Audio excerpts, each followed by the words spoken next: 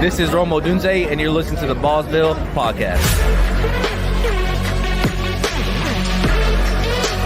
Thank you so much, man. Appreciate it.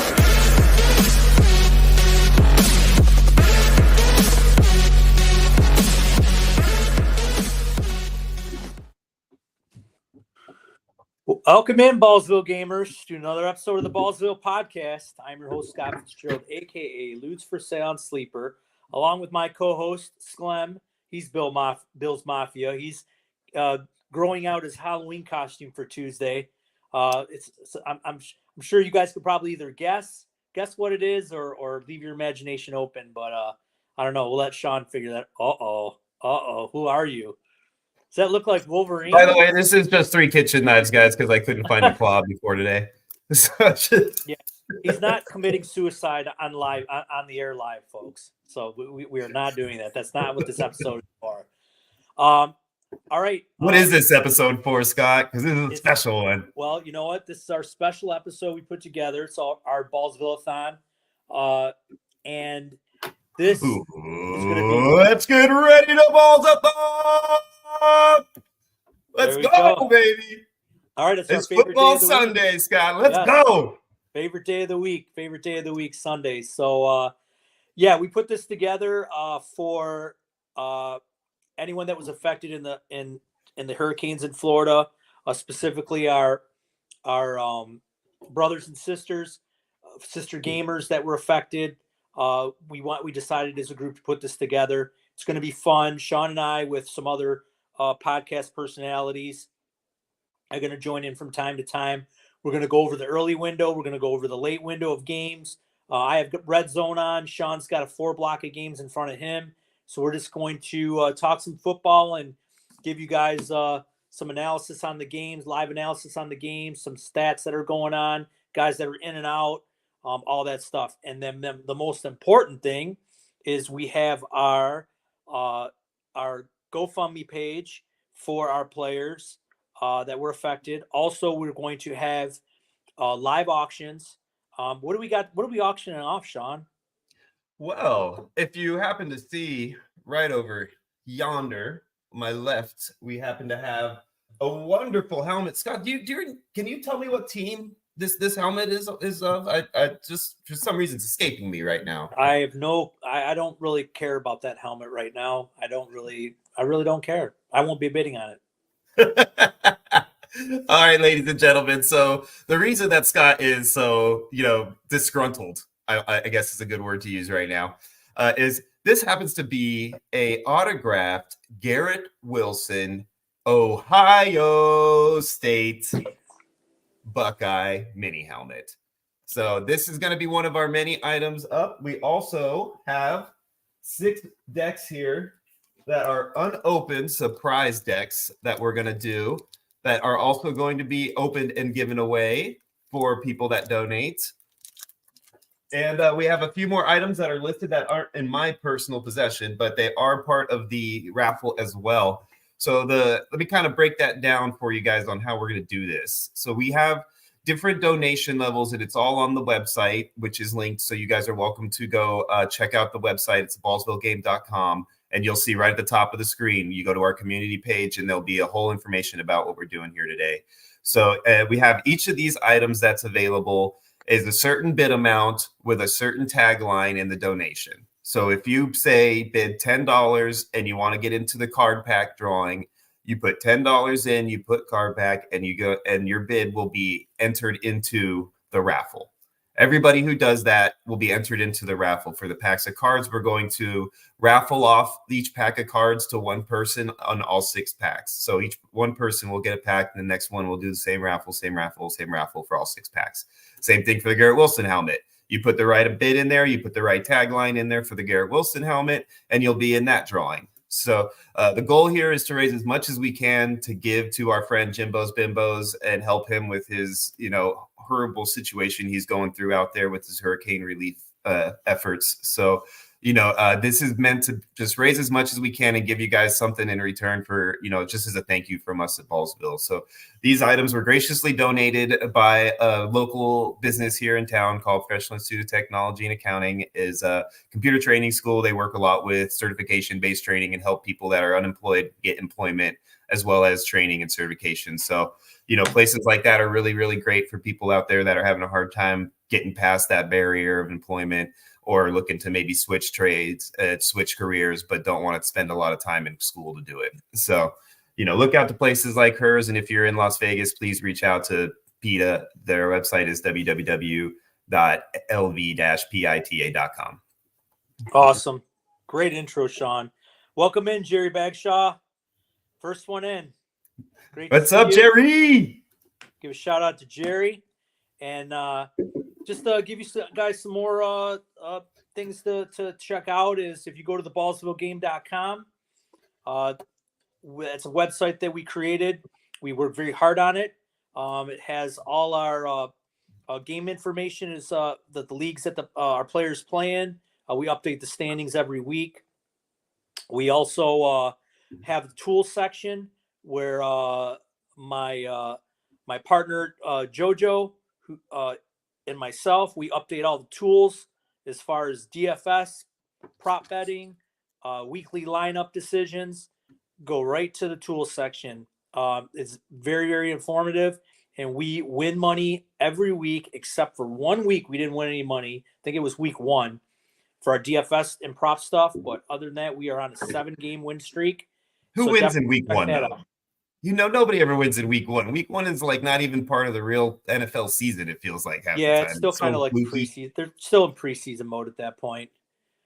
But yeah, so definitely check us out. Give us a like and on the YouTube channel. And this is going to be a great day. I mean, I'm really excited. I couldn't sleep last night because I was so pumped to get on here and talk football with Sean, watch games, do these auctions. And like I said, it's all for a great cause to really help people that were affected down in Florida with the hurricanes, which, I myself was affected. I had a guardian angel over my home, and I just lost a couple branches, and I think one of my bushes kind of didn't make it through the storm. But other than that, I was, pretty well scathed.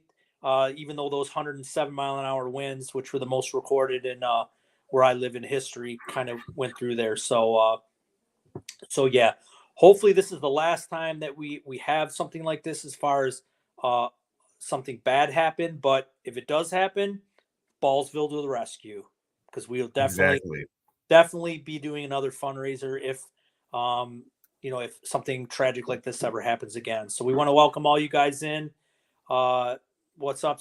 Was that C-Bomb? Oh no, that was you that typed all that in. So yeah, I put in there. I put in the website for everybody, so if they want to, they can just go right to the ballsvillegame.com through that link I posted there for you. So that gives you guys a chance to go ahead and jump on the right thread and get into the GoFundMe so that you guys can help us help them.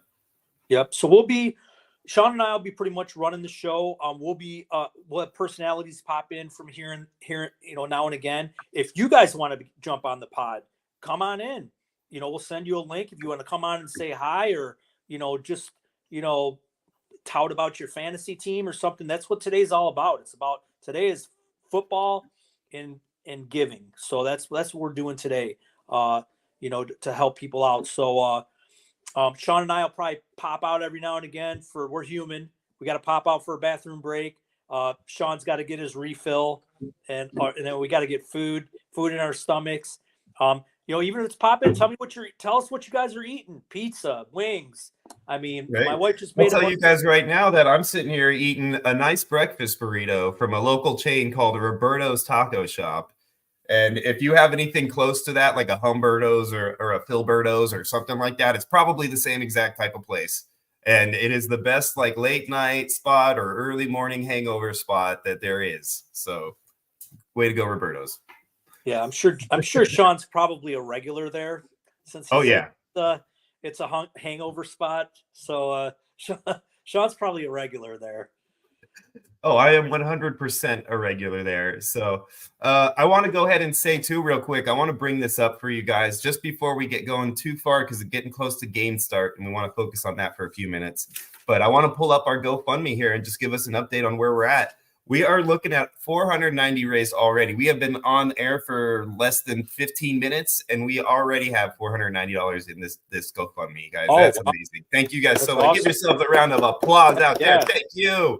Thanks, guys. Appreciate it. Wow, that's awesome already. Yeah, and then Sean, you've got Damon here. Damon Virgilio is one of my good buddies I've been playing fantasy with for a lot of years. Thank you, Damon. We appreciate your help, my friend.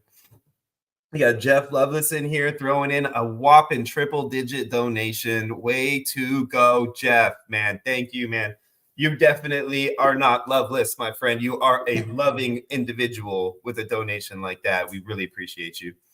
And we have an anonymous donation. Psst, that was my girlfriend. It's not actually anonymous. She just didn't realize that she put it as anonymous.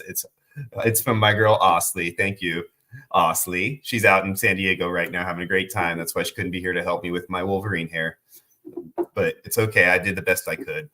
And then we've got Scott's donation and Sarah in there too. And looks like there might even be a few more sticking down here at the bottom. Yes, we got the original donation from Lori, who is also the owner of this computer school that we discussed. And if you didn't notice the same last name, it's my mom. So okay, she's a wonderful person and she likes to help out wherever she can. And this was an opportunity that she was able to give us some help and she was willing to. So thank you, Mom. Did you mention Damon, didn't you, Sean? He just popped I in. did. Okay. Thank you, Damon, for your donation. We really appreciate it. And this is for the mini helmet, though. So this is so Damon's looking to get in on the mini helmet donation. So Damon, I will definitely make sure you're in on that. And so this is a good example here that we can show you guys what we're talking about with that, how that raffle is going to work. So you got Damon here. He put in his $40 bid, and he's telling us in this chat here he wants to go on the Garrett Wilson mini helmet raffle. So Damon is going to be the first name that's in that Garrett Wilson mini helmet raffle that we're going to do. And in order to figure out the amounts and the right taglines you need to use, if you go here to our ballsvillegame.com community page, you'll see the Ballsathon information as you scroll down. And you'll see down as you roll down here through, you're going to see each item in the list as well as what they are needing to be tagged with. So you see you got your Garrett Wilson mini helmet pictures here. And this one you would donate $40 or more if you want to, as long as you tag the GW Mini, which I know Damon said he had a hard time. If you guys need to and you come in the comments, you tell us in the comments, we'll make sure you're included. So that is how he is getting into this raffle, by doing that exact thing here. So same thing for the cards that are below it. It's $30 to get in on the card packs. And that's those card packs, guys. There's a card in this deck that is a $3,000 card already. It's a CJ Stroud rookie from this deck. So the potential with these cards right here is astronomical. If you guys are into cards at all, you understand how unopened packs, how valuable they potentially can be. So we're going to have a lot of fun opening those up. Those are going to be a blast. And then if you scroll down, you've got the other four cards. These are individual. Some have been graded. All have been verified authentic certificate autographs. I'm sorry. You have a Chase Young. You have an Anthony Richardson. You have a Joe Burrow rookie. You have a Justin Fields autograph rookie. So there's some good cards in here, guys. And each one of them is listed on the amount that you would need to get into that raffle. So, and I looked up the values on each of these cards, and they are each worth 5 times more than the bid amount. So you guys are looking at a good value for that if you win one of those cards. And then we have, this was actually donated by our individual who is suffering through this right now. This is one of the items that he had available that he was willing to donate to help himself get some more funds available wherever he can. So he gave us a autographed Richard Petty, Kyle Petty, and Adam Petty poster, which if you guys know anything about NASCAR, I know this is a podcast for football, but NASCAR is, these are like royalty. This family is like royalty in NASCAR. Richard Petty was pretty much dominating the circuit for decades when I was, right before I was born and right about my early youth. So, he's very, very well known in that circle of fans. So that's another great item there, which you got that one there is the $100 or more, because that item does bring a lot of value. So, and And I believe that we might have gotten one already in there if he wanted. If I'm just not sure if he tagged it properly, and if not, then please let us know that you want that. We'll put NASCAR in the chat, and I'll make sure you're in on that one too. Okay. But yeah, that's our items that we got available, guys. These were all donated by individuals, and all 100% profits are going to go directly to Jimbo's Bimbos to help raise the money for him, guys. So please jump on that and help us out if you can. Nice. No, that's great. And we might even have some other items that pop in every now and again. I know some other people were talking about donating some stuff. So, and we're going to run this all the way till Tuesday, correct, Sean? Yeah, we're going to run this till Tuesday so that we can finish off on our Tuesday's episode to kind of get a good idea on where we're at and race as much as we possibly can. But we don't want to drag it out too long because we want to get this to him as soon as we can as well. Right. So if you tune into Tuesday's pod, which is at 7 o'clock Eastern Standard Time, the last 30 minutes of the show, we'll wrap up the auctions and we'll identify the winners. And then, like Sean said, we'll get the proper funds sent over to the people in need and get the proper gifts to the people that won the biddings. So yeah, that's what we're going to be doing today. It should be a really fun day. Some quick news before the ones kick off. If nobody saw yet, T. Higgins is out, so get him out of your lineup. Maybe a good spot to put Yoshi Vash in if you have him on your bench at all. It seemed like when Higgins or Chase are out, Yoshi Vash is the guy who benefits from being in the lineup. So I actually just did that. Now I took Higgins out of a few of my lineups and stuck Yoshi Vash in. It's the right move. So, and we'll answer. I'm going to let Sean, while Sean's stuffing his face, I'll let you guys know that we're here to answer start-sit questions. If you guys are interested about how somebody's doing in another league and you can't get to your phone, give us a shout and chat. We can look somebody up. So yeah. So Jerry says, do you trust A-Rich more or Russ more? Ooh, That's tough. That's I don't tough. think trust is the right word for either of those two guys for me right now. But yeah, if I had to pick one of the two, I'm going to go with Russ just because I like the soundness of the coaching staff and just the fact that they seem to be able to kind of just right the ship if anything starts going wrong. So, I mean, I got to lean that way. A-Rich just not showing me anything right now. It's really frustrating. right. And like what I always do, like I always say, and you guys can also do it too, if you're stuck between who to play and you can't get a hold of somebody, just go right to the Ballsville.com, hit the tool section, go right to the ultimate matchup tool that we put out every week. And right now, Russ is the number 8 matchup of the week, where Anthony Richardson is the number 18. So to me, he's got the green box, and fire up the moonball specialist in Russell Wilson. Yeah, that's part of it too. Russell doesn't mind throwing the ball up, and he does have the best contested catch receiver in football to throw it to. So, you'll get a couple of those out of him. A-Rich, you're just praying that big looper bomb that he throws actually lands near his receiver and not the defensive players. And so I'd rather take Russ, who, if he's throwing it up, at least, Pickens is somewhere there. True. So yeah, so a lot of good games kicking off. Right. What do you think of Jalen McMillan with Mike Evans out? I really like McMillan a lot. I'm firing him up everywhere. I got him in season long, and actually, where you got him at ranking for this week specifically, because they're playing Atlanta, I believe. So, like as far as like between like from all the other receivers, yeah. Like, do you play a guy like Romeo Doubs or him? I'm not going to chase the points with Dobbs. I'm going to go with McMillan just because there's no target share. No one really is fighting targets with besides Otten. Sterling Shepard's there, but I think McMillan's got the upside. And I actually think Dell, McMillan or Dell. I think I'm still going to take McMillan in that offense. Yeah. I mean, he's a really good player. He's definitely the future for that team, depending on how much longer Mike Evans decides to play before he hangs it up and goes in the Hall of Fame.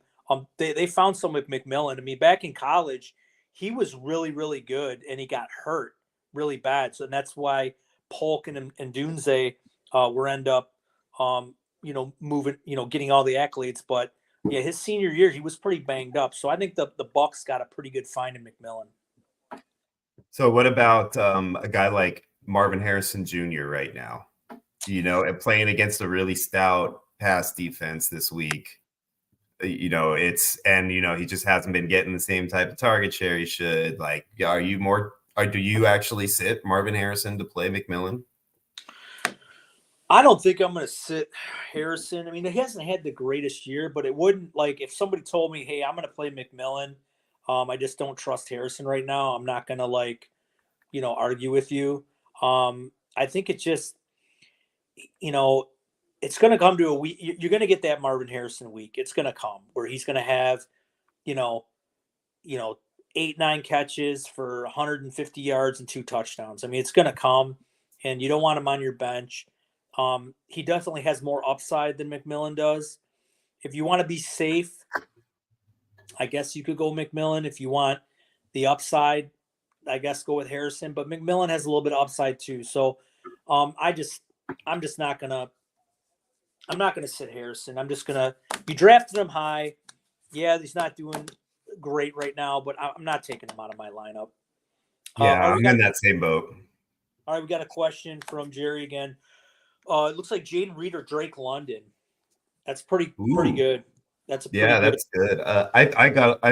It's my first gut instinct would say London. That's definitely the part. Like, if you're gonna ask me, like, gun to my head, give me an answer right now, I'm gonna say London. But it's only because of the target share scenario that's going on out there right now. Jaden Reed seems to be like sometimes just not as much of a part of the game plan as London is consistently. So I would probably lean London just to make sure I'm getting that higher floor out of him. Okay, so looking at the matchup tool, they're real close. Jaden Reed's the number 1 matchup. Drake London's the number 3. So when it's that close, what I usually do is I look at game script.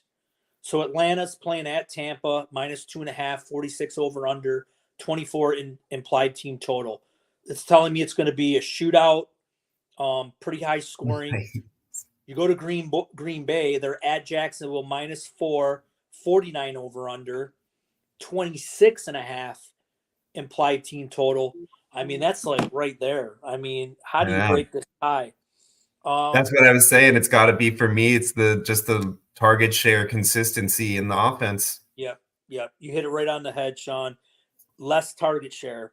I think it's going to be London's got the less target share. I'll go with London too. So yeah, and welcome in the man of the hour, Jimbo's Bimbos. We both kept trying to show his comment. That's awesome.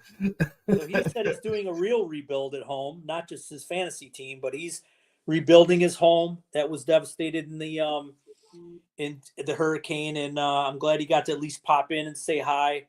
But yeah, Jimbo, if you're free and you want to at some point during this, feel free. We can shoot you the StreamYard link through Discord or wherever you need it, basically, and you can jump in here with us and spend a few minutes if you'd like to. If you don't have to, if you don't want to, you're more than welcome if you are. Yeah. If you got, even if it's just 5 minutes of your time, man, just come on in and just pop in. We'll give you the link, jump on, say hi, and that'd be awesome. So, all right. So Damon's got to go. He's got to go watch football for now, but he said good luck with the donations, guys. Thanks, Damon, for donating and for popping in, and good luck on the helmet chase. Hey, and you know what? If he was listening to a Sunday night game by Chris Collinsworth, I promise you he would just be muting the TV and listening to us the whole time. Yeah. He is not a Collinsworth fan. That's funny. So yeah, so that's great, guys. We got like 4 minutes till kickoff. I'm watching Red Zone, and I don't see any more inactives pop up. So Sean, yeah. What's your favorite game today to watch? Is there a game that you're like, wow, because you got the 4 boxes going? What's going to be in your 4 boxes? So in my 4 boxes right now, it's funny you asked that, because I was literally just looking at deciding which one of these I want to keep my sound on more so than the others. I think for me right now, and this is maybe just because of my bias, but it's the Dolphins and Cardinals. I've got quite a bit of fantasy implications in that game in different areas. And, my dad growing up, my dad is a Dolphins fan, which, there's a story behind that. And that's how I became a Bills fan when I was like 8 years old. But, he's a Dolphins guy. So even though I'm a Bills guy, I do like to see my dad's team do well when they're not playing my team. So, I would like to see them at least come back and make things a little bit better for him. He's been having a kind of rough year so far. So, I'd like to see them show up and play better. And then also that would force some more fantasy points out of the guys I have on the other side of the ball that I really need to be productive today. So that's the game I'm focused most on in this first round of games. But man, there's some good ones, man. There's some real good ones out there. That Lions-Titans game, even though, it should be kind of a blowout, it's more about what are we going to get from those backs in that offense. This could be a day where, the running backs on both sides of the ball just don't do nothing, because their defense is pretty stout. Everybody forgets that Titans D is stout on run D. So, you might have a career day out of all the pass catchers, and it still end up being a blowout on that side of the ball. But, Tony Pollard, I'm scared of this week, and then the other two guys, it's going to take, in my opinion, like a early lead to the point to where they just, all they do is run the ball because they have no other reason to do anything else. Otherwise, I'm looking at two games right here that I think will be very exciting. They both look like they could be shootouts. You got Atlanta traveling to the Bucks, interdivision game. I want to see how the Bucks do with the two receivers being out. I want to see how they come out, if they can stay in this game. I'm definitely looking at that game. Should be a nice shootout, a lot of points. And then the other game I'm looking at is a lot of fantasy goodness. This Philadelphia Cincinnati game. You got a couple elite quarterbacks going at it with Burrow and Hurts. You got Saquon. You got Jamar Chase on the other side. You got A.J. Brown. So it's going to be a lot of points in this game. 2.5 point spread, 47.5 over under. Should be a really exciting game. So I'm dialed into those two games.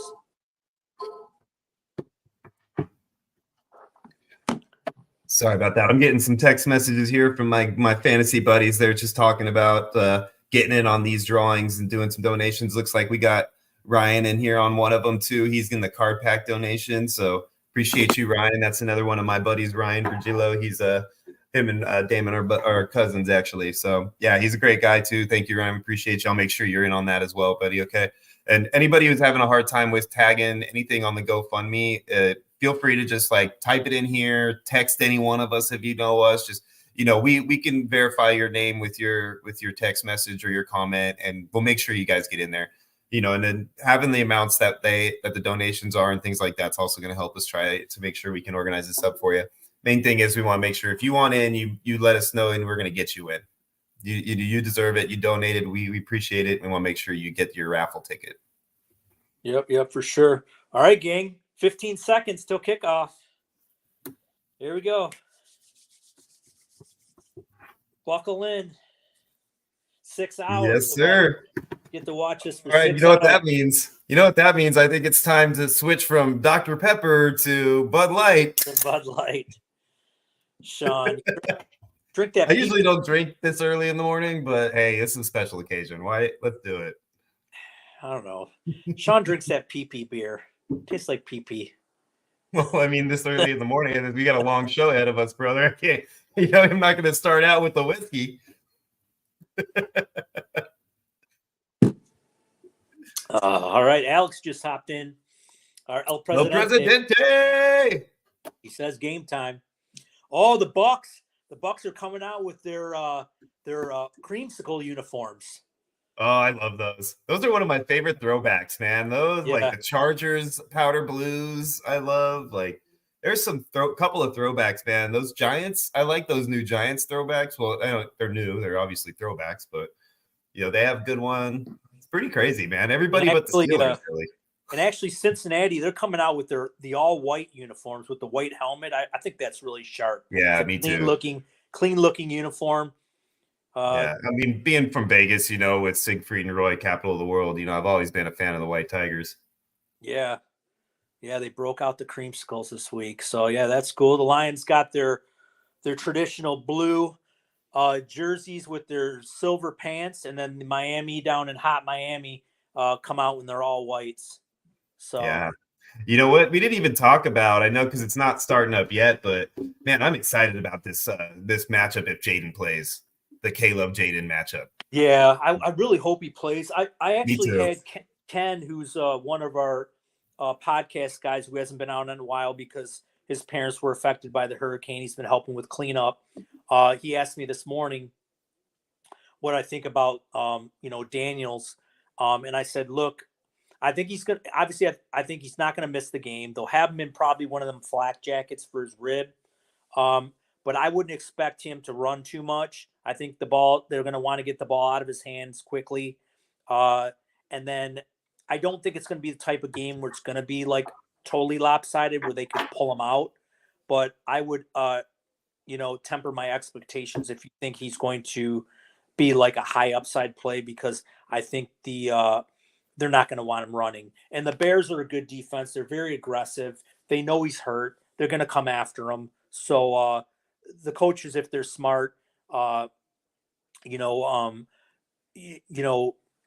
to tell him, look, dude, just get the ball out of your hands. And it wouldn't shock me either if they run the ball a little bit more. Try to, give it to Eckler, give it to Robinson. All right, we're kicked off, guys. Yes, sir. Miami almost got a return for a TD. They were close. I think the kicker pushed him out. All right, so they're already starting with great field position. Yeah, we had another big kickoff return in Houston. Looks like they ran it back to about the 40. Wow, look at that. That's always when when it starts out like that, and if they score within like the first 3 minutes of the first quarter, you're like, oh man, that's always a great sign for your fantasy hopes, right? Yeah. Yeah. So, Jared Goff going down, sack on the first play. Oh, geez. Yeah, see, I'm telling you, man, people are talking about it. Tennessee's defense is not that bad. No, they're not. They're pretty good D. I mean, they got the yardage back with the pass to St. Brown on the next play, but they're still looking at a 3rd and long now.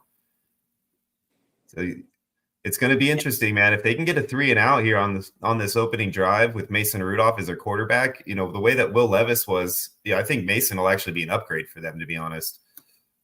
So they could actually just maybe, do enough on offense to keep the ball away and keep the defense fresh. There's a chance that they could stay in this game. Oh, they're going for it. Jared Goff goes back. He hits underneath to Gibbs. Gibbs tackled short. Got about 5 yards short of the first down. So they're looking at a 4th and 5. About the punt. Hunter jogging out on the field. Gibbs coming back with his mouthpiece bouncing side to side. Well, looked like Rashad White got the first carry of the game, and right away he fumbled. Oh, yeah. Look at that. What a punch out.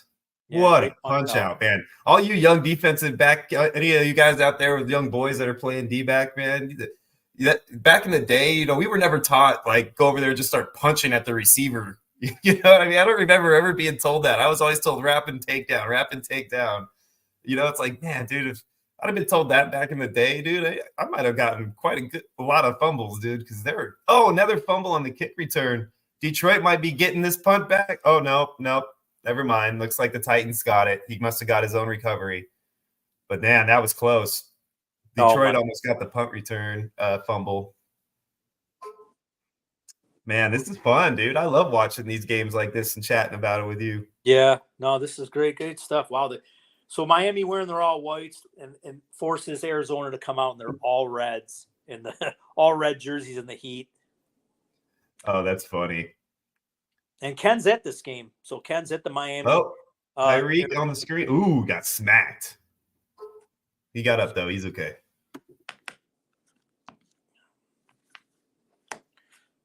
So I got some prop bets. Another smack, and Henry just took a smash. Big run, but, man, he got hit. I got some prop bets in. I got Odden plus 50, over 50 yards, McMillan over 50, Waddle over 60, Cooper over 60, JSN over 50, Lockett over 55. Tyreek.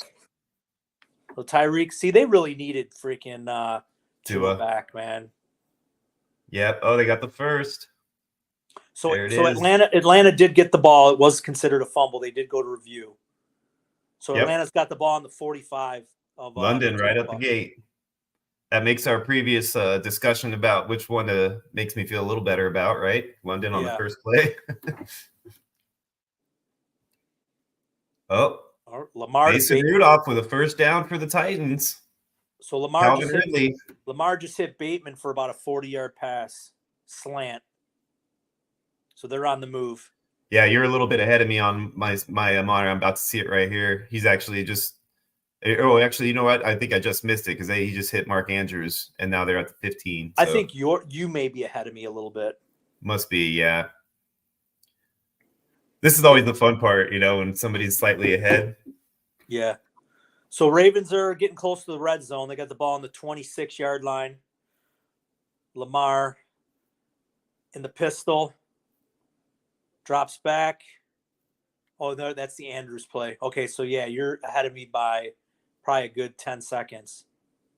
Yeah, I'm trying to see if I can get this TV. This TV does not like to pause. It seems like I'm on my monitor / TV on my computer here, so I don't have the ability to pause as well as I do at my big screen.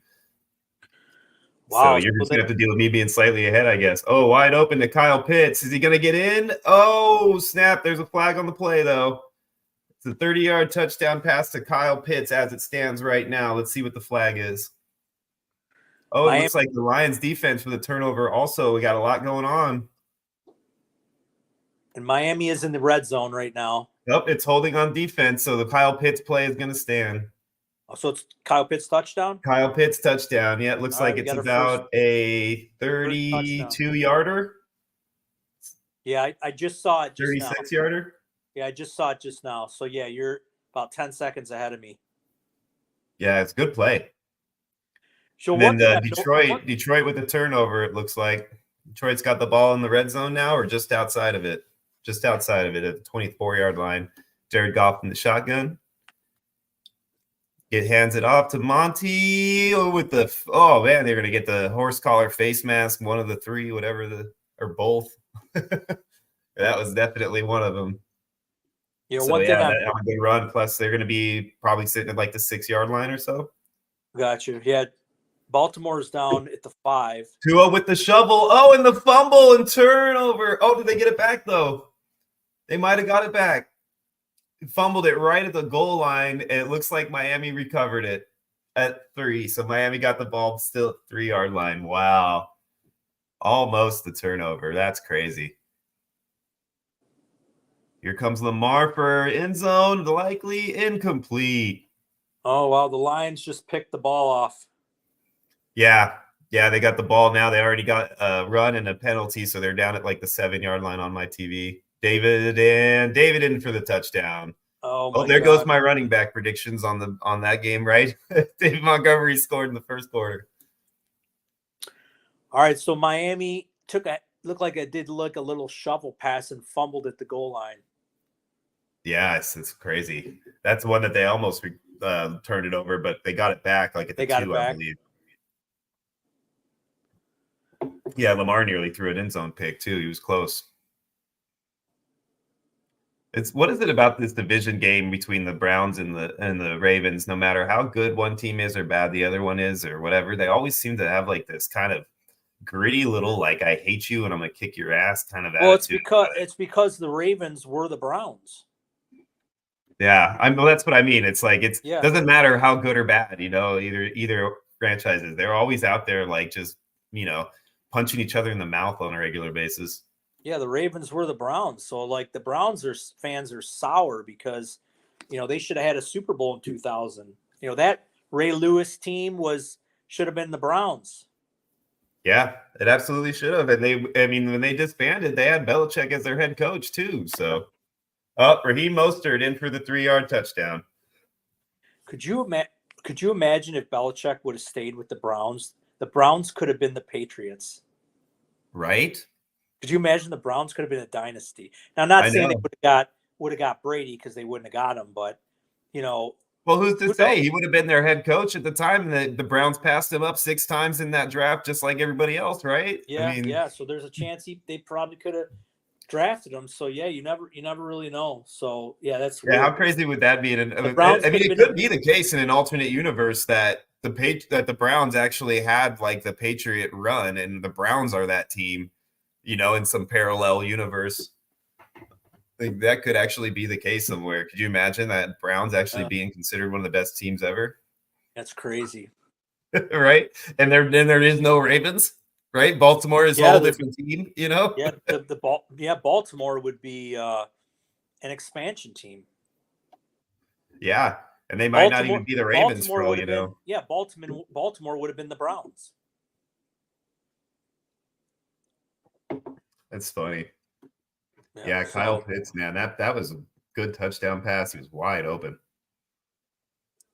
See, Pitts is a guy that I like Pitts coming through the rest of the season. I think people are kind of undervaluing him right now. So if you have an opportunity to get a hold of him, this game might make that a little harder. But he's definitely a guy that I got my eye on as far as like moving up the rankings as the season goes on. Yep. Cincinnati's in the red zone. Yeah, I know we're doing pod today or doing football pod today, but how disappointing is this World Series so far? Started out great with a grand slam walk-off on the game one, and then now it's like Dodgers are up 2-0, and it's like it feels like it's almost going to be a runaway, and that's the last thing I wanted to see. Once the Tigers got knocked out, I pretty much put baseball to bed. Yeah, I was disappointed about that, man. There was Tigers and Mets were the two teams that, Tigers and then Mets, obviously Tigers were first, but then they got knocked out. And then dude, it's just like back to back. The teams I cared to watch were gone. All right. For you folks that are in kicker leagues, Kaimi Fairbairn, 35-yard field goal. Oh, there we go. We got a punt up. You got a tutty? No. No, right, so I thought it was, but it was a replay. Cincinnati's on the 3-yard line. Joe Burrow's in shotgun. And let's see what happens. He hands it off to, looks like Zach Moss. He's stuffed at the 1. Ooh. That's because they got the wrong running back in. Yeah, I have a prop bet season long. Zach Moss minus 6.5 touchdowns, and he's at 3. Oh, Pollard with a big run up the middle. That is not like their defense. No, it's not like the Lions defense. All right, 2nd and goal at the 1. Burrow and shotgun at the shotgun. Actually, they're at the 2. Shotgun at the 2. He brings Chase in the backfield with Moss. Moss splits out. Burrow back to pass, looking for Chase. Touchdown. Woo! That's a Chase. stack. That's a stack TD for me, baby. Yep, and he gives the money sign. Pay me. He does the pay me sign. I love it. Pay that man his money. Oh, I love it. That's a good drive. Good drive for Cincinnati. This is a long drive. Browns got the ball back, and Baltimore didn't score. Yeah, I wonder. I didn't see the actual outcome if they missed a field goal attempt or just didn't even try a field goal or not. A lot of teams, depends where they're at. A lot of teams are going for it when they got the ball on the, 40, 45-yard line. Sometimes even the 35, they'll go for it. James Conner with the ball. Little 4-yard run started up to start things out for their offense. Jameis Winston dropping back. Oh, what a catch. Man, Njoku with a solid snag. See, you'll probably see that one here soon. So going forward, Sean, I think Njoku's a top 3 tight end going the rest of the way. Yeah, I think so too. He's their main target left on that offense that's really trustworthy. So, and he just made a amazing athletic catch for a tight end. So he's one of those guys who has that ability. I mean, the cat's out of the bag now. I think it would be hard for you to trade for him, considering that the tight end. Woo! Bucky with a run, baby. Who? Bucky Irvin looks like Bucky a stud out there on that run. Wow. If you see that run and they show it on your red zone, you're gonna trip out, man. Like looking little like try and channel his inner Barry on this one. Just just doing lots of little jump cuts. Oh, it's probably coming up right now. Yep, he's in the backfield. It's probably coming up on this play. Yeah, watch this play. You're going to love it. Oh, yeah, that was nice. Yeah, a couple nice jump cuts. Yeah, right. That's the channel of inner Barry on that one for sure. He's the better running back in this offense, man. Yeah. We just got to give him the ball more. I mean, I think the Sean Tucker experience is Gunner's in. What's up, Gunner? What's up, buddy? Gunner, welcome in, Gunner. And yes, that was a great run. And Jameis Winston is moving the ball for this Browns offense. Dude. I like Winston, man. This could be the game that Baltimore kind of came, that the classic trap, I guess you could say. But yeah, the trap game. I like Winston. I put him in a lineup in DraftKings. I put him in a tournament lineup. I stacked him with Njoku and Tillman.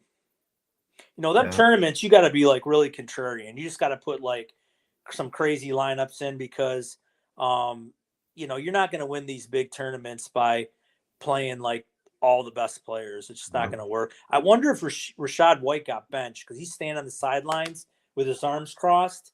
I was just going to say that after that fumble, I would not be surprised if he's not benched at minimum first half. And the way Bucky's running, just keep his ass on the bench. Yeah. I mean, but the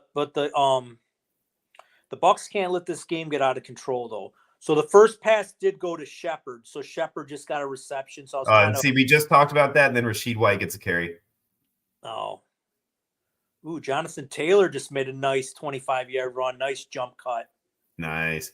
Yeah, we're looking at Nick Chubb with the run, and the Browns are moving the ball. So Taylor looks pretty good. I tell you what, the Colts, man, they really needed Taylor back in that offense. I think it'll help out A-Rich having him back. He said that, John. He said, that's funny. Oh, John. What's up, John? Good morning. Happy Sunday, buddy. Oh, Cardinals had to punt already. I love when people say that. My wife, my kid got a hold of my phone and they're pushed. I hate that sometimes. Like my wife will be like, let me use your camera real quick. I'm like, look, don't touch any buttons. Okay. I got like 7 things open up because she'll grab my phone sometimes for a picture. She'll give it to me back and all my shit's closed out. And I'm like, what are you doing? I told you not to touch my phone. I didn't touch anything. Yeah, somebody did. It's all shut down. Somebody did because all my stuff's gone. Oh, Jerry Jeudy with a nice back shoulder pass. Man, the Browns look a lot better than that stupid ass logo on their field. That's for sure. Yeah, I hate that logo. By the way, I think that's the worst NFL logo out there, man. But I like their uniforms. I'm a big uniform guy. I'm sure people have already found out. I've mentioned uniforms a million times. I love the brown with the orange pants. Yeah, the brown and orange combination is a good color combo. I don't know why they came up with an elf as their guy. That's ridiculous. I don't know. Oh, Rashid White. Oh, they got him stopped at the 3. They're within the 5-yard line though. A-Rich. Oh, he just hit, who was it? Adonai Mitchell for a 30-yarder, but he couldn't get his feet in. Very nice pass. Oh, so it was a just missed touchdown pass. Yeah, they had to kick the field goal, but I mentioned it because it was a really nice pass. Bucs are in the red zone. I have a question for you. I have a start-sit question for you that literally is what I'm dealing with right now. So I have Jaden Daniels on the bench right now, unless he starts, but I also have Bo Nix, who's playing Carolina. So would you even, if Jaden plays with his, injury, being what it is, would you play him or would you stick with Nix even if he plays? I would just play Nix because anything can happen in that game. Jaden can get nicked up and then come right out. It's not worth it. That's kind of where I was at too. And like, if they decide like it's just not worth playing him, like I think honestly, if I was them, I probably just wouldn't play him right now, but I'd give it one more week. Plus it's not a great match. Oh, Goff. He just got sacked. I don't know if it was going to be a fumble, though. Oh, yeah, looks like they would have been a fumble. Damn, the dude was sitting right at the Titans' feet, and he didn't see the ball. They could have easily turned it over and given the ball back in the red zone to the Titans there. Now, yeah, like I said, the matchup against the Bears is not a favorable matchup. Cade Otton touchdown. Cade Otton. We got an Otton sighting.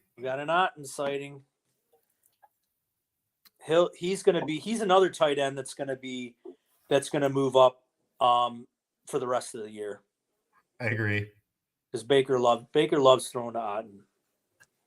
I was hoping it was going to be a McMillan touchdown. Yeah, right. But I got a little bit of Cade Otton going, so I'll take it. Yeah, this is not looking good for the Cards. Miami's moving the ball. Drake May with a 25-yard scramble for a touchdown. Woo! The rookie showing off the wheels. Man, he did show off the wheels. He ran away from a defensive back. Nice. That's awesome, dude. I'm stoked on that because I took him in a lot of leagues. Yeah, it was actually a linebacker, so he ran away from a linebacker, which shouldn't be too hard. Yeah, towards the end of the preseason, like I should say the rookie draft season in Dynasty, he was dropping down into the like 7 to 9 range, a lot of times, and I was scooping him up if he was sitting down there, like if he was getting guys like Jonathan Brooks were going ahead of him at the time, Lad McConkey was Philly in the red zone. Philly in the red zone, and Philly's in the red zone because A.J. Brown just caught a 30-yard pass from Hurts. Ooh, God, that should have been a pick. Jameis, he don't know who he was throwing that one to, but he threw a ball that nearly got intercepted in the red zone or in the end zone. Yep. So Browns are in the red zone. Not anymore. They're about to kick a field goal. Oh, they're kicking a field goal. Yeah, he just nearly threw a pick. Oh, I'm sorry. Never mind. That was a first down. I thought that was third down. I was looking at a different games down on the screen and I got confused. Oh. Welcome in, Ralphie. What's up, Ralphie? You got yourself some Cade. You got yourself some Cade. Come on, baby. I know Brown's running the ball. Is that Nick? Yeah. How awesome is it to see Nick Chubb out there running like he's still, got wheels? I love Nick Chubb. I love guys that are they come back from, so much, injury history. Like I was such a huge Frank Gore fan. I loved Frank Gore, man. He double knee surgeries in college, had a long Hall of Fame career, bad knees. And yeah. So Chubb wasn't even the most celebrated member coming out in the draft of his own family. No. In that draft. You know what I mean? He had a cousin that was like a top 5 pick or something. So, and like now look at him, man. Who people don't even remember is Bradley Chubb is his cousin. All right. Still watching the Browns here. Yeah, the Dolphins are sitting with a 2nd and 11. They're moving the ball Browns, well, though. 3rd and 6 at the 9. Winston in shotgun. Chubb flank left. Oh, wide open on the Titans. They're moving the ball past midfield all the way down to the 42. Oh, threw it to Tillman and he got stuffed. So the Browns will be kicking a field goal. Yep, here it is. Hey, that's probably the first time the Ravens have been losing in like 3 weeks. Yeah, these games. Right? I don't think they've been down a game for like 3 weeks. Yeah, but like you said before, though, I mean, this Cleveland-Baltimore matchup, these two teams circle these games on the calendar. They hate each other, just like Yankees, Red Sox, Raiders, Steelers. I mean, these, Cowboys, Redskins, these teams, they have rivalries. They hate each other, and this is one of them. Yeah. Atlanta taking the field with Tyler Algier in the backfield again. Looks like I think they got Bijan in the game, though. He's flanked out right. He's looking for him on the route. He goes to Drake. Oh, no, Mooney. I'm sorry. That's Mooney breaking tackles and running all the way down to the 38. Rumbling, bumbling, stumbling. I love it. Get Tua taking a hit and going down. Good job, dude. You know what I noticed too, and I noticed in this game, this Miami game that I'm watching, A Chan has the Guardian cap on.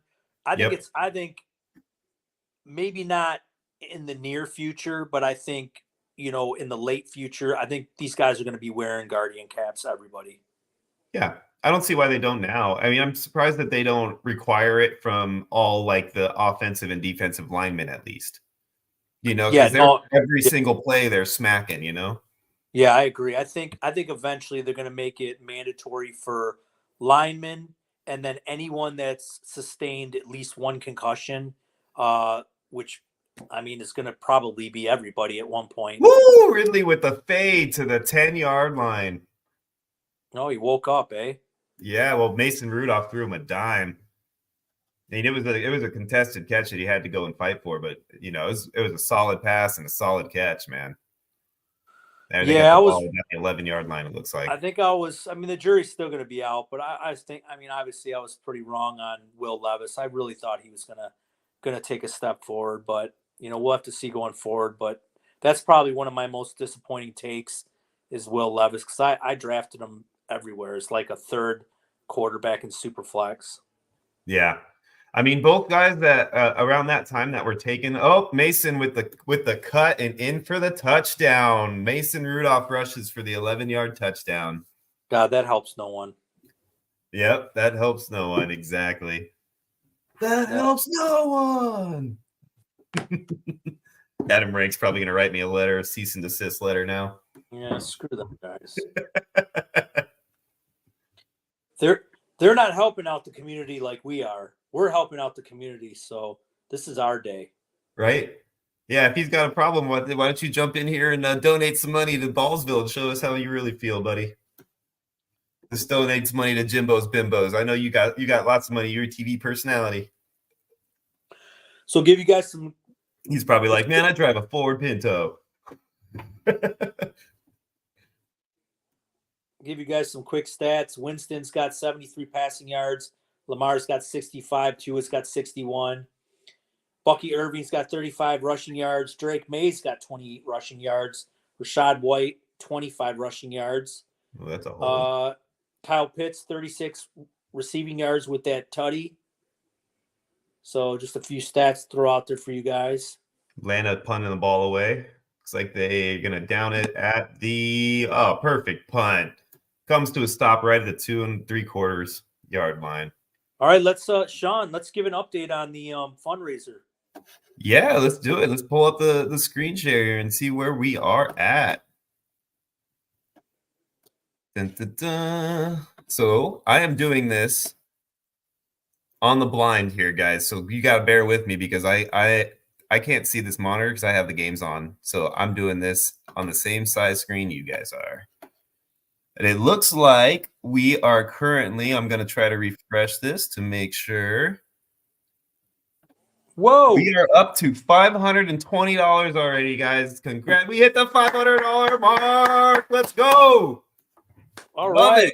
So we were at what when the kickoffs? What were we at kickoffs? Were we at what, 390 or something? Where were we at kickoffs? You remember? Yeah, somewhere around just around 4, I think. So we've already gained another $100. We're not even through the first quarter of the first games yet. So you guys are amazing, man. Keep it coming. Thank you. You know what? I got something here for you guys too. If you guys see over my shoulder, we got ourselves a nice poop emoji costume. I will put this poop emoji costume. If you go and donate $20 in the donation right now and put the word poop in our comment section, I will rock this outfit for the next 20 minutes until halftime. How's that sound, guys? Go ahead. $20, man. You get to put me in a poop costume. I love it. Let's go. Oh, well, you know what, Sean? You're going to have to put that on because Ralphie just put in the chat, just a heads up for you guys. I hope I win the mega box, count 30 more that I'm about to send Sean. Better get that poop costume on, boy. Woo! All right. Here it comes. Put that thing on.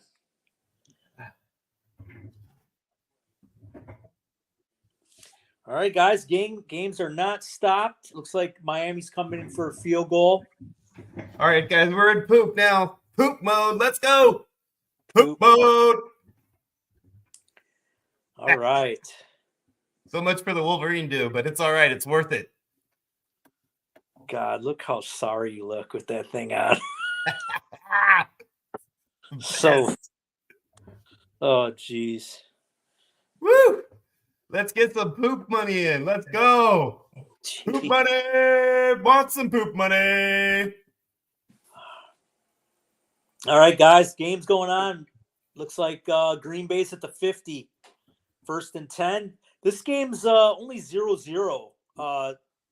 Getting down to the end of the first quarter, which is a little alarming. I was expecting some points, especially on the Green Bay side. Oh, Jahmyr Gibbs breaking it. Is he going all the way? Is he going to go? He's breaking for a 60-yarder. Right. Woo! Man, in? was I wrong on those running backs in Detroit. Holy snikes. Is he in? He's in, baby. All right, Jahmyr Gibbs. Go, Gibbsy, go. Let's see how long it was. It looks like it was 65 yards. Wow. 75 yards, maybe. So, Alex, our game manager, writes in, or was that you, Sean? I think it might have been Alex. The fundraiser has reached $500. Thank you. Now unlocked is 5 free entries for the 2025 The Big Game, and is at 30. And the Big Game is at 35 value. In addition to the 5X mini leaguers, free entries worth $20. So there you go. More free stuff for you guys. We're all about free. Right. You guys keep giving your money to Jimbos, Bimbos, and help us out here, and we're going to keep giving you everything we can to say thank you. Yes. Including wearing poop emoji costumes.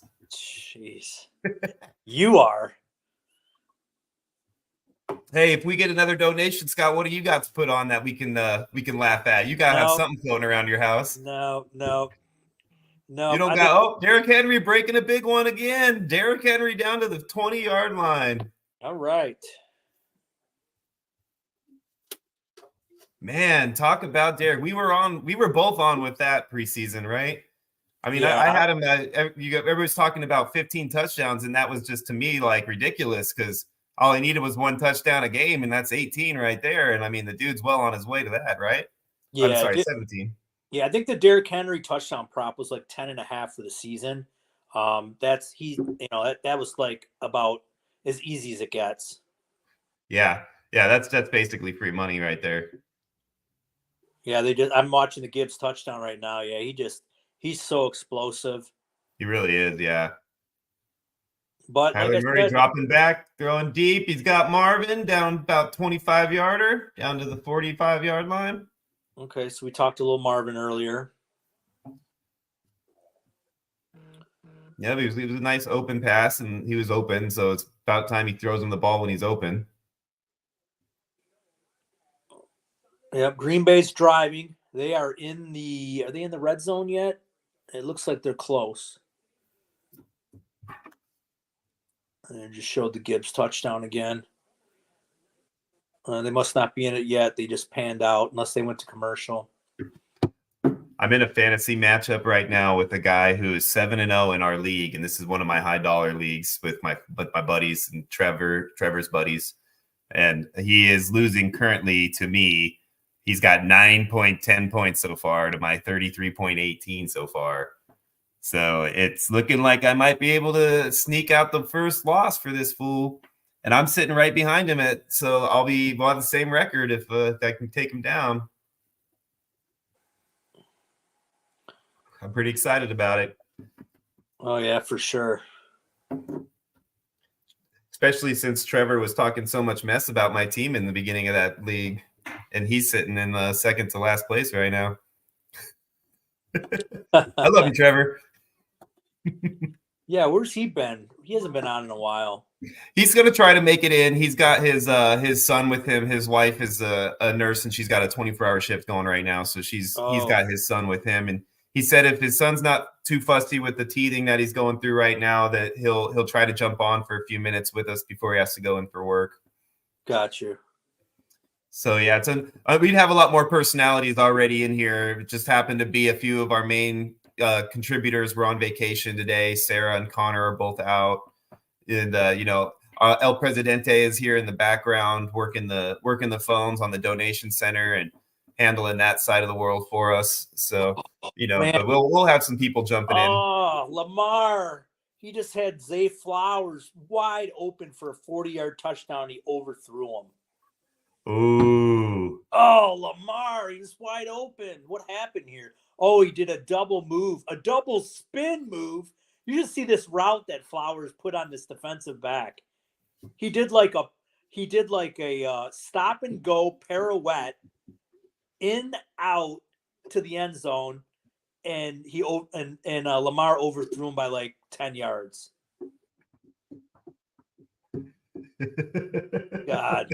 Look at Ralphie's comment. He said, imagine just tuning in and Sean is casually talking to us like this. I know. So bad.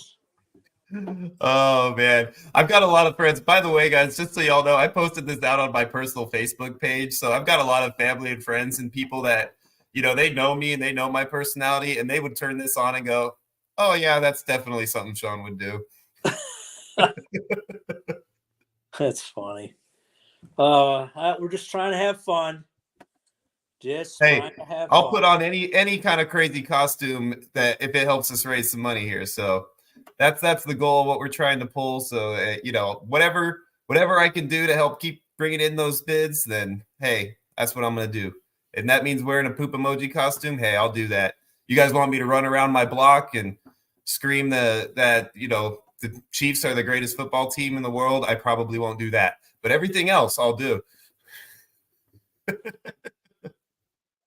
All right, Cincinnati's driving. They're in the red zone. Oh, Mason Rudolph going deep. He's wide open. Ridley. Oh, they got him at the 30-yard line. Man, this is turning into a sneaky shootout. I have my eyes on this game, but for the exact opposite reason. How much to put on a birthday suit? That's what Ralph. We still got to be somewhat family friendly here. PG-13 at least. I think we would be banned from the internet at that point. Right? And probably get sued. Who's to say this actually isn't my birthday suit? I mean, if you ask the doctor.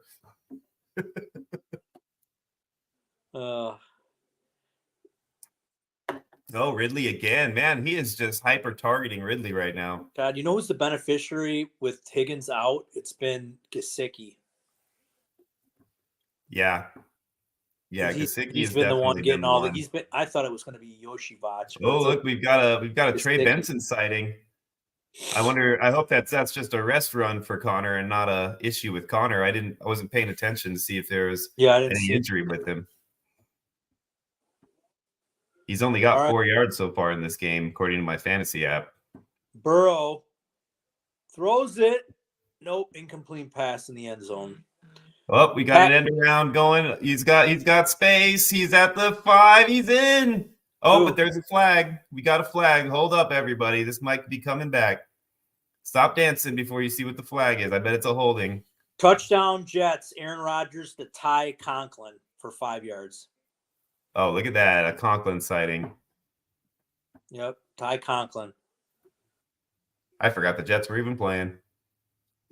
I know. It's actually a sorry game, the Jets and Patriots. I did fire up Breece Hall, though. A lot of Breece Hall in DFS. Yeah, I think Breece Hall was the number 1 ranked back for the week. Yeah, a lot of put him. He was about 30% owned. Yeah, Titans had a nice end around for a good run, but then they got called back on a holding. So now they got the ball back that they're looking at. They're first and 20. I believe it's close to first and 20. Yeah, first and 22. Oh, who's texting me? Titans back. Mason Rudolph slinging it. Got Calvin Ridley tackled at the. Oh, he's back on his feet. He didn't go down yet. Oh, he did go down. Okay. So he's tackled at the 15. So now they're looking at a 2nd and 6. Got back all their penalty yardage plus. Hey, Sean, did you put up the Big Ben jersey, custom jersey? No, I did not see a Big Ben. Who has a Big Ben custom jersey? It was Jimbo Bimbos. Oh, hey, Alex, if El Presidente is on in the background, he could jump on that for us. We'll throw that one up in there too, and we'll get a price on it and get that one going too. Get a raffle in there for it. So just to give everyone a backstory on this item that Jimbo's Bimbos is auctioning off, it's a home Pittsburgh Steelers Ben Roethlisberger jersey, but instead of the nameplate saying Roethlisberger, it says "Sexy Thick," which was his nickname. So it's a personal jersey that I guess his nickname was Sexy Thick, and he's donating that. Oh, that's awesome. That's awesome. Yeah, that'd be great. Yeah, if he's Man. got some pictures up, I'm sure Alex will get them up on the website for you guys. And between Jim and Alex, if you guys can figure out, or Jim, if you want to just post in here, what would be a good value for the raffle on that one, we'll get a nice raffle going for that. Give us, how much you think per ticket we should go with it, and people can donate so they can get a piece of that big sexy. Okay, we got some scores here. We got is that gonna no, he's down at the 1. So Jordan Love just threw a pick in the red zone. Kyler's down to the 1. Looks like Tennessee's in the red zone at the 15. Rasheed White for a touchdown. Oh, really? 15 yards, yep. Oh god, that's so gross. Just give it to Bucky Irving. It's a better back. Yep, red cards in the red zone. Murray 3rd and goal from the 6. Murray in the shotgun with Connor next to him. Oh, he's getting rushed. He avoids the rusher, doing his Murray magic. Throws it wide open in the end zone. Touchdown, Cardinals. It's Michael Wilson. Michael Wilson. Some people probably have him in the lineup. Yep, not me. I had his partner number 18 in the lineup, so that helps no one in my book.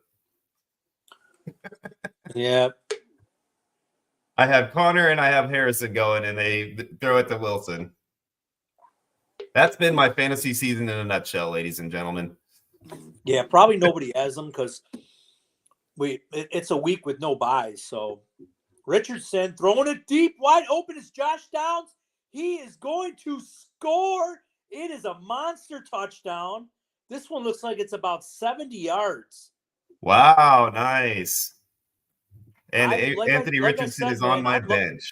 I like Josh Downs, man. Man, we just totally screwed whoever asked us about the Richardson comment this morning, huh? Yeah. Sorry, dude. What was that comparison? Richardson? It was Russell Wilson or Richard. Or Richardson? Yeah, Richardson. Yeah, but Wilson should still have a pretty nice day. That's true, yeah. All right, so Alex said he's working in the jersey for now. Awesome, man. See, that is why he is our El Presidente. I will get on any ship that Alex is the captain of, and no problem. I'll swab the deck, whatever it is I need to do. I'm fine with him as long as he's the captain. I know the ship's heading in the right direction. And Alex, you know what? I give Alex a lot of props. He's a hustler. This guy works 2 jobs. He has his own business, and then he handles all the Ballsville stuff and has a family with kids. I don't know how he does it. I mean, I guess I do know because I raised 5 kids, and it's a lot of work. But yeah, I didn't have 2 jobs. He's actually got 4 jobs. He's got his 2 jobs. He's got the Ballsville, and then he's got to take care of his family. So that's 4 jobs right there. Hey, I'll tell you, man. I got on a stream with him yesterday, a video chat, just to get prepared for all this. And I thought the man came back from a radiation place because he was just covered in green, and it's because he had to clean a green pool right before he came and jumped on. He came straight from cleaning the pool that was covered in algae to sitting on the computer with me. So that's the dedication that we have in our El Presidente. That must have been a new customer. That said, yes, it was. Oh, touchdown, Titans! Nick Westbrook-Akine. That helps no one. Especially since it was from the 3-yard line and Tony Pollard was sitting in the backfield. Gunner says he was forced to start Wilson. Well, congratulations. You just got 6 points. Wilson? Michael? Yes. Yes, sir. It works for you, brother. Now, as long as the rest of the touchdowns can go to the other two guys I have on that team, we'll all be happy. All right, red zone. We got or this is probably the play that just happened to Keno, right? Yep. Yeah, it's about a 3-yard pass play. Yep, a little late. Yep. Yeah. Bucks are about to kick off here again too after their touchdown, so they're up 14-7. Is this gonna be the shootout game I missed? Lions and freaking Titans. 14, Right? It's gonna be 14-14 at the beginning of the second quarter. They got 28 points between both of them in the beginning of the second quarter. This is sickening. Yeah, this is going to be a fun one. It's funny because I wanted to watch that game, but honestly, for the other side of the coin, I thought it was going to be more of a defensive battle, and I wanted to see how Detroit looked in that type of game. I almost took this. So I almost took this advice of this guy I listen to once a week when he talks about DFS stuff. And he last night I was listening to him, and he goes, "You know what? For a DFS contrarian play, it wouldn't be a bad idea to go and put, as gross as it sounds, he's pretty much for free, put together a stack of Mason Rudolph and the guy who just caught the pass, IKEA or whatever his name is. Ikine. Yeah, and put that in a lineup. No one's going to be playing those guys, right? And sure enough, he just throws a touchdown pass to him. And I mean, if you get 250 and 2 out of Mason Rudolph, you just 5, 6, 7 extra amount. I mean, that can win you. That could win you the whole tournament. Having a stack like that. So what's going on with Barkley so far? He's only got 4 carries for 19 yards, 1 catch for 7 yards. Yeah, that's. I wonder if that's the Mailata effect that I've been talking about. Oh, Detroit with the comeback kick. Go, run. Oh, they got him out of bounds at the 25-yard line on a kick return. Just barely pushed him out of bounds. Last guy got him at the very last second. Here's Jimbo's throwing in here that he's just thankful that everybody's working on this for him. And hey, man, it's our pleasure, brother. Whatever we can do. This is I'll rock this poop emoji costume to help somebody out in that situation any day of the week, dude. Jimbo Bimbos. When I head over to Florida in December after the holidays, I'm going to get a hold of you. We're going to go have a beer. I think you're about 2 hours from me, so we'll meet halfway somewhere at some place. Or if you want to take the drive, man, I'll open my house to you, man. I'll give you my address. Bring your family over. Hang out on the back deck. We can swim. Got a hot tub. Drink beers. Have a good time, man. I'll definitely get in touch with you. That's awesome. Yeah, that'd be fun, dude. We gotta do next year. Hopefully, we'll be far enough along in this where we can actually set up a nice gathering that if anybody's able to make somewhere in the country that's as neutral of a location as we can make, that we can all get together. I say we just say screw it and go right out to Vegas. I mean, I'm fine with that. If that's the case, I've got multiple family out here with multiple spare rooms for anybody who wants to save on hotel fare. Y'all are welcome, man. We could do that. We could have a great time out here like that. There's places to go out here that we could have a blast. All right, Jordan Love in the red zone. Handed off to Josh Jacobs for a touchdown. So it looked like about a 6-yard up the middle parting of the Red Sea.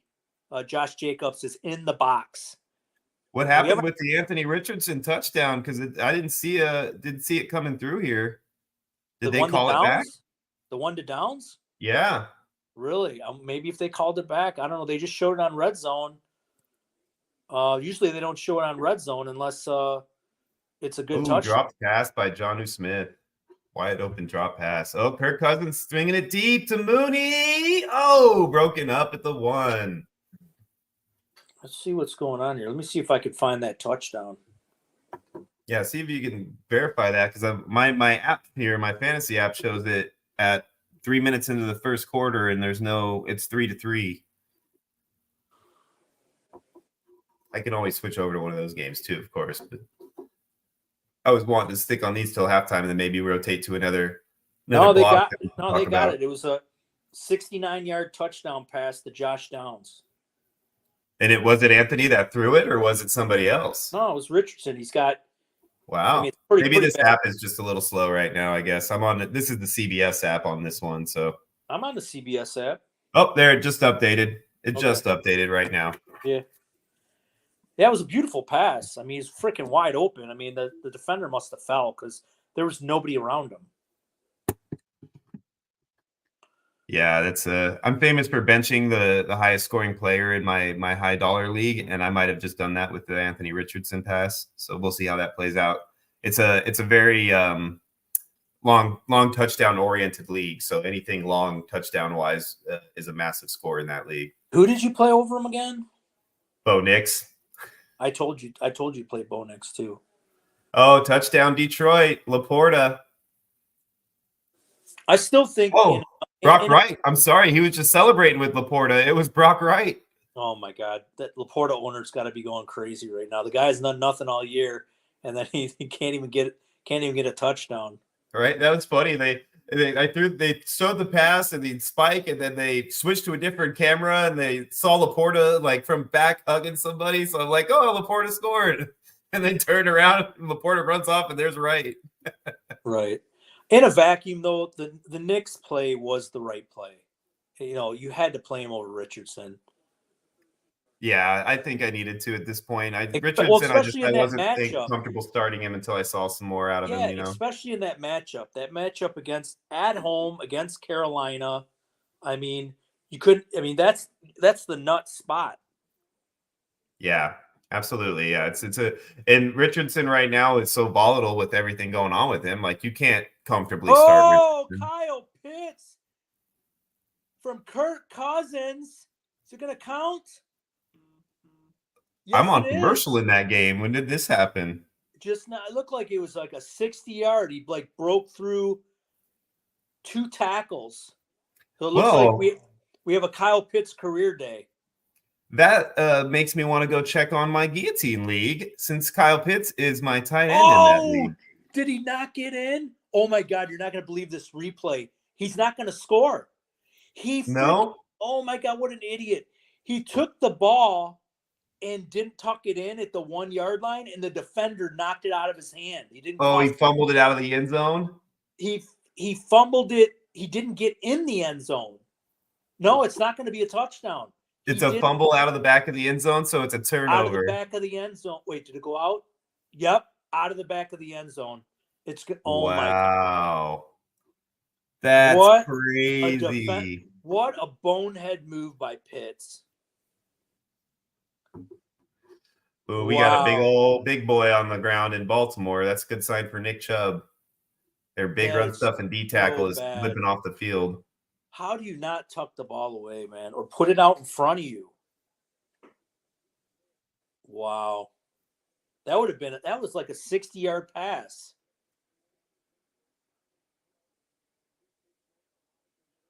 Yep. Ralphie said it, a Deshaun Jackson moment. Yep. Oh, dude. Did you see the replay yet? Now. And then the ball's bouncing around. He could have jumped back on it in the end zone at least. Oh, my God. What a disaster. Dude, you have not lived up to your draft status to be acting like that. No. Man, that you're talking about, he scores that, he's building on a career day. Yeah, Houston in the red zone. Nick Chubb with a Nick Chubb run, baby. Just fucking running bitches. Joe Mixon, 20-yard run. He looked like Earl Campbell running through the defense. Did a spin move, carrying a tackler into the end zone. Joe Mixon, 5th rushing touchdown of the season, 20-yard rushing touchdown. Yeah, actually, Jimbo, that's awesome that you say that. He's talking about wanting to work with Alex to start up a charity, and that's honestly been something the 3 of us, me, Alex, and Scott, have discussed multiple times. That at some point in time, we definitely do plan as we move forward to consistently do charitable events, and we want to focus our efforts as of right now to veteran organizations because we all have a passion to help the vets. So. That's kind of something that we've been talking about for a little while, and you are more than welcome to work in it with us because, the more the merrier in those types of scenarios. Yep, for sure. I kudos to that. Ooh, Detroit with a pick. Is he going to get in? These guys still moving. Tackled him at the 13. All right, we got a Jermaine Burton sighting. So Burrow to Burton for about 40 yards.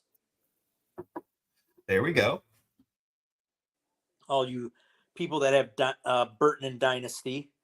And actually, he wasn't a bad play today. If you were like stuck in a corner and you're short on receivers with Higgins being out, it was either going to be Yosivach or possibly Burton. But in today's game, it's looking like it's Gesicki.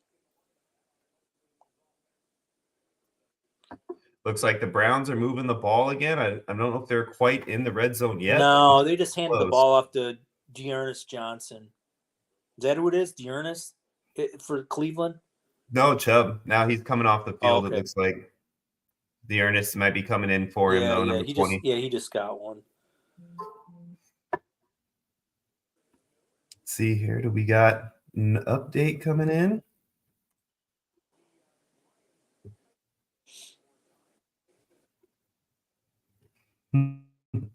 Oh, wow. That was a great pick by the Lions. Stepped right in front of it.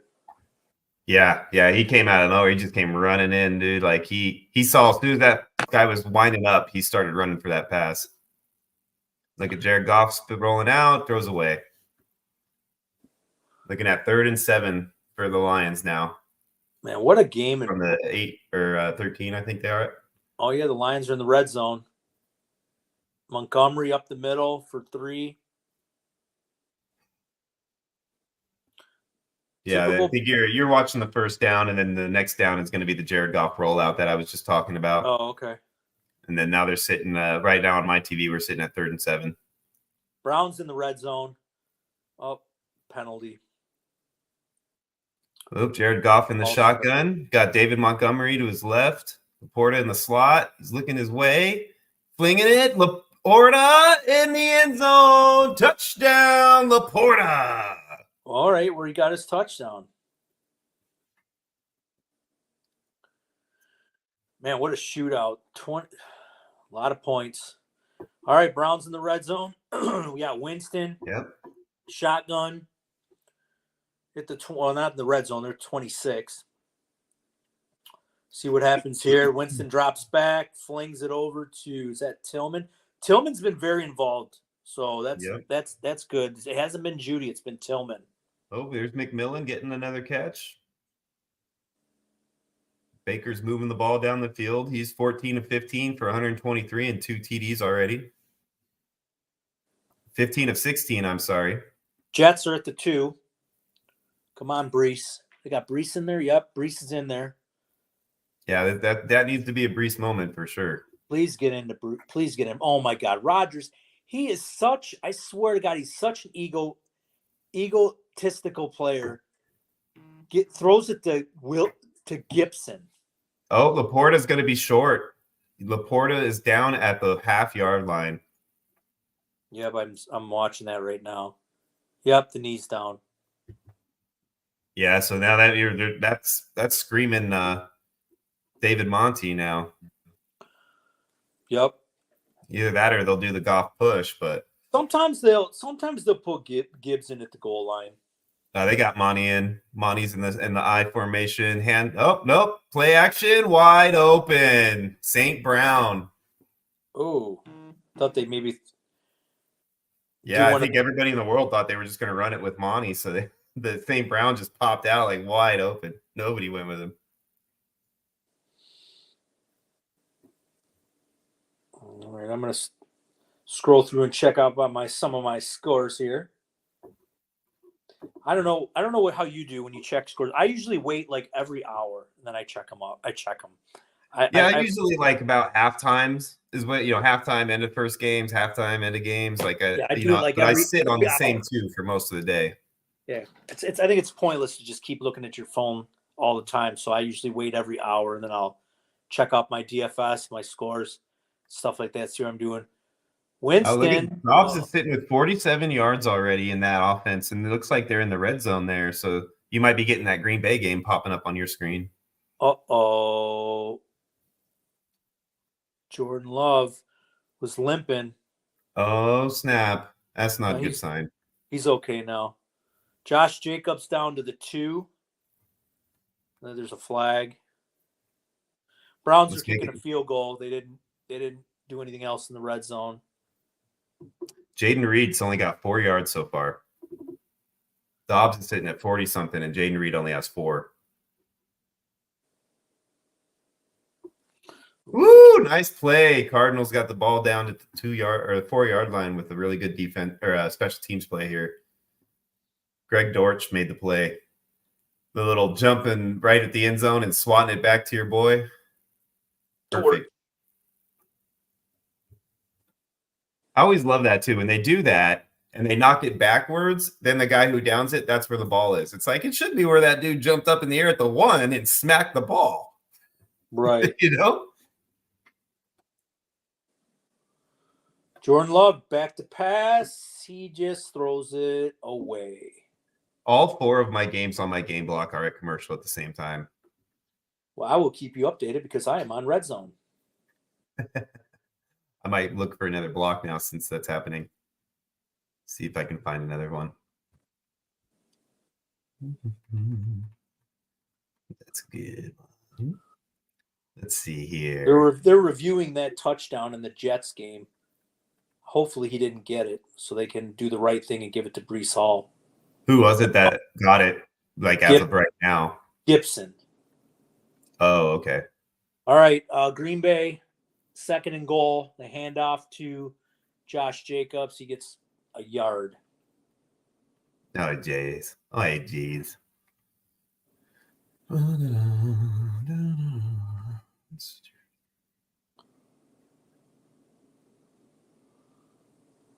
Okay. Field goal for Cincinnati. It's a long one. Oh, he missed it bad. Oh, McPherson. 4-yarder he missed. McPherson. London with another catch up the gut for a good 15, 20 yards. 3rd and goal. 3rd and goal. Packers at the 15. 3rd and goal at the 15. What was that? They tried to set up a screen to the backup running back. He didn't do anything. Okay, Rich. Back to pass. And he gets sacked. Houston's defense. Right. 10-10 in that game, though. They're not pulling away from them. No. Green Bay's coming out to kick a field goal. Browns took the lead with another field goal. It's a 6-3 game in Baltimore. That's what I expected. Low-scoring game. We got a defender for the Dolphins out, Javon Holland. That's going to be a good sign for James Conner's owners. Yeah. I'm one of them, so I like that. I don't like seeing anybody get injured, but if somebody's going to get injured, I like it to be somebody that's going to help one of my fantasy players out. Yeah. Bijan up the gut. Oh, they got him. Looked like he had a chance to break it for a second there, but they got him. Uh-oh, we may have an injury report. Drake May, questionable to return with a head injury. Oh, man. Brutal. But, I mean, a head injury sucks. If it's not a full-on concussion, though, it's not like long-term issues. So it's like at least it's not an ACL or something. No, he got hit in the back of the head when he was sliding. Oh, so it was an illegal hit even. Yeah, Jacoby Brissett's in the game now. Well, that's going to stink for all pass catchers. Oh, Pollard with a nice catch and run. Bijan up the middle for about 15. Yeah, that's the one where it looked like he had a chance to break it, didn't he? Yeah. Yeah, that one had me for a second there too, getting excited. Zay Flowers wide open. Does he hang on to it though? Nope. Doesn't hang on to it though, because the pass was just a little behind him. He had to turn around for it. Let's see how my Ballsville teams are doing. It looks like they're not doing very good. Tua dropping back from his end zone, hits Waddle for 10-yard gain. Well, my best balls are doing good. Well, all my best balls and Ballsville are doing pretty good. Just the redrafts aren't doing good right now. It's time for a refresher. I'll be right back, Scott. All righty. I will keep you guys posted on what's going on my end while Sean goes and gets some tasty beverage. Oh my God! Look at that. All right, like I said, folks, Drake May is out right now, questionable to return. Brissett's back in the game. Fires a pass over to Jalen Polk. We got Cousins back to pass over to Mooney for 10. He's been a bright surprise this year. The number 2 receiver for Atlanta has had a really good year. I think that was the best thing for him is to get out of Chicago. Double piston. Ready for the long haul, baby. All right. Pollard's got more yards than Bijan so far. That is a comment that was meant solely for one specific person that I made a trade with recently in a league. So that one's for you, buddy. Oh, Kirk Cousins, a 40-yarder to Mooney. Woo! Mooney again. Mooney on fire, baby.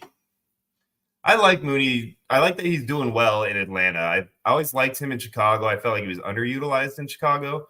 So the fact that he's doing well in Atlanta now, I like that for him.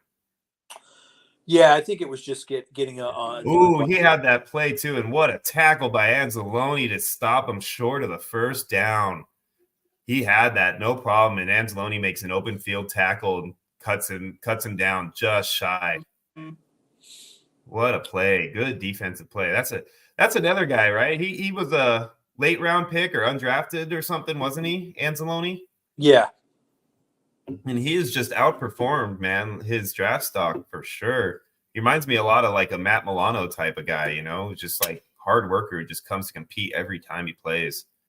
Yeah, they're going for it. Oh, Mason got it. Mason got it barely, almost fumbled it, but he got it. The crazy little Josh Allen looking kind of divey thing. Yeah, this Miami game is very disappointing. 10 points, getting close to the halftime, and they only have 10 points to show. And it's not even any passing touchdowns. It was a Mostert touchdown. Yeah, and a short one at that. So, yeah, this is not – I expected a lot more out of considering I have Tyreek Hill in pretty much all my DFS lineups because he was so cheap on DraftKings. He was like $7,000, which you'll never see him that low. Usually he's about a $8,500. Woo, Anzalone with a sack now. Damn. Sorry. I had to cut you off there for that amazing sack he just made. That's all right.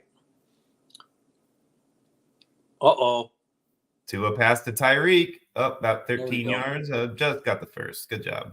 So Brian Thomas just caught a 20-yard pass from Trevor Lawrence. They are in the red zone. Nice. Philly's on the move. They're at the 30. Jalen Hurts is in his normal shotgun position. What are we looking at here? 3rd and 16. Wow. Goes over the middle. Caught it, and they got it. A.J. Brown with the pink shoes on. First down. Ooh, Tony Pollard breaking runs. Go all the way to the 30s. There's a flag on the play, though. We'll see if it's going to stand up or not, but it was 2nd and 18. Tank Bigsby.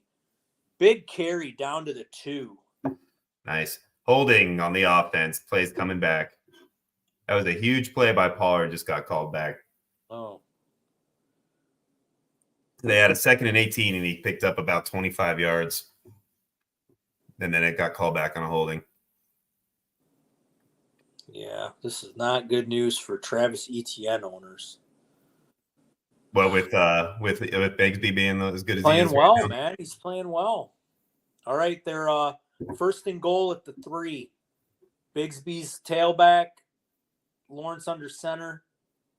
Hands off to Bigsby, and he gets to the 1. Woo! 2nd and goal at the 1. Mason Rudolph drops back for a 2nd and 28. He's going to scramble wide open all the way to the 49-yard line. Looking at taking it down to like a 3rd and probably 13 or so. Eagles, 1st and 10 at the 16-yard line. Didn't they just score? Nope. They didn't A.J. score. Brown? No, that was the 15-yard. They picked up the first down. Hurts runs up the middle, and he's all the way down to the 3. So we're getting into push tush territory. Oh, Tyreek with the deep pass. And this Lamar game's killing me, man. Oh, I'm surprised there wasn't a flag on that play. That sure looked like pass interference to me. But it looks like they're not going to get the flag, so it's going to be a turnover or a punt, basically, for the Titans. Mm-hmm. Which now it's starting to get to that point where if the Lions score on this drive, it's becoming that blowout game that we were concerned about. Right.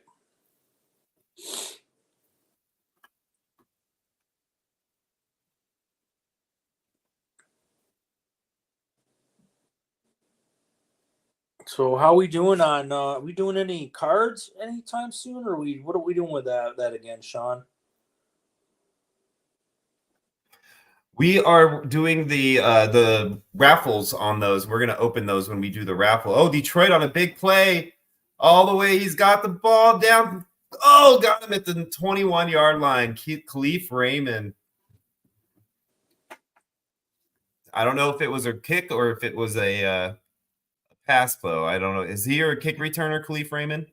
No, he's their third receiver. All right, second and goal. Oh yeah, it was a kick return though. Okay, second and It was goal. a punt. Jags hit the goal line. Trevor Lawrence rolls out and throws it in the stands. Terrible.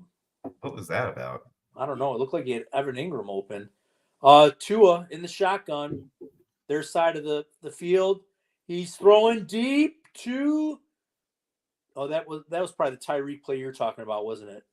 Yeah, he probably about out of the 20-yard line or so. Yeah. Yeah. Yeah, Khalif Raymond would have scored on that kick return if he didn't try to cut it inside. He had a wide open outside lane, and for some reason he tried to cut inside, and they got him. Gibbs, pitch to Gibbs. He's got room. Broke 2 tackles. About 9-yard gain, pushed out of bounds.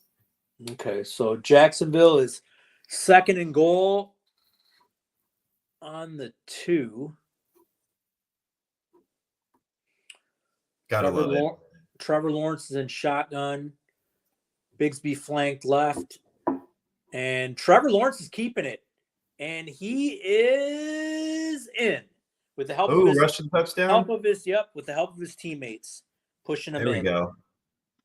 So Trevor Lawrence gets a 2-yard rushing touchdown. Oh, H-Ham with a lot of space on a screen at the 15, the 13 out of bounds. And then simultaneously Gibbs with the rush for the first down on the Lions. So they're 1st and 10 in the red zone. Sean, we got an update on the ticker. Yeah, let's pull it up here. And we got Philadelphia in the red zone at the 6, second and goal. Hurts drops back. He's looking, and he is going to gain a yard. So they're going to go third and goal at the 5. Awesome. Looks like we are sitting at 550 right now. Hitting a little bit of a stalemate here, guys. So I'm going to throw this out to you guys. The next donation, if you put a donation in the next few minutes, I will chug this entire Bud Light that I am currently drinking, which I literally opened this minute ago and has this much in it. And I will continue to drink it. So the longer you wait, the less I'm going to have to chug, right? So let's get that donation in so I can start drinking. And we're going to have a special guest coming in about 20 minutes. El Presidente Alex is going to be popping in to join the show. So we got the Lions. Looks like they just handed off to, is that Monty? Nope, Gibbs. Nope, Gibbs. Gibbs down to the 4. So now we have first and goal. So they did get a first down. Eagles at the 3. And they're going to hand it off to Saquon. Saquon down to the 1. Uh-oh. You know what this is? It's tush push time. Yep. That's not a good sign for Saquon. No money down to the – did he get in? Oh, he's got the first down at the half-yard line. That is close. They might throw a flag on that one. They might challenge it. See here. Miami's at the 6, and they hand off to Mostert. And that was a terrible play. Oh, Tush yeah, he's push down time. just short. Ooh, I don't think he got in. Nope. You're talking about Hertz? Nope, he's down at the 1.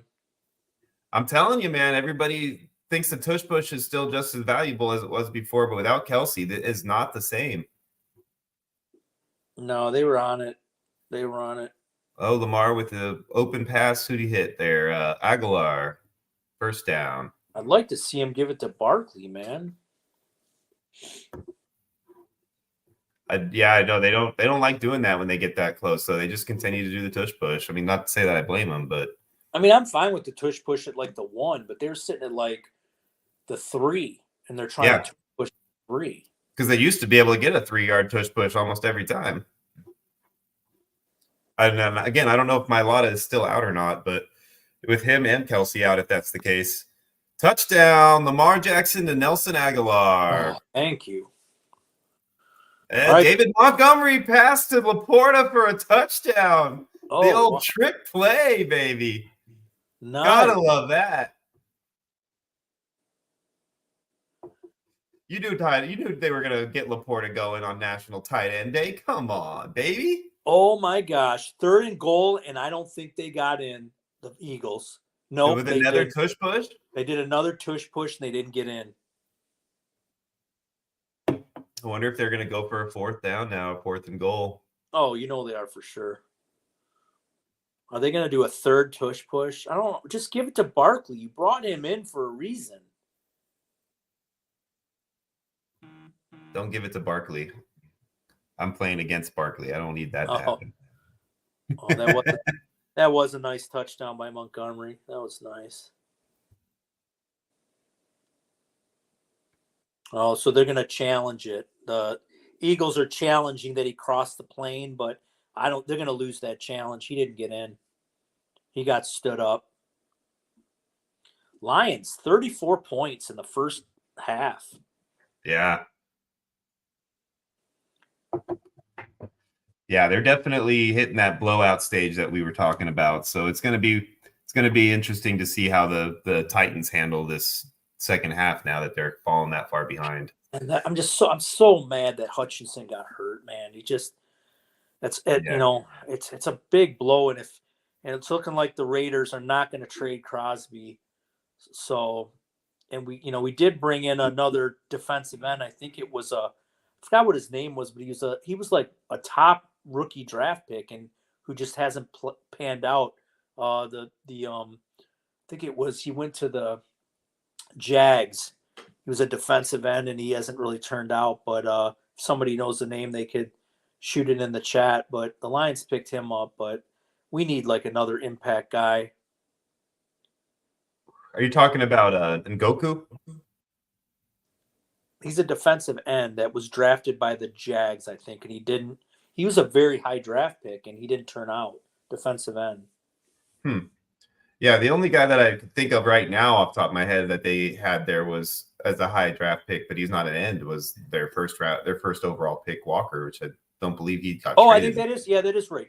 Trayvon Walker. I think that is. Is that who they traded for? Trayvon Walker? Yeah, Trayvon Walker. Wow, that was a first overall pick, not only a few years ago. But he's been a bust.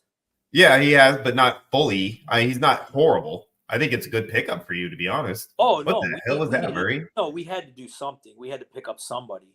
There it is. Grinder Omega got him in Walker, yeah. So, yeah, it's definitely a great pickup. Maybe we call it, we'll catch lightning in a bottle. You never know. We'll see what happens. But, yeah, we had to do something. And, I mean, something could still happen at the trade deadline. I think the Lions are in a position where, their offense is proven that it's Super Bowl worthy. So, if they can bring in another guy that can put pressure on the quarterback, that'll be awesome. The secondary's played great. So that's why it was such a big blow, Hutchinson going down. I mean, he led the team. He was leading the league in sacks. Yeah. He's an impact player. It was definitely the right pick for them to make. Let me think about that for a second. Who was the pick ahead of him?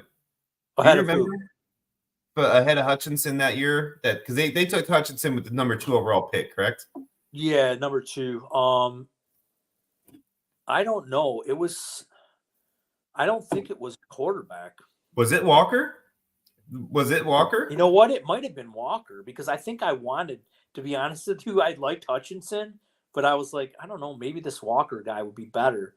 And yeah, I think it was. It might have been. Like, that's funny that you guys got the first and second pick in that draft now on the same team. Yeah, if we catch lightning in a bottle, that might be good. Looks like, was that who scored the Green Bay touchdown? Was it Jacobs? They're showing it right now.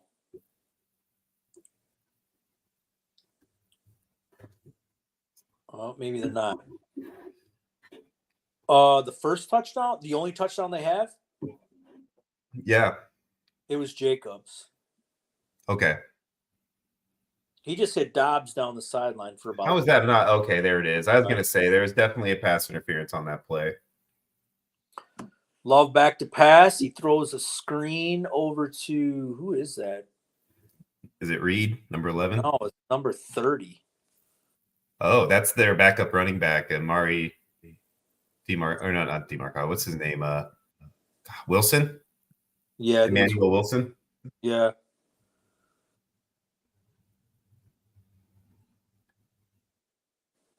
What's the game looking like on that game? Because I expected Green Bay to come out and just destroy that game. It sounds like it's low scoring, man. It's 10-7 with a minute 18 left in the first half. It's been, some of these games have been, underwhelming, and the ones that we thought would be underwhelming are doing good, like that are exploding, like the Lions Tennessee. This Green Bay Jacksonville's low, Baltimore Cleveland's low. The Indy, Miami Arizona. Yeah, Miami Arizona, Indy Houston. I mean, come on, CJ Stroud, start putting some numbers up, man. Yeah, Stroud is one that's really been confusing this year. I mean, I know that Nico's out, but I didn't think it was going to affect him that much. Oh, we got some stats. So Rudolph's got 186, touchdown, 2 picks. Love 184. Kirk Cousins 180. Jamar Gibbs 99 and a touch. Henry 47. Brees Hall 47. Drake May 46 and a touch. Bucky Irving 41. Calvin Ridley 126. Pitts 85 and 2 TDs. So they did give him that TD. Kraft 75. Otten 73. So they did give Kyle Pitts that second touchdown. They did. Wow. That, I don't think it was a touchdown at all. I think he dropped it. Yeah, usually they always like go the other route too. Did they initially call it a touchdown? They initially called it a touchdown, so there wasn't okay. enough. So then that makes sense. But why they would keep it that way. I think there was enough evidence. Yeah, that's kind of surprising. I'm not gonna lie. I mean, the Bucks and Falcons have been pretty good. 21-17, not bad. Yeah, the Falcons are driving right now. Bijan just catches a pass running up the sideline, gets out of bounds right about the 50 with 24 seconds left. God, man, Jacksonville's really putting the rush on Jordan Love, man. He doesn't have much time to pass, and he's like walking. He's like not healthy because he's walking to the sideline. I wonder if he hurt that knee again because earlier in the day when I told you he was limping, he like scrambled out of the pocket and like jumped through it and landed on his knee, kind of weird, and because it was limping. So I hope he didn't re-injure that knee. I hope not. I mean, he's still playing, but he doesn't. His mobility's not there. I'm double checking here to see, did we get another donation in there? Looks like we got another donation in there, ladies and gentlemen. Uh-oh. You know what that means. Beer time. Now, here it comes, baby. Let's see, where are we at here? Let me give everybody a heads up here. We're looking at about 3/4 of a beer here. Okay, so this is not, something I have done in a while. I'm in my 40s now. I stopped doing this in my early 20s. So this is going to be an interesting experiment to see how well this goes. So here we go. Cheers, ladies and gentlemen. Thank you for your donations. Drink, drink, drink, drink, drink, drink, drink, drink, drink. Oh, it's over. Good job, Sean. Now, I got to let you guys know, I mean, we're not going to do this the whole time because I'm going to lose my co-host by halftime if you guys keep doing it. So, you know. I mean, I'm already in a poop emoji costume pounding beers and it's not even noon yet. So I know. So we gotta like, chill out with the beers. hey, if that's what it takes though to get this money in there, but I'll do it, baby. I've got a whole 18 pack in the fridge ready to roll. All right, back to the games. And Kirk Cousins goes to Mooney again for another 30. Good So job, there's 19 Mooney. seconds left. They're driving, trying to get another score before the half. Jordan Love, 1st and 10 with 1:12 left. They're driving. So we're going to go in fast and furious right now. Looks like Cousins dropping back. Throws it underneath the pits for about 5. 13 seconds left. Titans down to the 7-yard line with a nice back shoulder pass. We got the Titans moving with 1 minute left in the game still, and they're at the, let's see here, where are they going to set this ball down? Looks like the 7-yard line. All right, looks like Jordan Love back to pass. He's going deep and overthrows Dobbs. Oh. All right, so it's looking like Jaden Daniels is still questionable. We should have an answer in about 30 minutes. Pass interference, man. Yeah, there it is. Pass interference on the Lions at the 1-yard line. I mean, it might even be in the end zone because it was right on the goal line.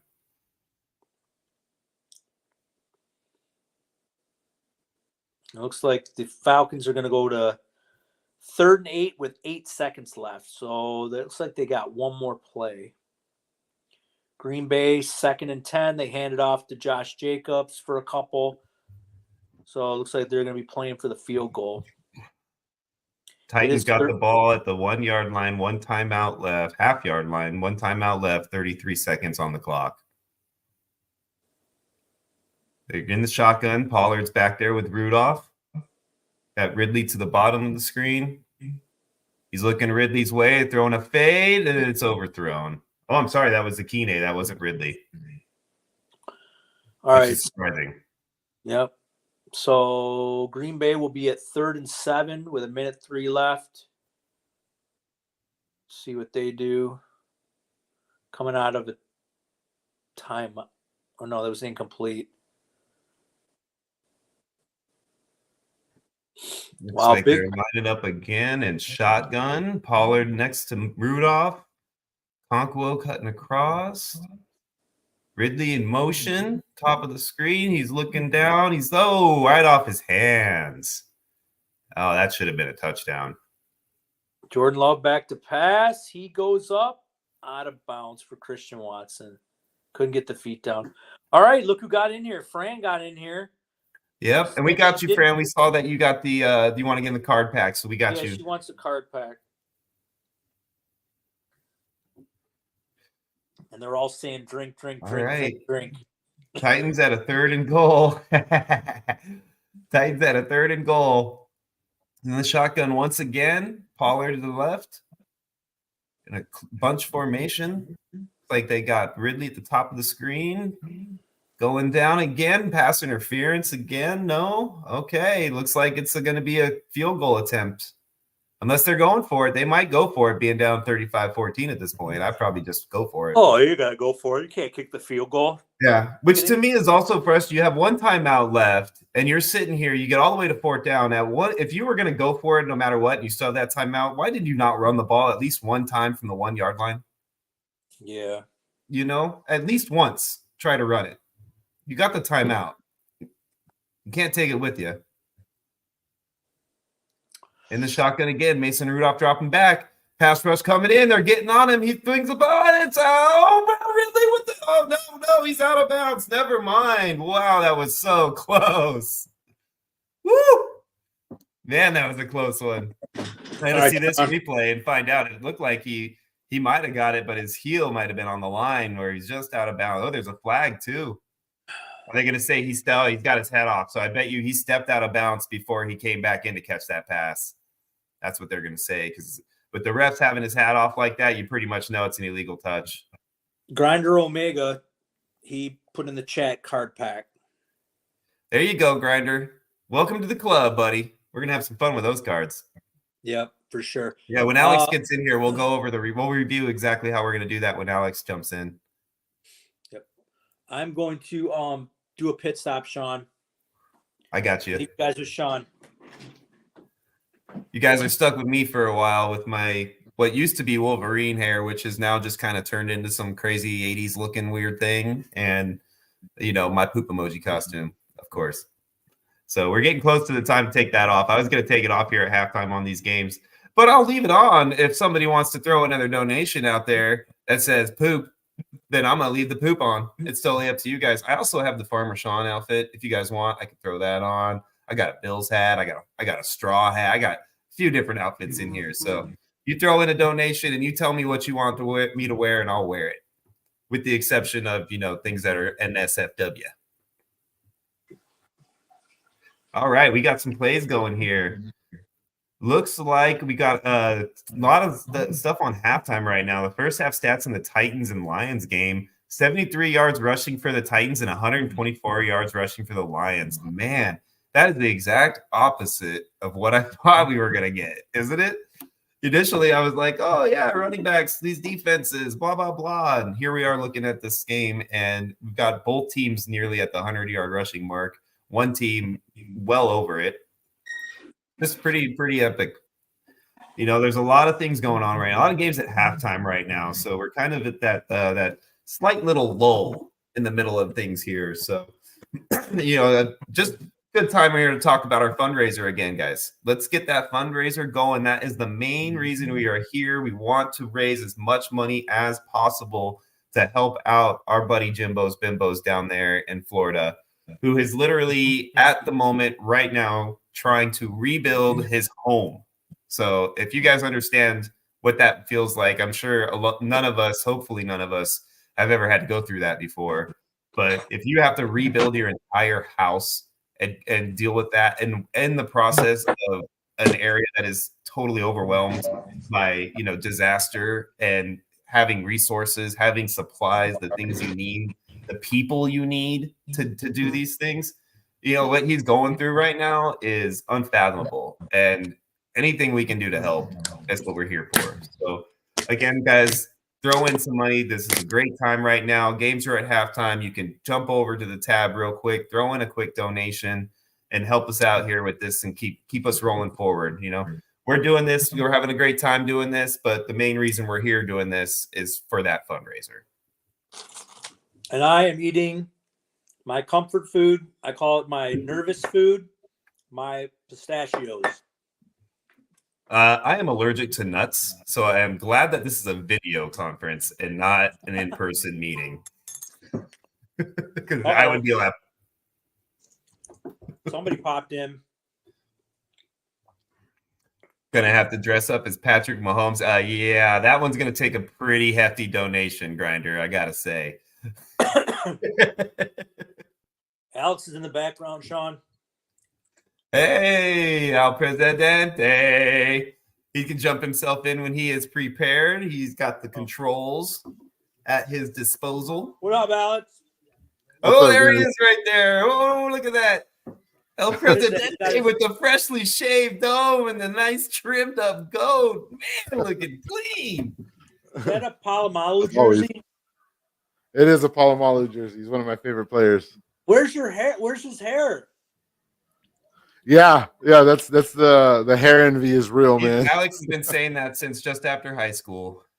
I had the wrong Palomolecules. Hey, great show, man. How's it going? Look at the wifey chiming in. She loves it. She does. She likes the shaven look. Thank you, Jim. I appreciate that. He says that I miss my call. He's a play-by-play guy sponsored by Bud Light. No, dude, totally. But hey, I got a problem with that. You said you were going to chug a beer, and you said that beer you chugged was 3/4 of the way full, man. That doesn't qualify as a beer. But that's only because of the donations didn't come in early enough to make it a full beer, right? You got to get that donation in when that beer's cracked, baby. Well, Let's do some more. What do we have here? Where are we at? We are at. You gotta pull it up. I can pull it up here real quick. Let's see here. We 580 here. Let me refresh my screen and make sure that is current. Woo! Look at that, baby. We popped the 600 mark. Wow, 640 in the house. It sounds beer worthy to me, dude. It does, but I have to give my stomach a few minutes to recover from the last chug. So 20 years ago, I'd already be chugging that second beer. Totally understand. All right, games are still going on, guys. Yeah, we got game action back on play on my screen, baby. Brown stepping back, throwing a whip right to Judy for a first down. These Browns are not going away, baby. This is going to be a good one right here. Surprisingly, I wonder if we're going to lose anybody in our last man standings over this Browns if they end up winning. I could see some people taking these Ravens in this week. The Myles Garrett Terminator outfit. That's legit. Yeah, that's pretty awesome. Oh, there was a guy in the stands rocking a Myles Garrett Terminator outfit? No, Myles Garrett walked in a Terminator outfit. Oh, really? Yeah. That's awesome. See, that's how I would do it, man. If I was a player, they always try to dress up in like Gucci and like look like they're on some sort of runway or something. Hell no, man. I'd be rolling in there with like those, me riding like a blow up pony or something, that costume, or, like I'd be wearing some goofy crap every damn game just for funny, I believe you. I mean, dude, I'm in a poop emoji. I believe you, Sean. I'd wear this. How funny would that be, watching some player roll into the stadium with his fucking gym bag over his shoulder and a poop emoji costume? What's up, guys? Hey, how you doing? Yeah, if you work out in it, that's great. Well, nothing too exciting going on right now. Just teams are coming out of the half. I got one of those really cool Enjoy the Zen commercials going on with some blue and gold macaws, though, so that's interesting. Does anybody else hate those Enjoy the Zen moments? I would just rather have a commercial. Yeah, kind of. Looks like the Cardinals are going for a long field goal, 57-yarder. He sneaks it in. Jeez Louise, he could have kicked that from 70. Man, that dude ate his Wheaties this morning. Jeez Louise. Oh, dude, the freaking kickers are on another level this year, I swear. I'm saying, man, it started to fade, so any farther he might have missed it to the right. But other than that, distance-wise, geez, that was there. Well, looks like that Aaron Rodgers, Devontae Adams connection is not doing Yeah, very I well. can't say I didn't see that coming. Oh my gosh. Is that a bear costume? Yeah. Oh, I love it. This is great. But the poop emoji costume is getting hot. So if we don't get a donation in the next couple of minutes, I'm taking the poop emoji costume off. You want me to keep this on? You need to throw some money in there, guys. Let's go. Let's get you roasting. Right? It's so funny because the every time I think of something like that, the one moment that I remember as a kid was watching a UNLV Rebels basketball game when they were still the Rebels that I remember as a child, and Tark the Shark was the coach. They had a guy in a shark costume on the side of this court at all times. And this poor kid, I'm assuming it was some college kid and, booster club kid or whoever in the costume. He was so dang hot in that costume, he stuck his head out of the gills. And he was like shouting and screaming outside of the gills, and his entire face was just beet red. And I'll never forget that. But I don't know why that moment has stuck in my mind ever since I was a child watching that poor kid. Wait, so how many years ago are we talking? How long ago was that? This was in the 90s, man. I mean, Larry Johnson, Stacey Augman, they were all still on the court, dude. Yeah, everything's everything, all the costumes were out to kill you back then. Toys, everything was coming for you. Right. By the way, I have to say, they do this like consistent mascot versus like kids football game. It seems like every year they have some sort of version of this mascot versus kids football game. And these mascots are brutal to these poor kids out there, man. Yeah. Like they do not take it easy on him. I'm like, you're a full grown man. I know you're in like a giant horse costume, but you're still a full grown man. Don't be hitting on a little 14-year-old like that, dude. Come on. I'd be mad if that was my kid. No shit, right? I mean, you can see the dad running out there, dude, and just taking out one of these mascots all of a sudden. How you guys doing in your fantasy leagues? Best ball, I'm doing pretty good. Redraft, not doing too good right now. Yeah, I mean, I'm doing okay. I'd say I'm like middling right now in my league. I'm not really my main leagues. I'm not really doing like great, but I'm not doing horrible. I'm like a few yards away from like getting quite a bit of points in one league. So there's really unique scoring in that one. All right, what a touchdown. Jameis Winston, 20-yard pass to David Njoku. What a catch. Let's go. I had Jameis on so many rosters, and then I finally drop him, and then the Deshaun incident, and now everybody else has him. So that is going to spawn me to go check on our survivor pools and find out how they're doing right now, being that the Browns might be one of the games that the last few people left picked. So I am curious to see what's going on here this week. And Jacoby Brissett is still in the game for New England. So it looks like Drake May is out. Okay. So it looks like JoJo and DC Benson Sr. have not picked any of these early games. So far those are the only two left in the last man standing, and they have not picked yet any of the games. So we'll find out here when the next games get started who they actually ended up picking this week between the two. They've been fighting back and forth, just the two of them for this will be the fourth week, just the two of them. So like they've been like, it's like got to be like pins and needles for both of them every week trying to get the other one get knocked out. Metcalf ruled out. I feel like that we all kind of knew that already, though, right? Yeah, but see, now that they have the official out designation, I got to go through these leagues and go and put them on the IR and, pick up that dart throw player. You guys do that? If necessary. A lot of times I have a player on my bench that I'm already like willing to put in over him anyway. So I'll usually just play on the side of caution and usually sit the player that who was pretty much considered doubtful beforehand, and just so I don't have to worry about it. But I do if I have to, I definitely will throw them on IR and snag a player real quick that maybe they're back up or somebody else that might have all of a sudden now with injury reports has already played. Ramonde touchdown. Yep, Ramonde Stevenson, 4-yard touchdown run. Nice. I do that. Keep a bloated roster all the time. So if I have somebody go on IR, if I have a IR spot, I'll move them over and I'll go pick up like a Jared Stidham or Nick Mullins for the just in case and stuff like that. Waddle with a wide open drop pass at the 5-yard line.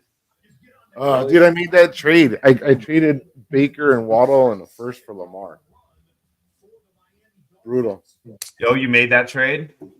Yeah, I was debating it for like 2 days and I finally made it. I got Lamar. Well, it's working out for you this week, at least so far with the Baker Lamar aspect.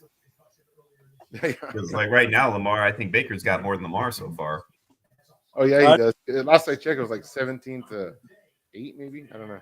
So Jimbo writes in the chat that since the storm, their church donated $1,000, a refrigerator, and from a church member, a bed that where we stand so far. Been using insurance money for 2 Harleys and for my Home Depot visits.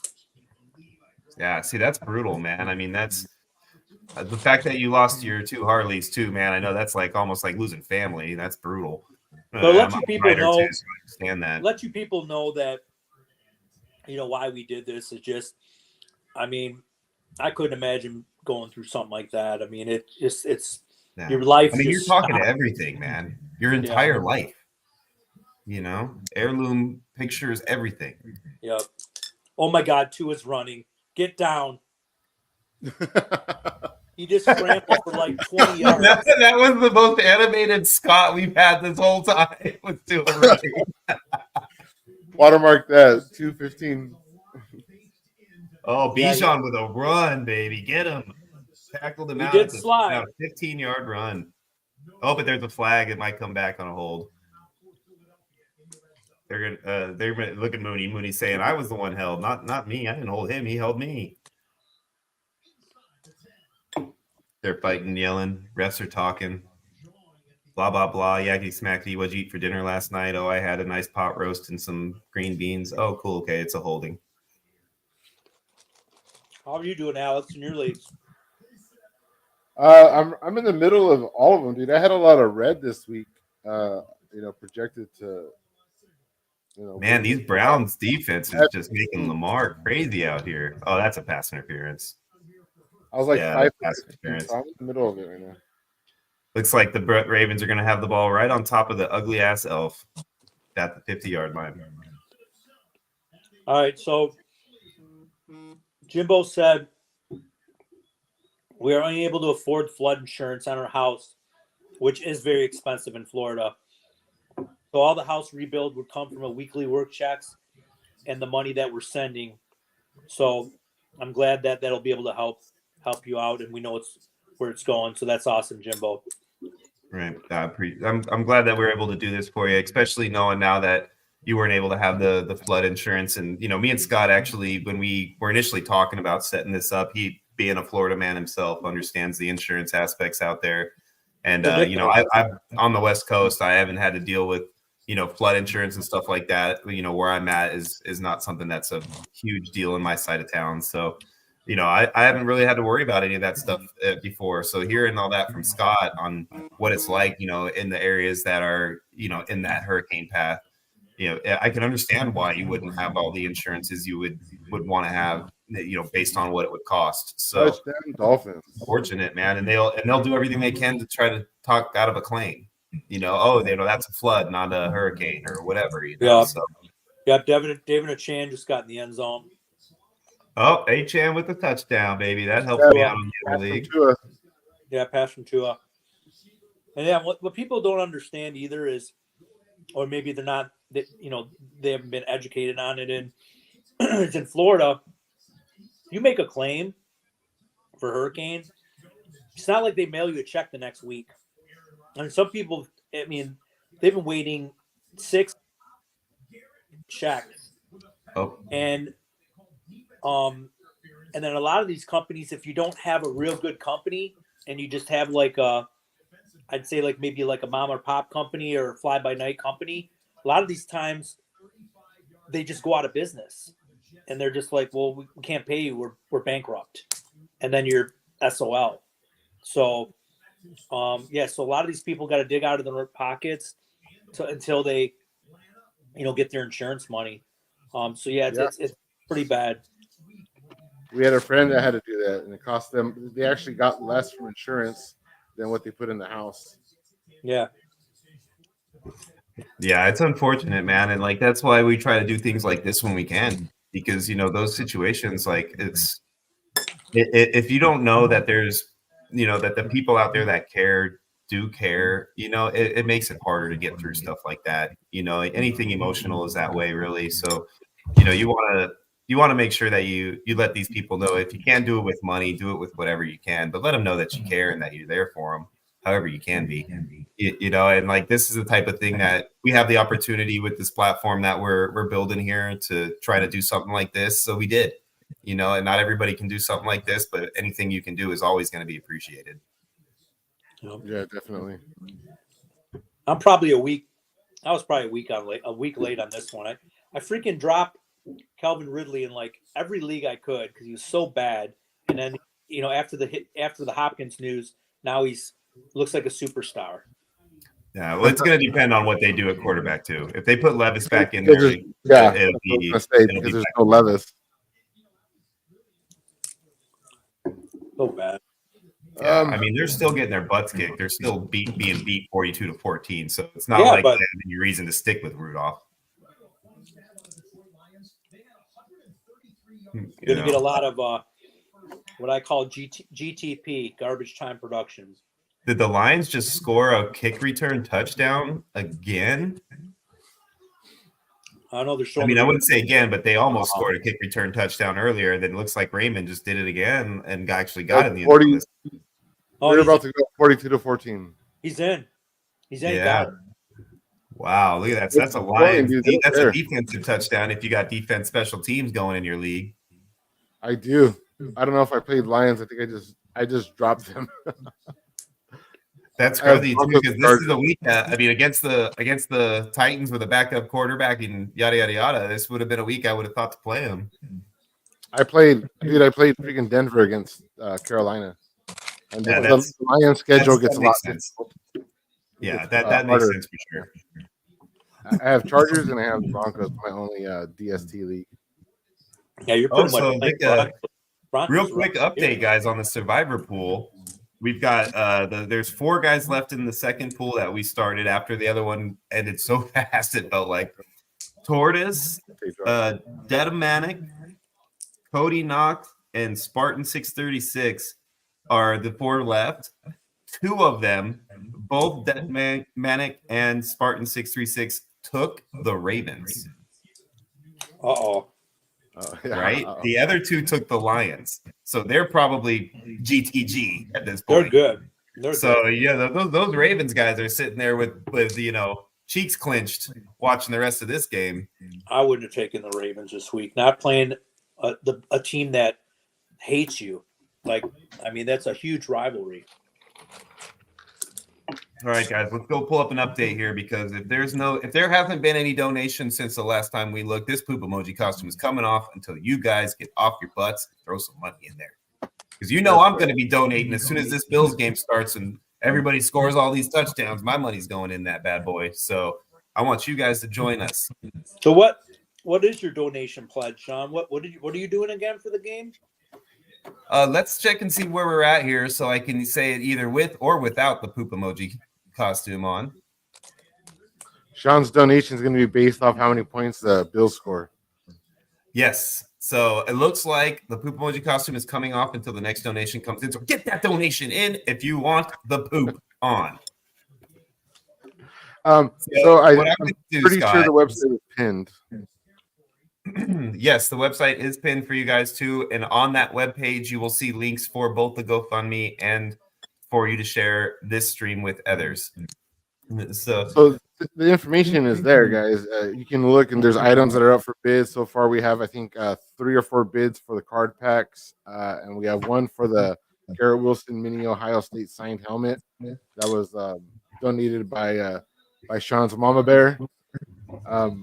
There's other items too. There's a nice one-of-a-kind NASCAR image that is signed by the Petty family. Is that right? Yep. Yeah, it's the Petty family. So that's a one-of-a-kind thing that you can't find anywhere else. And details there are posted on the website. The link is pinned in the chat here, along with instructions on how to donate. If you donate, there's not a place for you to put a comment, so just come into the chat here and put a comment on what it is you're bidding for. Like Ralphie said, all the items are priced differently, so based off of your bid, we'll know what you're bidding for.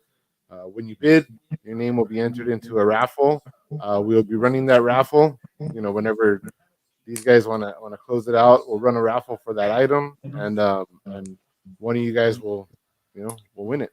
Hopefully, multiple people. Guess what, guys? Farmer Sean's gonna make an appearance, guys. We're getting the Farmer Sean costume going right now. Full show. I'm glad you're putting clothes on and not taking them off.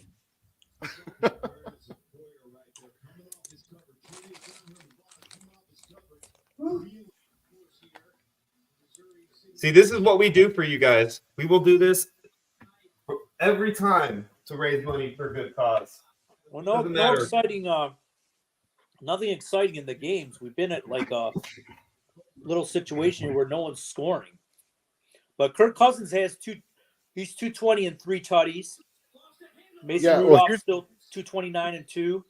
Yeah, that's what I was gonna say. That's exciting. Mason Rudolph is the freaking passing leader at the moment. Yeah. Jahmyr Gibbs is at 99 and a touch. Chan's at 86, Brees Hall 53. So not a lot of Calvin Ridley at 130.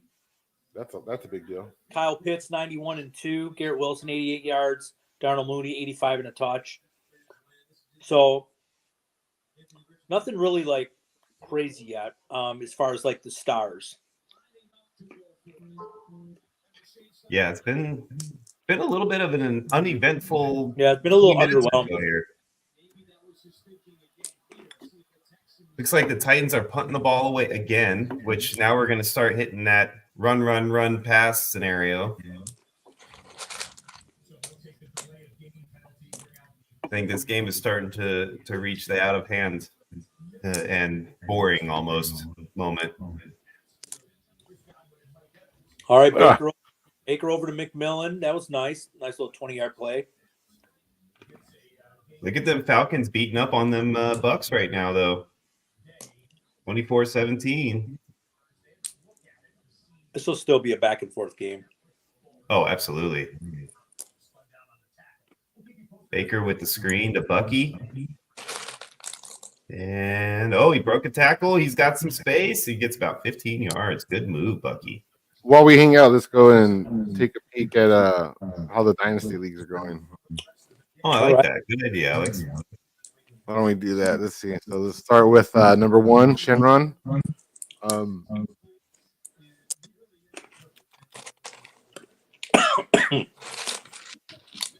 Pits and Giggles. I like that name. Al Super Beasto. Oh no, he's not doing good here. He's 1-7. What's going on?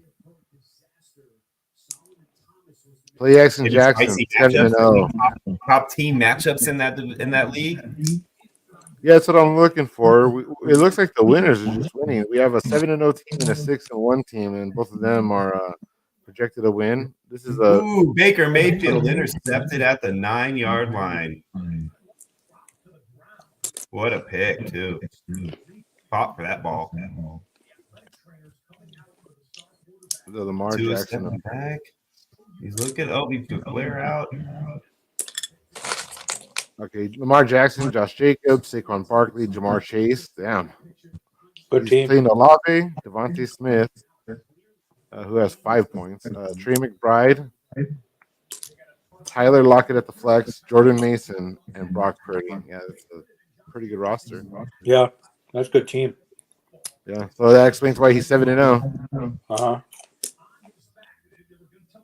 Let's go to Alden. Yeah, looking at our dynasty or our guillotine league here. I'm just eyeballing it real quick. And this just give you an idea on how much better these rosters have gotten. There is only one team at this current point projected under 100 points in the entire league. Who's that? Who's down? Jordan Love is on the ground. Yeah, he's been nursing that knee the whole game. I sold him for Kyler plus. I have him like in 5 leagues though. Yeah, he's he hurt it earlier in the game and just been nursing it. What do you guys think of Derrick Henry sitting with only 45 yards so far? Not good. That's impact things. Oh wow, Tua, is that a safety? Safety for the Cardinals. Are you serious? Yeah, 12-20. Oh my God. Here's another 7-0 team that is highly projected to win. Team NACIT from number 2, Alduin. Russell Wilson, DeAndre Swift, Hall, Amon-Ra St. Brown. He's playing Jalen Tolbert and CeeDee Lamb. Brock Bowers, Deebo Samuel. Oh, he's got Metcalf in the lineup. Metcalf's out. And That's not Gino. Yeah. And roster management, guys, I'm not going to say anything. We don't really intervene in these leagues. If he was my opponent, I would tag him. Okay, well, he's 7-0, still projected to win with Guy out. Alex, do you have the feed open? I feel like we're getting a little feedback, getting a slight echo here. No, I'm on a earpiece. I just want to make sure it's not my computer because I'm on the games on my monitor. I don't have the ability to check on that. All right, guys. Jordan Love's out of the game. Malik Willis is in. Ouch. Ooh, that's not good.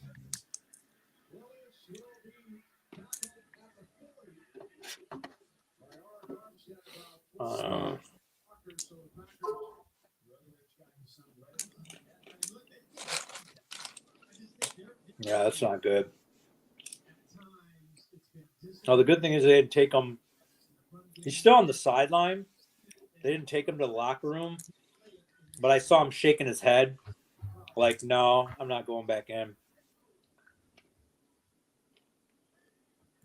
Over here in number 3, Smog. Oh, jeez. Big sack for the Jets. There's no dominance here. Everybody's kind of 5-2, 4-3. And none of these matchups are heavily favored. Everyone's kind of middle of the pack. This is a anybody's league over here. A lot of good parity. Yeah. Oh, no, I see the safety. Thanks. Oh, Yeah, my right. God. It was brutal. That's why.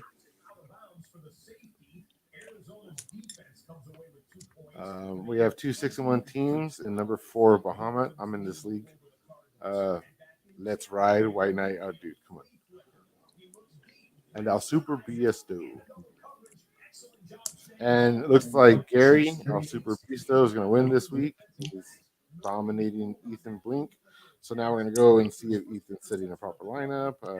Check. Yeah. They're all good over there. Here's my battle. This is a big one. I'm playing the other 6-1 team right here. We're looking at Jacobs for me, Pollard for him. He's got Devontae Smith and Amonra. I've got Jaden McMillan. There you go. I've got McBride. Oh, he's got Pitts. Great. Pitts is what's keeping him in this. Yeah. Buck Irvin and CJ Stroud. Let's go, Stroud's on the TV. Let's go. Oh, big pass. Come on, take it.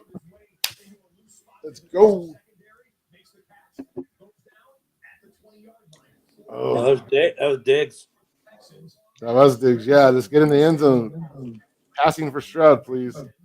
So this is a big matchup. That we're watching it live, and here's the my matchup depends on what's going to happen. So All right, Cincinnati's second and goal. The 5, yeah, the I just hand saw that off play to come through.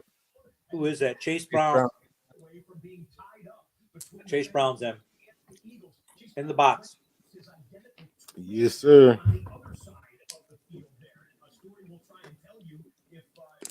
Charizard. Oh, Red beer Kingdom. Oh, Let's go.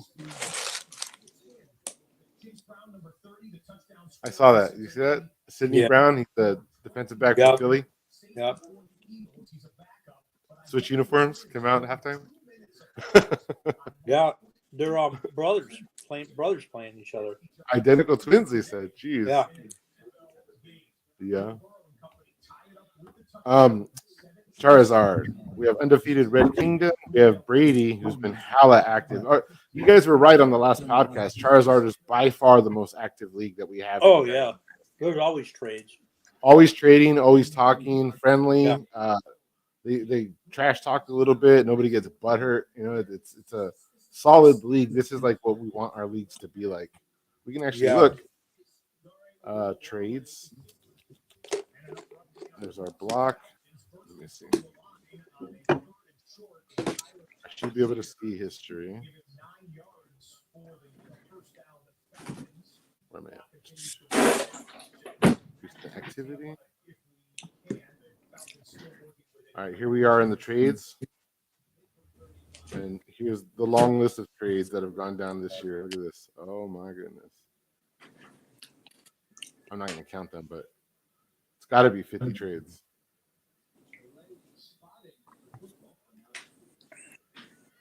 Did we lose Sean? Yeah, it looks like. Hope he didn't pass out. Oh, there he is. I'm here. I'm just I'm prepping a little break. Oh, you're I know what break you're prepping for. Legal in Nevada. Yeah, it is. Walk down the strip in Vegas, and I feel like I went through a dispensary. I feel like that's a good time, by the way, to bring up a disclaimer that if you travel to Vegas as a tourist, you cannot walk around the entire city with a beer in your hand.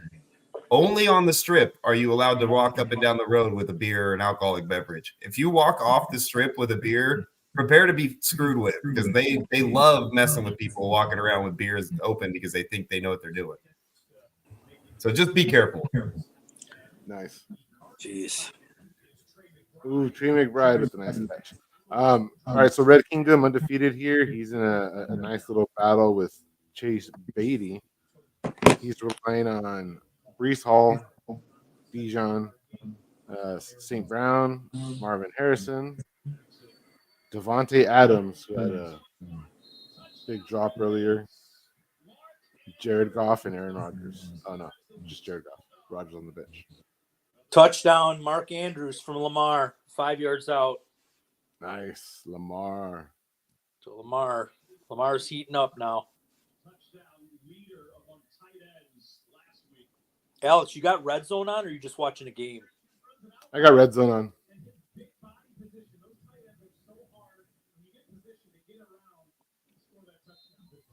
Lamar? Yeah, Lamar. How you guys doing?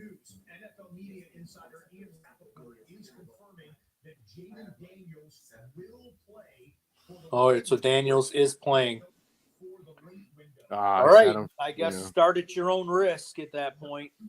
I guess if you don't have a choice, you got to play him, but I would temper my expectations because I don't think they're going to have him run the ball very much, folks. So, if you got him, fire him up, but like I said, don't. So you're still playing Knicks. Rushing. So remember we talked about this. So are you still playing Knicks over Daniels right now? I'm still playing Knicks because I would be shocked if Jaden Daniels runs with the injury. I mean, what about you, so Alex? That takes away a lot of his upside. Over Daniels. What's that?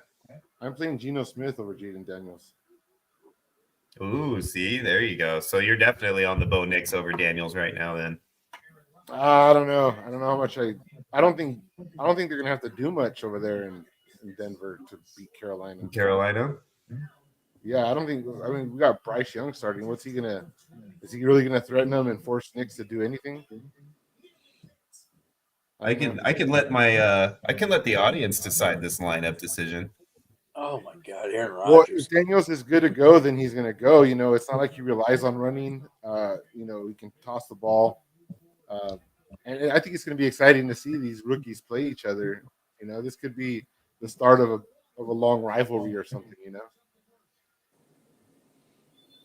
Yeah, no, I'm with you on that, 100%. All right. So I've got one for Knicks and one for Daniels. Any comment anybody wants to throw in there? You give me a Daniels or give me a Knicks. I need a tiebreaker here. Need a tiebreaker in about the next 30 minutes. Yeah, I don't have a ton of time here either. So this has to be done. It needs to be done ASAP. Man, for all the talk about Aaron Rodgers, this guy, saying he wants this receiver, and he wants this guy, and he wants this guy fired. He's not playing very good football. He's not looking very good. No. Not at all. Another touchdown for Detroit. Khalif Raymond has a second touchdown. Was that a running or reception? Was that a pass? That was the kick return. No, he just scored another one. Oh, just now? Alex, is that rushing or receiving? I don't know. I didn't see the play. I didn't see the start of it. I saw the end of it, but it was an end around. Devontae Smith. I tried to buy him. in a league where a big touchdown for Devontae from Hurts. That looked like about a 50-yarder. That was nice.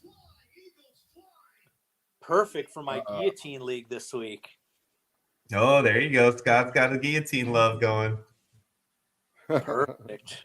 Hey, the triathlon starts cutting next week. Yes, they do. I know. And we need to actually touch base on that here. As soon as these games end, let's pull up the triathlon league and check it out because that's one. There's like 5 of us that are in jeopardy of being in the last 2, and we're all at the same exact record right now. So, yeah, I'm one of them too. I think me and you are both 2 of the 5. So, yeah, this is a big who's not at risk is the wife, and she lets me know she is not at risk. I bet she lets you know. I bet she lets you know. I would too if I was her, man. I gotta give you a heads up. I'm just now looking at my score on that one. So it looks like I'm projected to win at the moment, but it's not like a guarantee or anything. So we'll see how it plays out. But it's definitely going to be a fun one to keep an eye on this week. How do you guys feel about league medium next year for redraft? I like league medium. I do too. I think league median, especially for a triathlon, I think we should stick with league median because that adds that extra aspect of, losing as second team, first team, like you get something out of it. Brian Thomas Jr. touchdown. Who drafted Brian snap over Ladd and Xavier Worthy? This guy. Yep. I just traded him away to Trevor in a league. Dynasty? No, it was a redraft. Oh. No, it was a redraft league, but he needed running back help real bad, and he needed a receiver, so it kind of was we got another touchdown. Marvin. There's a flag. Bijan just got a long TD, but there's a flag on it. I don't think it's going to hold up. So we got rookie scoring here. Marvin Harrison Jr., Brian Thomas Jr. Beautiful pass. Oh, the Cardinals are going for 2 in a shotgun. Hand off to James Conner. He jumps. He gets stuffed. Man, he beat Jalen Ramsey too. That was a beautiful catch and a beautiful throw, man. Wow. Yeah. Yep, holding on the Falcons to erase a long touchdown run by Bijan. Damn. Yeah, it looks like it was about a 45-yarder, 40-yarder. And he just, it was a good move by him, too. He dusted everybody once he got through the line. All right, this game could get more and more exciting now. Kind of got the Browns with the ball, driving. They're almost in the red zone already, only down by 4. Ooh. Diagnosis on Love.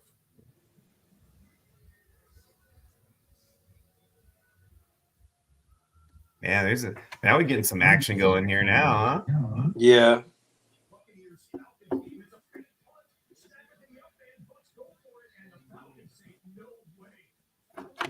Oh, they're showing a punt in the Buccaneers game, and it's either a block or a fake, and it was a fake, and they didn't get it. The Buccaneers. Oh no. Oh, that was on their side of the field too, and they're down by touchdown Cleveland. Touchdown Cleveland. Cedric Tillman. All right. I have a lot of Tillman actually. Yeah, I picked him up. Jonathan Taylor. 22 yards. Oh, down to the 6. JT. Oh, Rich. I have like 3 leagues dynasty with Anthony Richardson. Oh, are you? In Ballers?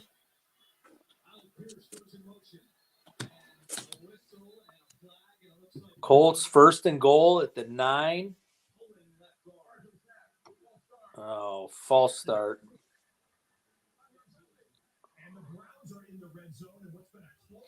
Sean keeps bouncing in and out. Yeah, he's probably dehydrating. Probably. Hey, you got to keep it off camera, right?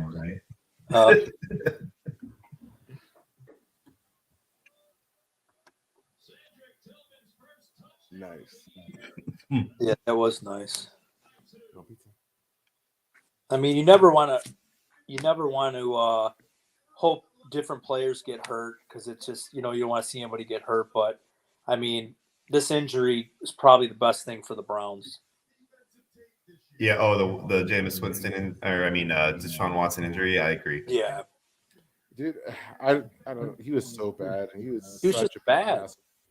Oh my God, Khalif Raymond breaking another kick return. Oh my God. Oh, they got him at the 45. Jesus. They're 48. Looks like 48. Yeah. Yeah, dude. They need to help with their there's a flag though. Let's hang on a second. We got a flag. Let's see what the flag's on. It's usually holding in this scenario, and it'll go back. Looks like holding. Fantasy points.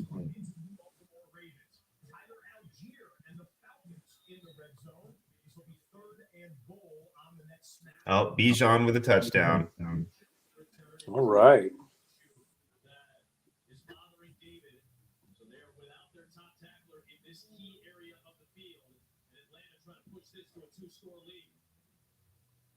Looks like it was a 6-yard catch. Oh, God, they left him wide open. Not a single person covered him. Jeez, that's a walk-in. Yeah. I'm so glad I traded him away 3 weeks ago. Touchdown, Bijan. Yeah, thanks. What'd you say there right now? Yeah, it's like I'm so glad I traded him away 3 weeks ago. Okay. Okay. I'm ordering pizza. Pizza. What do you guys? Where do you order pizza from, Alex? Jalen Waddle, 23-yard, 4-yard, 5-yard. Right now it's from Pizza Hut, just because it's right by the house. But Pizza Hut. dude, we're in Fresno, California, and it's near impossible to find good food because there's so many people. There's so much turnaround. The quality is crap. Laporta with a big screen. Really? Rumbling, bumbling, stumbling all the way to the 50. We live next to a me and Ed's Victory Grill. So if you want like brick oven, they're okay, but nobody's really great. Even recommendations, like we can find places with good ingredients, but they have crappy dough. Like the best burger I had here in town is from it's from a gas station. Are you serious? You guys don't? Yeah. Don't you guys have In-N-Out burgers? Yeah, but they're generic. They're all the same. But there was this little gas station with this little old lady, and she would grill burgers, and you know everyone was like taken care of and stuff, dude, and they were excellent. Yeah, In-N-Out is overrated in my opinion. Yeah, Never been Really? it. Like I like it, but it's not like, oh my God, it's amazing. I'd rather go to Carl's. Really? I Carl's always Jr.? I love because we don't have In-N-Out burger on the East Coast, or Midwest. So like every time I go out to Vegas, I always make sure I get a In-N-Out burger. Sacked. They're okay. Yeah, they're okay. I mean, I could go grab it. I have one literally like, block and a half from the house. I can go up there and grab it and be back here at some point in time and eat on the air because In-N-Out is so close to my house. It's like you said, Alex. It's okay, but it's not like amazing. I don't. And the wait in the line and going through the process, like half the time, I just go hit another burger joint nearby. We do have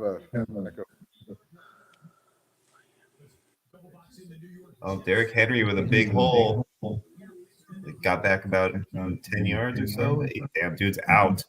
That dude is out. He is like sleeping on the field, bro. Who is that? I can't tell. I think it's who's that? Their linebacker. That's like the small kid that's really come on strong for them, for the Browns. One of the Browns defenders is like sleeping on the field, dude. Derrick Henry just knocked him out. Owusu Kulmora. That's who it is. Oh, he tried to take on Derrick Henry, eh? Yeah, Derrick Henry slept him. Yeah, you lose in that bet. Yeah, he's concussed for sure. I mean, they're doing all their due diligence with him right now on the field, but it looks like just a concussion because he was sleeping. You could see his eyes and stuff on the camera angle, and he was out. A Rich with the leg injury. You see that? Hey, Rich. Yeah. Yeah, I saw him limp off the field. And again, that might be another one of those injuries. Unfortunate enough to say, but he got it on the thigh. Oh, like a bruise, probably. Yeah, he took like a shoulder helmet to the thigh. Yeah, he jumped back up. I think he's okay. Yeah, I got that good old thigh bruise. Remember back in the day, JJ Watt put that picture out after a game where he had that fat ass bruise on his leg, dude. That was like his entire fucking quad, like, and it was against the Bills, the game that he had it in. And I remember the play because it was like a nasty looking dude. Like the dude just smacked him right in the leg, and his whole fucking leg just kind of flipped over, And I was like, ooh, that was brutal. And he jumped right up and kept playing. And so I just didn't think much of it until I saw that photo. And I was like, oh, I remember when that happened. Talking about burgers, man, we got this burger joint that's been around since like 1947, and it's called Braised Burgers, and it's a little hole in the wall. They make hamburgers. They're big, a little bit bigger than White Castle hamburgers with the grilled onions. They serve them in wax paper, and their signature. So how you find it is when you go down the street, on top of their building, there's a huge figurine of a donkey holding a plate of burgers. They call it Braised Burgers. They're the best though. They're so good. Nice. What do you think of White Castle since you brought that up? I'm not the biggest fan of, but I always got to go probably at least once every other month. I gotta do a castle run and get like 3 doubles. That's funny. See, because I was that was like how you talk about In and Out on the West Coast. Like for me, it was White Castle. Like there was never White Castles out here. I never had White Castle. Oh, Jacob's gonna score. Is he? Oh, it was beautiful. That was a nice run. Did he get in? Yeah. Yep. Plus Jacobs for the TD. How long of a TD was it? That was like 40 yards. Yeah. Oh, nice. That's a his big second run. touchdown. Dolphins are moving the ball too. They're within the 10-yard line. Got the ball down at it looks like the 7th. Dude, Jacobs is the last remaining guy from my Rashee Rice trade. I traded Rashee Rice and Jameson Williams and got Mike Evans, Brandon Ayuk, and Josh Jacobs. And now I lost Rice, I lost Evans, I lost Ayuk, and now I'm down to Jacobs. But Jamo's not playing either, so. Lions kicked the field goal. They're at 52. They got a 50 burger up on the Titans. Wow. How much time's left in that game? Whole quarter. It's only a minute left in the third. See if Dan Campbell keeps his foot on the gas. Can you see what? Yeah, I mean, I wouldn't be surprised, but I would sit Gibbs. Oh, I'd be pulling those guys in the second half. People out. Yeah.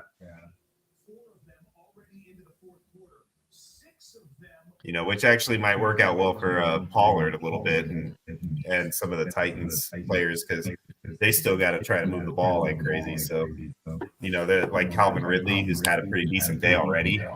This could turn it into like a top 5 day. Oh, Mostert with the wide open touchdown run. Second one of the day. All right, I got him in my high stakes home league. Finally got to play. Okay. It hurts anybody with HM like myself. Yeah, but he's had a pretty good day though so far. Chan. Yeah. HM's sitting currently at 8 carries, 90 yards, 6 catches for 50 yards and 1 TD. Yes. Hey, I'm muted and I'm not producing the exercise. I got no sound on at all around my house. Let me go triple check on my end because I wouldn't look through, but I have so many dang tabs open. We should do a donation check. Good call. I'm gonna look right now. 640, baby, sitting at that 640. Let's get some more in here, guys. I'm gonna be starting to donate here soon, so it's gonna be moving here as soon as these bills get going. Oh yeah, I haven't shared the link since I've been in here. All right. I was preparing all morning, and then I did breakfast, and then I just kind of took a breather. Came back.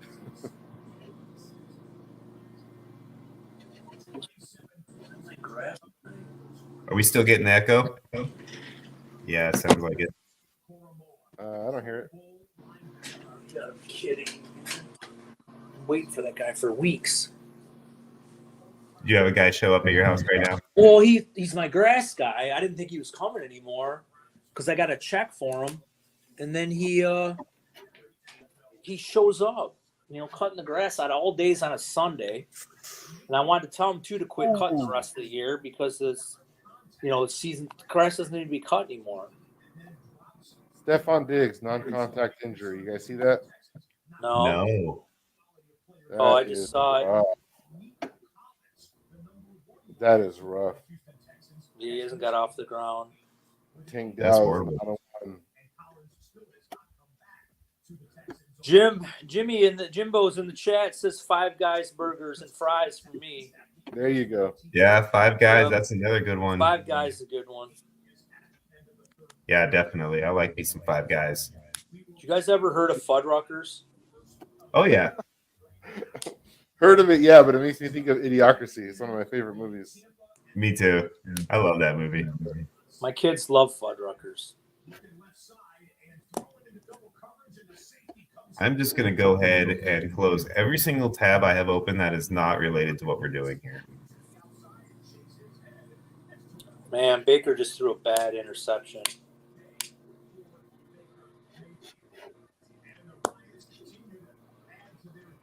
I saw that. Pretty gnarly. Guys, I might have to run out real quick and take care of this lawn guy. No problem, brother. We got you. Because this might be the last time I talk to him this year. Walking. But still, Yeah, Make sure you Jim's- give him his Christmas bonus. No, he's actually making me mad. I don't have barely any grass here, like hardly none. And I was feeling generous giving him $30 to cut because, I mean, really, we have hardly any grass. And I pay him cash, so it just goes right in his pocket. And this year, he gives me an invoice for $36. He raised my cuts by $6. And I'm like, dude, you don't even have any. There's no grass here. It's like a little strip in the back and a little strip in the front. And I should just cut it myself. But like I said, I don't know. I think he's going to get fired. You gonna fire him on a Sunday, on his day off? No, I'll just tell him not to come back. Not to come back this year. And then I'll just call him in the beginning of the year and tell him, nah, it's not going to work. I mean, I pay $160 a month in Florida for a guy to cut a half acre. Oh wow. And this guy's charging me an arm and a leg to cut hardly anything. Yeah, and that Florida grass ain't no joke, man. That's like grass on steroids out there. You can't walk on that crap with bare feet. Yeah. Well, that's what I have. It's called St. Augustine grass. It's very thick and it's not like something you walk around your bare feet. Yeah, no, definitely not. Yeah, I was like, when I went out to visit my aunt out there, she was in Jacksonville for a while, and I went to visit her, and she had all this kind. I was like, "Oh man, that's a nice yard. You must have fun out there playing the yard." And she's like, "Oh, you can't walk on that yard." She's like, "It's like walking on those beds of needles." Yeah. All right, guys. I definitely closed off all my tabs, so I'm not sure where that's coming from. All right, I got to take off for a bit, guys. I got to take care of this guy. All right, brother. We got you. I'll be over here trying to order this pizza. There you go. Yeah, I'm not sure what's going on with that echo and where it's coming from because I've turned everything I got off. But as long as it's not that disturbing to everybody, I think we're GTG. Oh, I don't hear it right now. No? No, I wonder if it was Scott then. It might have been, yeah, because I've got, and Scott, he's technologically challenged. So it might be something open that he doesn't realize. Or it's somebody sitting in another room listening to us.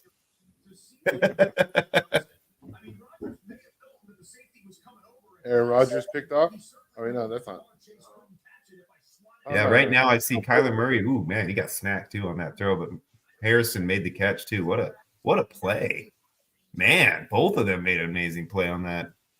Murray with the throw and Harrison with the snag. They're challenging it. Are they challenging the catch? All right, we got to see this again.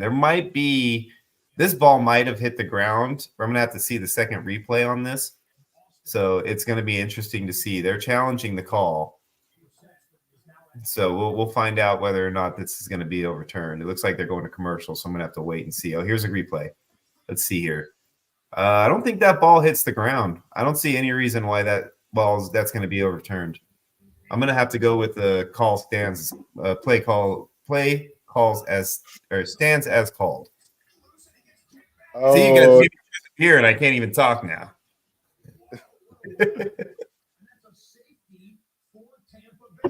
Tampa What's Bay up, Chief State. Life?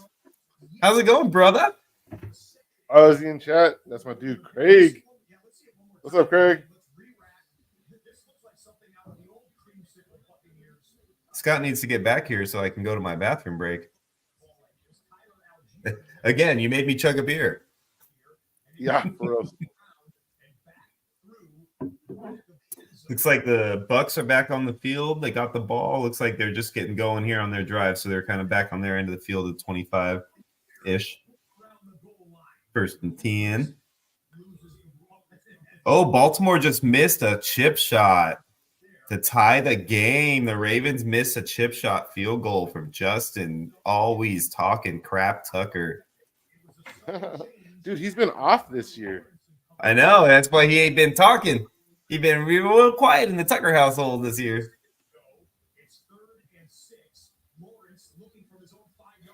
All right. Check out. Let's go pizza. I've got 3 games on commercial here. What's your red zone looking like over there? New England's in scoring position. 3rd and goal. Ball's up. Incomplete. Broken up. And May's out, correct? Oh, touchdown Packers. Who is that? Is that Kraft?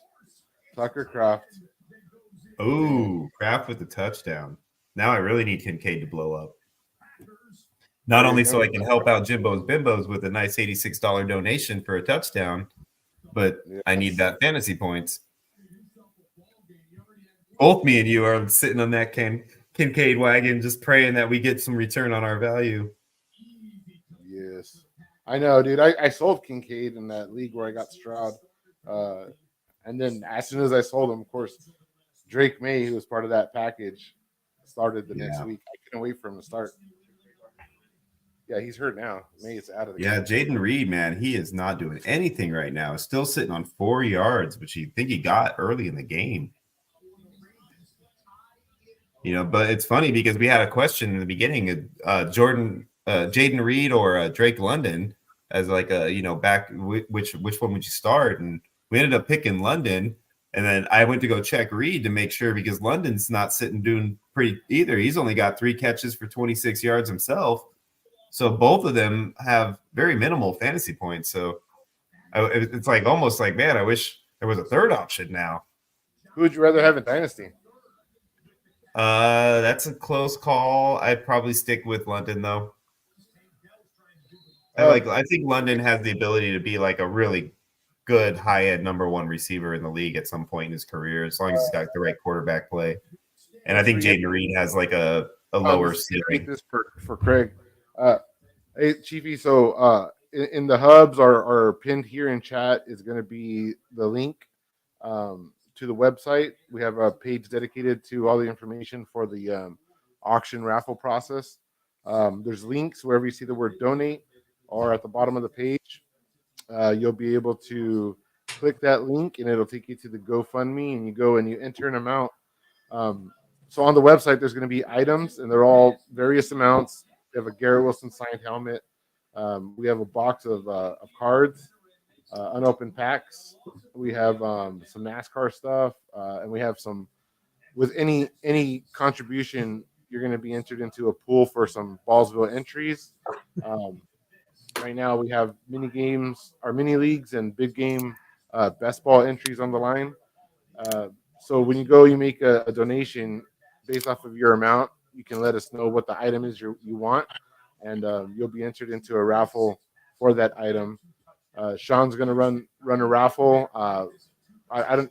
Are we doing that today, Sean, or you want to wait till Tuesday to do that?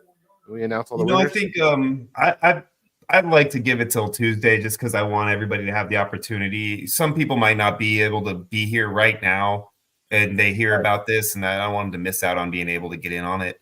And also, we want to collect as much as we can. I don't want to wait forever, but I think Tuesday's better so we can give him, we can give Jimbo's Bimbos 2 more days of donation time to try to build up more funds. Yeah, definitely. So yeah, then just on the website you'll see it. We moved it up. It's the first banner you see, and it'll take you directly to the Ballsathon page. And then we'll leave bidding open. We'll produce some statistics. Right now, I think we have like 3 or 4 people that are bidding on the card pack. We have at least 1 bidder on the Garrett Wilson helmet, maybe 2, and then we have the NASCAR item and stuff up there. Jimbo's was actually going to donate a what was it? Sexy Thick jersey. Yep. Sexy Thick. Yeah, I'm well on my way there. You guys keep making me chug beers, and I'll be needing a Sexy Thick jersey just to fit into. God, I just got into it with this guy, with the freaking long guy. So I give him the check, and then I'm like, well, how much longer are you gonna cut? And he's like, oh, I'll cut as long as I can. And I'm like, well, the grass is barely growing. And he's like, what do you want me to quit? And I know what he's doing. He's trying to make as much money as he can, which I understand. But I'm like, look, dude, how long do you usually cut during the year? And he's like, well, I'll cut all the way till December. December 1st. I'm like, well, you're not going to cut till December 1st because the grass doesn't grow. I said, look, I know you want to make money, whatever. I said, I'll pay you until Thanksgiving. But when Thanksgiving comes, I said, you don't need to come cut the grass anymore.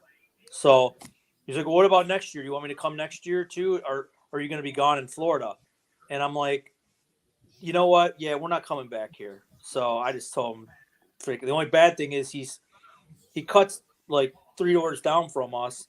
So if I'm back here next year, he's probably going to see me eventually. And he's probably going to ask me, what's up with your lawn? And I'm just going to say, look, I got somebody else because you're jacking the price on me. And I was probably my bad. When I first hired him, I'm like, hey, I can pay you cash if you give me a better deal. And he goes, well, I don't know. He goes, will you pay me cash? And I'm like, yeah. I said, how much you charge? He says $30 a cut. So I was getting ready to go to the bank. So I pulled a bunch of money out of my pocket. I had like a ton of cash on me. I just gave him like a month's worth right away. I'm like, here's for a month. And I'm like, I'll just pay you monthly like this instead of weekly. And he's like, oh, okay. And he's like, wow, that's nice. And I'm like, oh, great, man. Now this guy's thinking I'm loaded.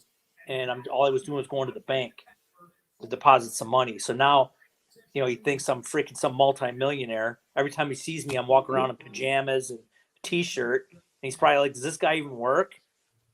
So I'm like, I don't know, dude. I'm done with this guy. What do you mean, Scott? You're not super rich, bro? Like you don't have like money to just throw away? I'm on a fixed income, man. I'm retired. Oh man, it's just funny to me how people like that, they take one moment like that and they turn it into like, this is who you are. We had a James Conner touchdown a couple minutes ago, and we just had a. Looks like we got another K-Dot and TD in the Tampa game. All right. K-Dot and coming on strong, baby. That's 31-25 now. It's still a game. Yeah, that was going to be. I knew that was going to be a good game. Those two play each other. They have a lot of high scoring games. Yeah, they did earlier this year too. Yeah, Baker whipped that ball in there to him too, man. That was a great show earlier this year.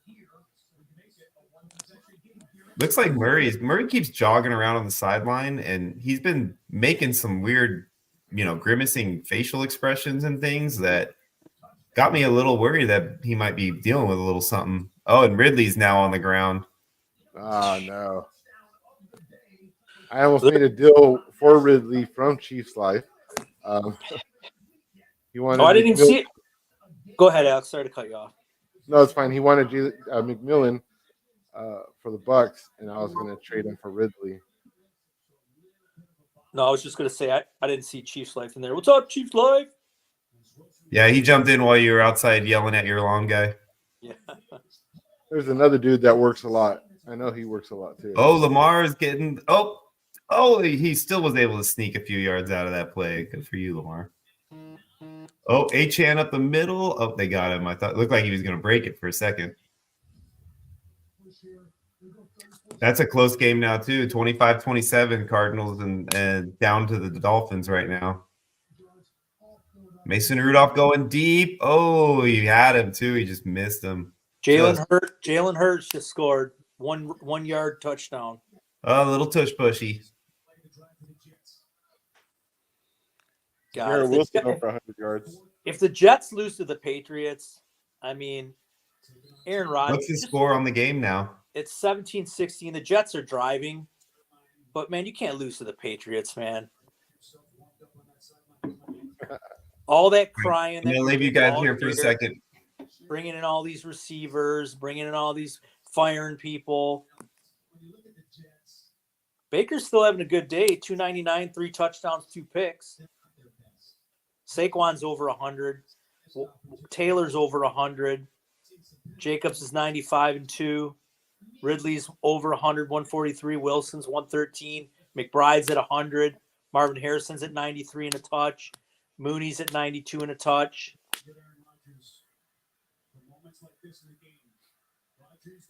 Alex, do you guys have Wingstop out there? Yeah. I think they're a little overrated too. You're not a big Wingstop guy? No, to be honest, some of the best wings that we've had are the wings that we've made, man. We get real creative. Oh, my wife makes the best wings. I mean, I bring them to every year. I bring them to my home fantasy league draft, and every year the guys are like, before the draft even goes on, they're like, "Is your wife bringing those wings again?" And I'm like, "Yeah, she's bringing them. She'll make them. I'll bring them." Yeah, we like to make stuff ourselves, man. Like I make killer jalapeno poppers. I do sushi.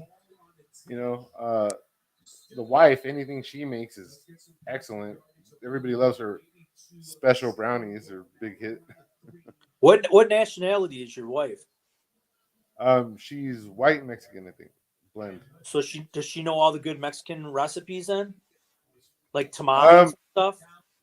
To be honest, I can't really say she gets it from anywhere, but she does make tamales, and they're outstanding. Like, yeah, tamales are good. Those are the best in town, hands down.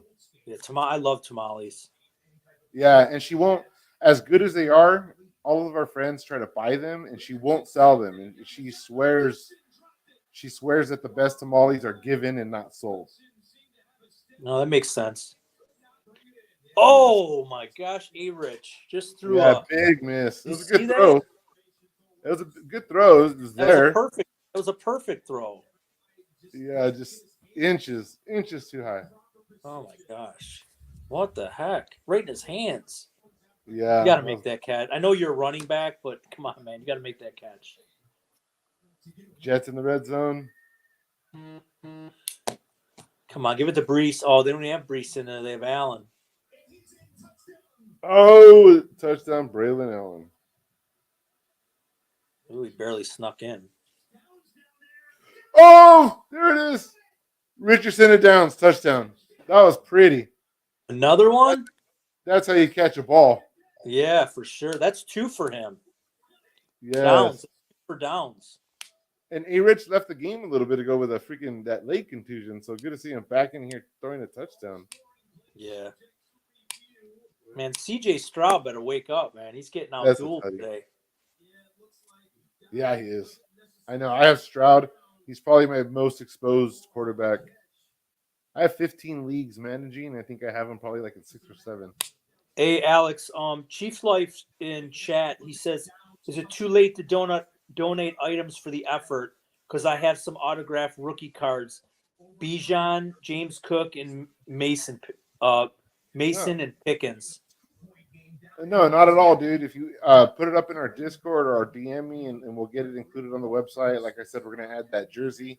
We'll take care of that later today after this stream ends, and then we'll let people bid on that from now until Tuesday. So, yeah, that's cool. We appreciate it too. Yeah. No, that'll be pretty cool. I think some people. I think, it's not showing a lot right now, but I'm pretty sure after the stream today, once these items get up there, I think some people are going to start really, once people stop watching the games and dig into it, I think we'll really start generating some money for our auctioned items. Yeah, we'll post it in because not everybody can tune in all the time. So we'll post it in like a linear format, images and links. That way everybody has the information in front of them. Yep. New So England denied Rogers. So this Miami Arizona game ended up heating up a little bit, 27-25 with 6 minutes left in the fourth. So this one's kind of heating up a little bit.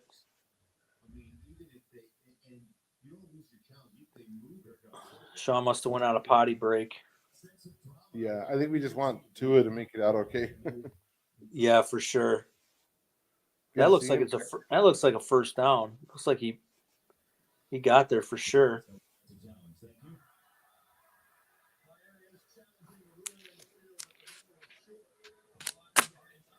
Yep, it looks like they're gonna give it to him.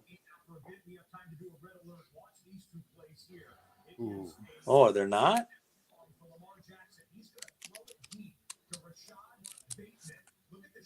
All right, we got a red alert. Lamar dropping back. Oh no!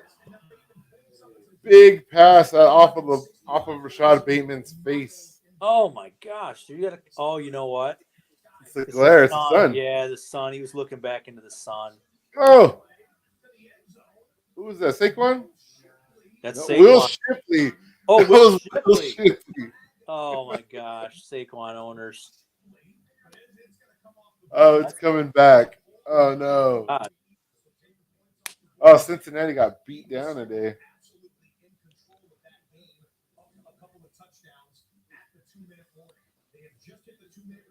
Wow, that's why Shipley was in.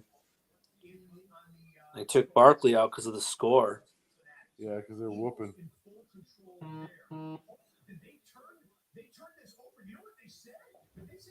Oh, Josh Downs didn't get that touchdown. They didn't get it to him? Was there a penalty? No, down at the half-yard line. Oh, come on. Give him the score. Yeah, that was amazing. I can't believe they didn't give that to him. All right, Alex, you're going to get a DM from Chiefs Life. He's sending it now. Hey, thank you, sir. We appreciate you, Craig. Yeah, thank you so much, Chief Life. That's cool. We have some cool stuff. No, we do have some cool stuff. I wish I was still in card collecting, but I don't know. I don't collect them no more.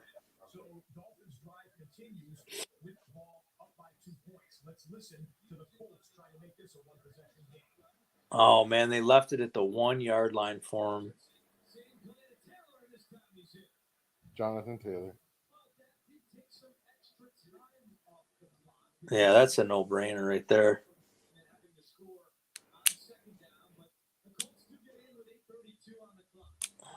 I don't know. Josh Downs is looking like more and more like the number one in that offense. This feels like a big week, man. How's your season going, Scott? You doing well? I don't know. I mean, it's like hit or miss. I mean, I got best balls are okay. Redrafts are just okay.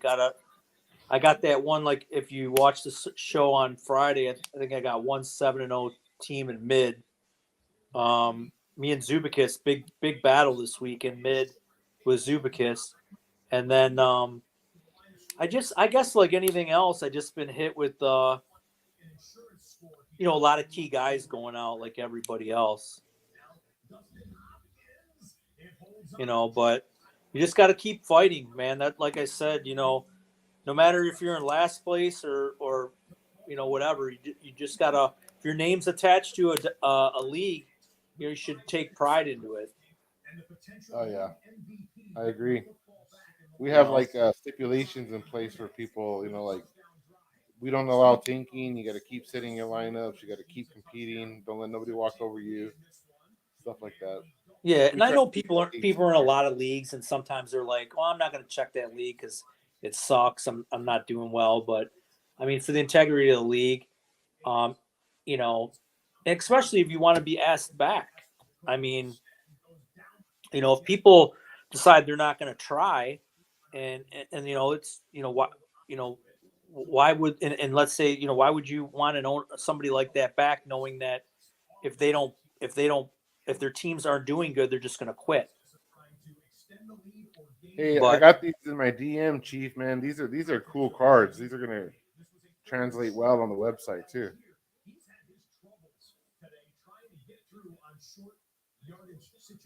does he have a have him send you a minimum bid too, like what he would take for him, I guess. Yeah, definitely. Look at this Let guy. us know where you want these prices to be.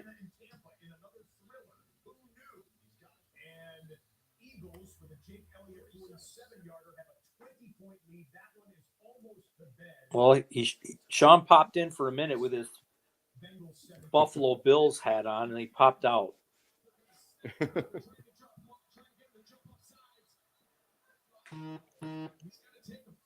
All right, back to the action here.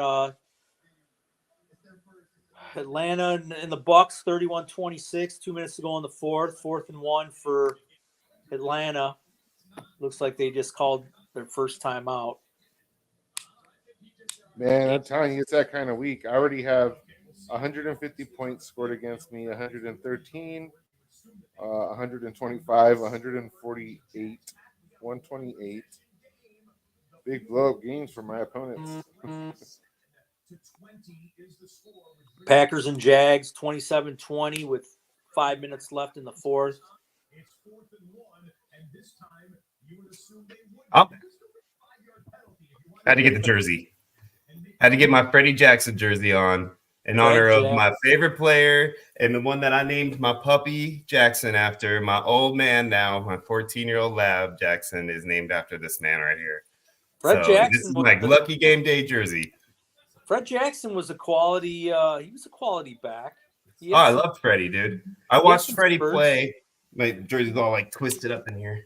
I watched him play in the preseason, and he did like this crazy little flip touchdown. And then I seen him play in Europe, and I was like, the whole time I'm like, bro, this guy needs to be on the field.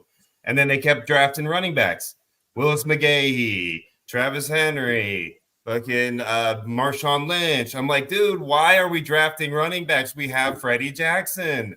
Yeah. And like, sure enough, he finally proved himself. And I'm like, yeah, see, I told y'all. I should have been in that GM chair. Yeah, Fred. I would have drafted Josh Rosen, and I'd hate myself. So. Yeah, I liked Fred Jackson, man. Got to get my little ears like lined up here. The screen. There we go. Let's go Buffalo. All right, we got some games winding down. Murray over to Trey McBride again. Monster day for him. I faced Todd TB, our friend TB, and he's got K-Dot and with 29 points from the tight end position. Ouch. National tight end. That's right. Yeah, you do the tight ends. We're gonna get hot today because of that. It always happens. Wait for Kelsey and Kittle, man. You know they love this stuff. Oh. I gotta undo my little buttons here, dude. This thing is twisted all up inside me. I'm gonna give you guys the top 5 scoring. The Freddie. Let the Freddie breathe. Oh, Zay Flowers. Down to the half-yard line. Oh, no touchdown for you. You know who they're gonna give it to. Now. You know who's getting it now? DH. The King. It's the King time. Yeah, it's downhill running time. Jeez. Oh, so Tony Pollard has 95 yards, and I need 5 more yards to score some points in one specific league that only scores after 100 yards. And, of course, he's sitting on the bench. Sean, Chiefs Life donated some rookie cards, and there's one with your name on it. I actually thought about that right when you said that. I'm not going to lie. I literally thought about that right away. I was like, dude, I should just say right now I'll buy it. Boom, and just donate to buy it. But I was like, no. I want to make sure because, like, what if people really want that card and the raffle ends up bringing in more, and I don't want to do it. I want to take it for less than it can get. So, but if it doesn't get to a certain point, then I probably will try to buy it off of whoever wins it for a donation if they're willing to sell it to me. I'll give them back their donation and then buy it.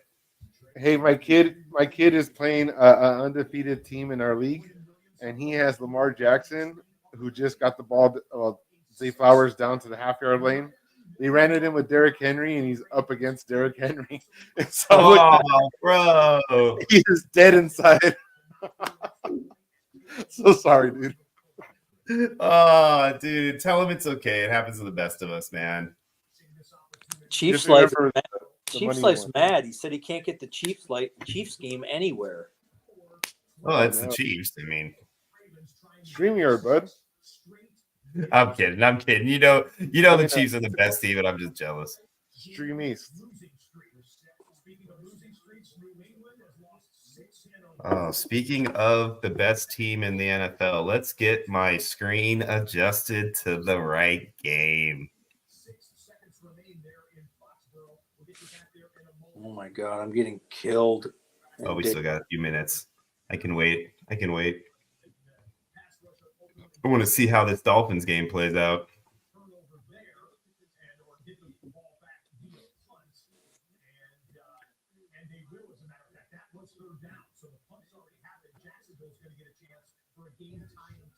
Man, look at these Jags trying to actually win this game right now. They're driving the ball with down by 7, making it look like he actually was worth the first overall pick that he was taken with. Jordan Love has only got 196 yards, 14 of 22 and a pick. Trevor is 16 of 25, 233 at TD and a pick. Yeah, well, he's out. Jordan Love's out, so. Oh yeah, that's right. He did go out, didn't he? He's all done. Yeah, he's done for the day, I think. That makes sense as to why the Jags are in this game then. Oh, they're moving the ball now down to the 40. Nice pass play from Trevor Lawrence down to the 40. Good play. Rolled out to his right. Threw a nice pass on the run.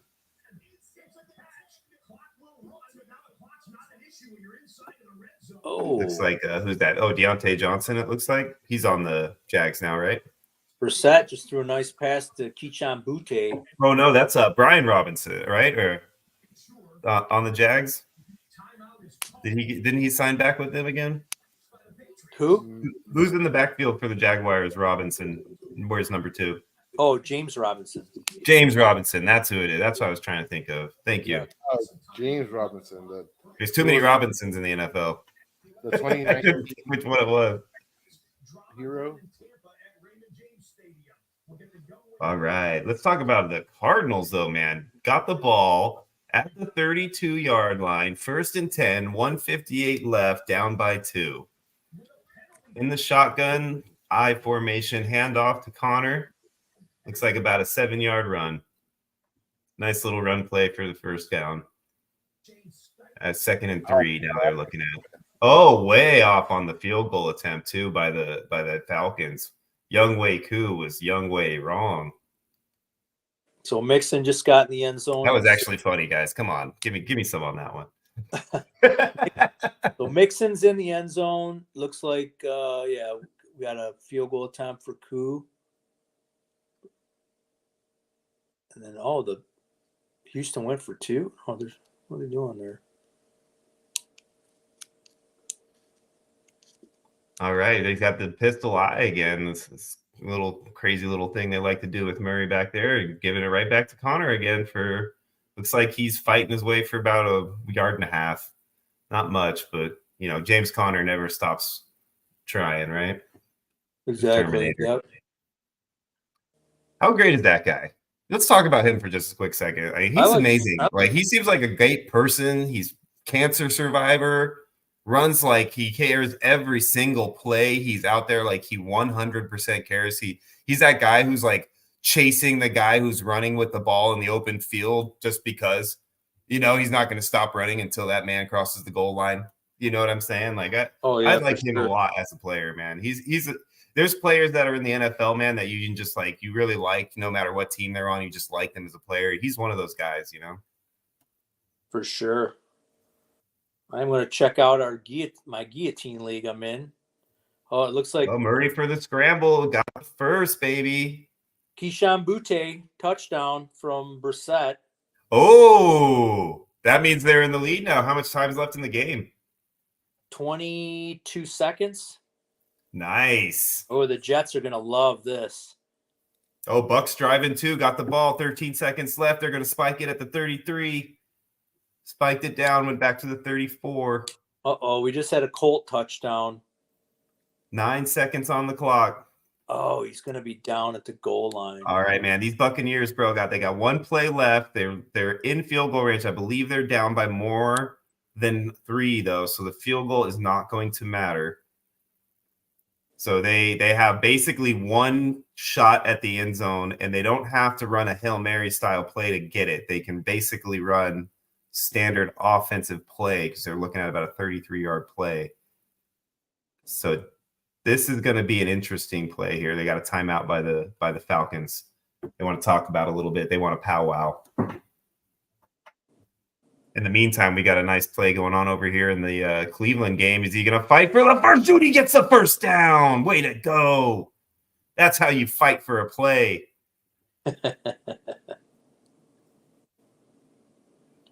1 minute counting. 1 minute 38-7. Cleveland has the ball down by 1 on their side of the field, sitting at the 43 in the shotgun. Stevenson's in. Touchdown from the 1. So yeah, they called him down at the 1, and then We got a nice pass play to Njoku down at the 40-yard line. They're about 5 yards away from first down, about 3 yards away from field goal range. A minute 21 left. The 3 Jets timeouts. the Jets are going to lose this game. I want to hear what Aaron Rodgers says about after this game. Are you going to fire yourself?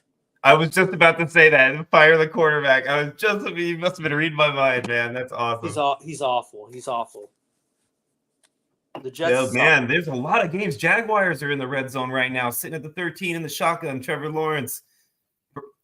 He's got Robinson next to him. Stepping back, looking right, throwing the fade to the corner.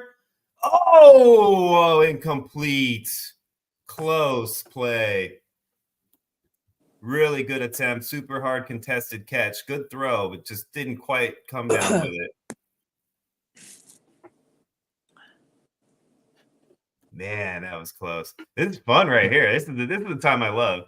When you got all these games right here Crunch at the time. end. Everybody's close. They're all fighting. Bucks got the ball here. They're getting ready to make their last stand here. They got down 31-26. 6 seconds on the clock. Baker in the shotgun. Stepping back. Rasheed White standing next to him. Steps back. He's looking. He's got to rush. Oh, he's got to avoid the rusher. He steps up. He's winging it.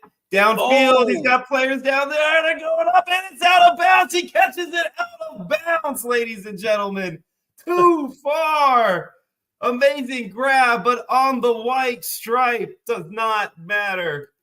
And the game is over. 31-26. Falcons take it down. What a finish. Man, it was tipped around, batted, bam, boom, bang, and right into his lap, but he was already on the stripe. That's all right. Good game. Man, knocked over the poor guy watching the stands to make sure no crazy fans did anything, and that guy got walloped in the process. Trevor Lawrence, touchdown to Evan Ingram. Look at that, baby. Tied it up with a minute 48 left. Yep, And Jair Alexander's looking a little shook up on the play. What a turn of events. Yep. And as we say that, we move on over to the Cardinals and Dolphins. They're sitting here with 2-point game. Cardinals are lining up for a 34-yard field goal with 1 second on the clock. Here we go. And the snap's good, holds good, kick is up, and it is in. The Cardinals are going to take the 1-point win, sending the Dolphins home PO'd on Tua's return. It's okay, Mike McDaniels. Get yourself a new sweatsuit and warm up for next week. You got Sean, the Bills coming to town. Sean, did you see this? What's that? So Jimbo Bimbo, I'm going to bring it up on the screen here. This guy is amazing. I got to meet him one day. Look what he wrote. Yeah, ditto. He says, okay, guys, loving the show. I've been thinking while listening today I wanted to donate a week free Airbnb in this house when done for auction for a vacation for the winter. So, Oh, hey. Jimbo I'll be bidding on Bimbos. that one, man. I'll be throwing my money in Yeah, I on that might be bidding raffle. on that one too to hang out right on the coast there. Yeah, right. For And a then week. I won't That'd even be require really you to cool. leave, my friend. You can stay there with us and just keep on hanging and partying, brother. So that is really, really generous of you. And I know where he lives. It's a nice, very nice area right on the coast. So it's West Florida. So it's north of Clearwater. Wow. It's a Nice. very, Great. very nice area. That's amazing, man. We appreciate you, Jimbo. Oh, and as you say that, Jameis Winston going deep for a touchdown. Tillman, baby. 59 seconds left. Woo! And they're going to take the lead by 5. Do they go for 2 is the question. I think it's obvious you have to, right? Yeah. But, man, what a play. 3 touchdowns, 334 yards for Jameis Winston. You talk about a turnaround. All right. By the way, that touchdown by Evan Ingram was epic. Yeah. You get a chance, look at that play. Watch him. He leaped over the top of 3 defenders and took that down. It was reminiscent of the, DeAndre Hopkins over the Bills a few years back. Jameis Winston and Cedric Tillman are having a huge day. Just scored like that bomb from Winston. Oh, Malik Willis, wide open to Jaden Reed. He's running down the sidelines, out of bounds at the 15-yard line. Minute 4 left, tie game of 27. Finally, we have a Jaden Reed sighting, ladies and gentlemen. Winston, 334 and 3. Look at that. 55 yards for Jaden Reed, and 43 of them, or more than that, 47 of them came on that play. Yeah. We're 48 maybe, somewhere in that range. Getting some massive, we're all behind Chiefs Life. No, we're all behind. Yeah, it's okay, though. I mean, it's not about the timing, right? Just pause your TV for a few seconds, and then you can mute it and listen to us. Jameson for 2. They didn't get it. Look at that. Browns are up 29-24 with 59 seconds left. Baltimore only has 1 timeout. God, I really needed Reed to get in the end zone there. Tell me about it. Cedric Tillman, man. I'm glad I picked him up in a bunch of leagues, man. He's the guy. Yeah, Tillman is definitely. I've actually had him quite a bit because he was one of those late round rookies that I kind of had a flyer on when he came out. So I picked him up in a lot of my dynasty leagues, stashed him on my taxi squad, and unfortunately, a lot of the leagues that I had no choice, that I couldn't keep him for the 2 seasons. I can only do 1 season on it. I had to kind of move him after this rookie season and drop him because I couldn't carry him on the roster anymore. But all the other leagues that I was able to carry him on the taxi squad for the full 2 years, I'm definitely reaping those benefits now. Right. Look at that. Up the gut for a first down. Green Bay, first down at the 3-yard line. Looks like it was their backup boy in there, Wilson. And the Ravens are coming out to play here, baby. Lamar in the shotgun, 1st and 10 from the 30-yard line. Justice Hill next to him. Rashad Bateman, bottom of the screen in a one-on-one scenario. Lamar's taken back. Rush is coming. Throws it over the middle. Hits his man. Aguilar for a first down. 10 yards exact. They're rushing up for the spike. Rushing up. Ref's getting to get out of the way. Stripes. Bam with the spike. There we go. Ball spike with 44 seconds left. So Willis handed off to number 30. That's that Wilson guy, right, Sean? Yes, sir. No, it's Brooks. So that seems Brooks. Number 30? Are you talking about the Packers or are you talking about different teams? No, Packers. The last name's Brooks. Oh, am I wrong? Is Wilson maybe 32 then? I think Wilson might be 31. Oh, they're gonna kneel on it. Green Bay is kneeling on the ball right here. They're just gonna play it down to the clock and kick the field goal for the win. Yeah. Lamar steps back, dropping back. Rush is coming. He's looking left, throws it. Caught. Zay Flowers caught on the sidelines. He's inbounds, though. They're rushing back. giving it to the stripes, putting it down. Oh, now the timeout. Looks like it was either Baltimore. Yeah, Baltimore called their final timeout. 35 seconds left. It's a good timeout there. I probably would have done it a few seconds earlier, though. Right. But, they weren't 100. He wasn't out of bounds, but he was coming back. So, at that point in time, he actually didn't even quite make it out of bounds, it looks like. So it was the right call and the right time to make the timeout. But just save yourself that couple of seconds if you can. So we're looking at a 1st and 10, 35 seconds left, no timeouts. Baltimore has the ball. Trying to wait here to see what sideline or the line markers are here. Looks like they're at the 42-yard line. Lamar in the shotgun. Justice Hill next to him. No Derrick Henry on the field. Rashad Bateman goes in motion. Lamar stepping up, tosses it down to Justice Hill with a dump off. Hill with the first down, gets about 15 yards.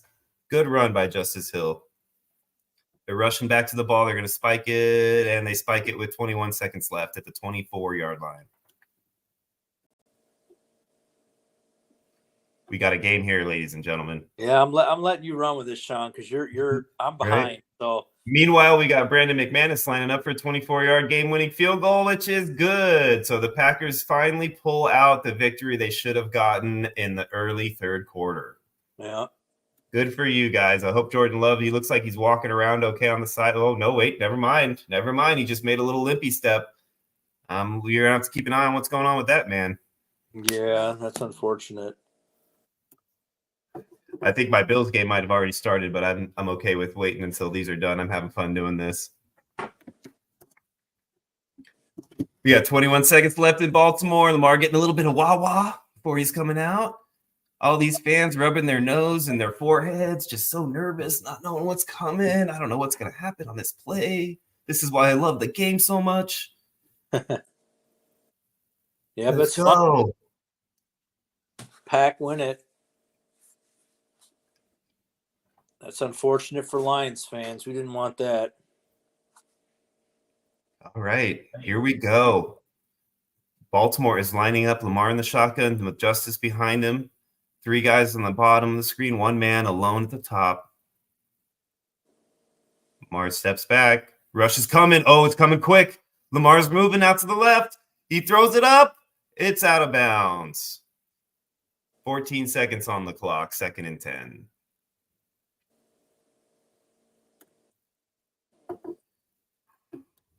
They almost had him on that one. That rush came in quick on that play. And Lamar was not ready for it to happen that fast, and it forced him to his left, which basically eliminated most of his play because all of his receivers were lined up with the right. So that was a broken play right from the gate. They're pulling back up to the line, same formation with the exception of the receiver lineup, and they're calling a timeout on the Brown side. They just wanted to get a look, just a little peek. Just a little quick peek. What you guys going to do here? Okay, now you know what you're doing? All right, let's come on over here and talk about it a little bit, guys. Get some water. Let's talk. Woo, doggies. I have 3 games on commercial right now, which I believe this means that 3 of them are over. But I do not want to move my screen until I see this Baltimore game with 14 seconds left. So I am sacrificing the beginning of my team, which is very rare for me to do, by the way, guys. I watch literally every second of every Bills game every season. For me to be doing this right now shows you how much I appreciate you guys. Yep. Kincaid's got a catch already. All right, Lamar's coming back. Lamar's standing up. He's in the shotgun. We got 2 at the bottom, 1 at the top. He steps back. Rush is coming. They're getting him. Oh, wait. Lamar breaks free. He's coming around. He's looking for an open player. Does not want to run. He wants to throw. He's looking in the end zone. Oh, incomplete to Zay Flowers. 3 seconds on the clock. We are still 1 more play away from the end of this game, ladies and gentlemen. Lamar did not want to run. He had a wide open field in front of him, but he did not want to run because he knew he could not get to the end zone in time. He wanted 1 more attempt at it, and he is going to get it. So what will they do? Cleveland has definitely been bringing the pressure. That O-line is hurting. They need to do something to make sure Lamar has the time he needs. Here we go. We're lining up. Again, 3 to the bottom, a little bit wider formation, and they're calling the timeout again on the Cleveland side. We got another, let's see what they're doing here, motion. which in my opinion right there, Scott. So let's talk about this real quick while we got a break. Right there, I think that formation that Baltimore threw out there, that was just this wide open spread offense look that they gave, was completely false. I think they literally told their players, walk up to the line in a formation that is nowhere close to the formation they plan on running on this next play, because they knew Cleveland was going to do the same thing they did on the last play, call their timeout and get a look. Yeah, that makes sense. So like to me, that's almost a null and void. I almost don't call the timeout and make them run a play. Right. Anthony Richardson just See, because they're in a completely different formation. Oh, they moved right back into it. Okay, so maybe it was a real formation from them because they moved right back into it with a motion. Oh, Lamar stepping back. Rush is coming again. They've got him all the way back to the 45. He's still got the ball. He's got room though. He's looking. He faked him out. Now he's playing, and there's nobody there. And that is the game. Game is over. Cleveland wins. Baltimore loses. 2 players out of 4 in our survivor pool. We are down to a heads-up match. What a game. Way to finish it out. Man, and that is your MVP, ladies and gentlemen. I'm sorry, but I think Josh Allen deserves it more than a guy like Lamar. I'm just saying. Let's go. What a game. All right. Speaking of Josh Allen, let's get my butt over to my game. I mean, in his defense, man, he's got no time to pat. No time. Oh, it was a terrible scenario with the way all that was going on for sure. I agree 100%. Excuse me. Got so excited there. Oh, I love the whites on blue. One of my favorite uniform combinations. Let's go, Buffalo. Just so you guys know, I'm going to be sitting here watching the Bills game until my offense is off the field, and then I'll go find a good 4-game thing to watch. But right now, I'm just on one. Josh Allen back, he flings it. Keon Coleman over the middle. Oh, wow. Keon Coleman does a 0. So if Keon Coleman scores, all right, guys, here we go. Donation announcement, ladies and gentlemen. If Keon Coleman scores a touchdown, I will donate $100 to the fund, baby. All right. Mark that down. And I am definitely not rooting against Keon Coleman for that reason because I have him in multiple fantasy leagues also. So it's going to benefit me when he scores that touchdown. Josh Allen looking back. He always go, there, here we go. This is when Josh is Josh, and of course he's Josh. And he's right to Keon, baby. There we go. Oh, we got a flag on the play, though. Hold on a second, ladies and gentlemen. We got a flag on the play.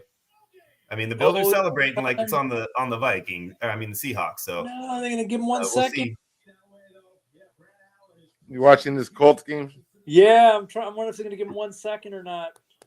You guys go ahead and talk. I'll keep quiet because your games are more important if they're at the end. Well, A-Rich just threw a pass, and it looks like the Colts had the ball on their – it might be on their 49 or the 50. 1 second. With one – oh, they did give him a second left. They're going to get a chance to tie it. Come on, tie it. Let's get more points out of this game. Are they down by 3? Yeah, but I think it's too long of a field goal attempt. So it's yeah, they got it. It's on. It would be like a 75-yarder, like a 68-yarder or something. Ooh, James Cook tackled at the 5-yard line. I thought that was going to be the first $40 donation going towards the fund, baby. He's going to throw it. It's going to be a Hail Mary attempt. Oh, I'm sorry. I was talking the Bills game. James Cook just got tackled at the 4-yard line. I thought I was going to donate $40 for a second there. Oh. Well, out of 15 leagues, it looks like I'm projected to win 4 and projected to lose 4, and all the rest are up in the air. Yeah, they're right in the middle. I'm not doing very well. Oh, James Cook. I see it. He's to the foe. Yeah, you saw that play? Yeah, just came through. All right, I got my phone open with the donation ready to go for whoever gets this touchdown in, ladies and gentlemen. Let's all pay attention to this real quick. Well, at least for me anyway. You guys can do what you want. No, this is important. Bills got the ball at the 5, 2nd and goal. Josh in the shotgun. Empty back. Keon's at the bottom of the screen. Oh, Josh is going to do the run. It's the Josh run. Oh, he's tackled at the 2. You never see that out of Josh Allen. It's okay, though, because as long as he stands up and walks healthy, I don't care. God. He was ready for Anthony Richardson. Oh, he's gonna get sacked. Oh man, Nope. how do you get? Oh, he's gonna toss it and fumble it. How do you get? He did the wop, wop, wop, wop, wop. Loss of like 25 yards. All right. Bills are lining up under the center. James Cook's in the backfield. Kincaid's on the move. It looks like a run play. I've seen this play a lot from them. Oh, he's throwing it to Keon. He's throwing it to Keon for the touchdown. Oh. Let's go. Congratulations. That's a Hundy. Nice.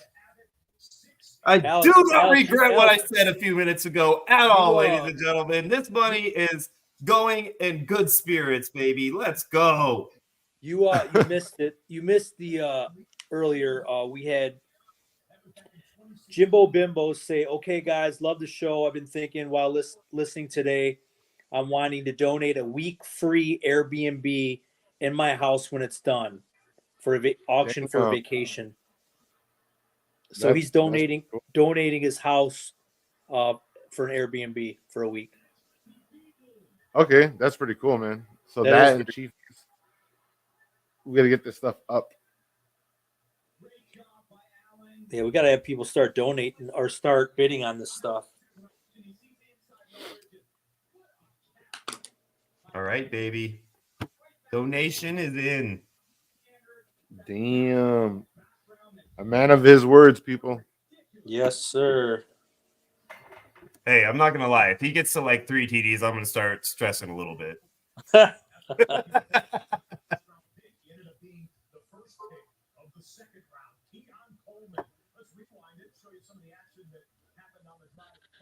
Okay, what have we got? Hogan got him into the red zone too, I see. All right, let's get back over to the fantasy realm and see where my games are. Oh, and we're on commercial, so I'm going to find the perfect match. Oh, bad snap on a punt for the Chargers. It looks like it's going to be a safety. Yep, that's going to be a safety. Yikes. Damn. And that was a long fumble. Let's see, which games? What games are... Oh, you guys are on Red Zone, correct? Yeah, we're on Red Zone. What do we got right now? 5 games going? So right now we got, let's see, we got Saints Chargers. It's 2-0 Saints, and then all the rest of the games are kicking off at 4. Oh no, there's another one. There's the Buffalo Seattle. Obviously, you're watching that 7-0 Buffalo, and then Washington the other 3 and Bears. The other 3 go off at 4:25. Bears, Commanders, Panthers, Broncos, and then Chiefs and Raiders. Yes, Chiefs and Raiders. Watching Cowboys and Niners. That's always a show.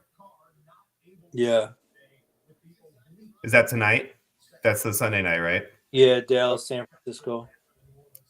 So I've been thinking about doing a Sunday night game broadcast where you can basically, the goal would be for you guys to mute the TV while you're watching the game so you can listen to me instead of Chris. Oh, so God. If anybody thinks that's a good idea, give me like a thumbs up or something, and I'll start throwing that together. And in the next few weeks or so, I'll do a couple runs on it and see what you guys think. Oh, that would be something. Sean must really hate Chris Collinsworth. Not the biggest fan. Yeah. He is. You know those people that you feel like, and I don't know the guy, so I could be way off base here, but you get that impression from people that like they're just not a good person in like real life. Like that's kind of the impression I get from him. You know who I can't stand? I cannot stand this guy, Joe Buck. Joe Buck is horrible. I've heard some stories about people saying that they've like got in an elevator with him and, said hi to him or whatever. And he gave him like who the hell are you? Do you think I don't have time to talk to you kind of thing? Like See, really, really that's the exact opposite of way anybody, in my opinion, that's any kind of a personality should ever act. I mean, I know that you get that all the time, and it can get annoying, and I understand everybody has life things and attitudes and moods and things happening from time to time, but like you still, like, if you're in that boat, like, that's part of your job, in my opinion, is to always be respectful of a fan, because a fan is the reason you are successful. Bottom line. Yeah. It's not like football. Football players, like, they have talent and they have like a skill that like only they can bring to the table to a level, like where, it is a skill and it is a talent to be a good announcer. But at the same time, like Joe Buck, I mean, his dad isn't in the industry, right? Like, it wasn't like he, came up all on his own and like, no, it was all handed. It was all handed to him. I mean, yeah, he was definitely nepo. His dad's the one that opened all the doors for him. And then I heard a bunch of stories about that. And then later on, I don't know if anybody knew, but he ended up having some kind of like polyps or something growing on his vocal cords. It was like real weird. And he did? Buck did. No, he did. And he had to go in for surgery. And the doctors told him, if this doesn't go right, there's a chance you won't have your voice anymore, or not good enough to go and to stay in broadcasting. And then he went out to social media and wrote all kinds of crap, asking people to pray for him and this and that. And I'm like, what a freaking jerk, man. You're such an a-hole to everybody else. And then now when you need something, you're begging people for, right. D-Hop wearing number 8. Yep. Got his first catch. I'd like to think that a situation like that might have humbled him slightly. Maybe he has turned a corner and gotten better. I always want to hope for the best, and just hope that that's better off. Same thing with Chris. Like, I hope that Chris is actually a good dude and not like the douche I think he is. But like that, it's usually not the case. It's usually exactly what you anticipate.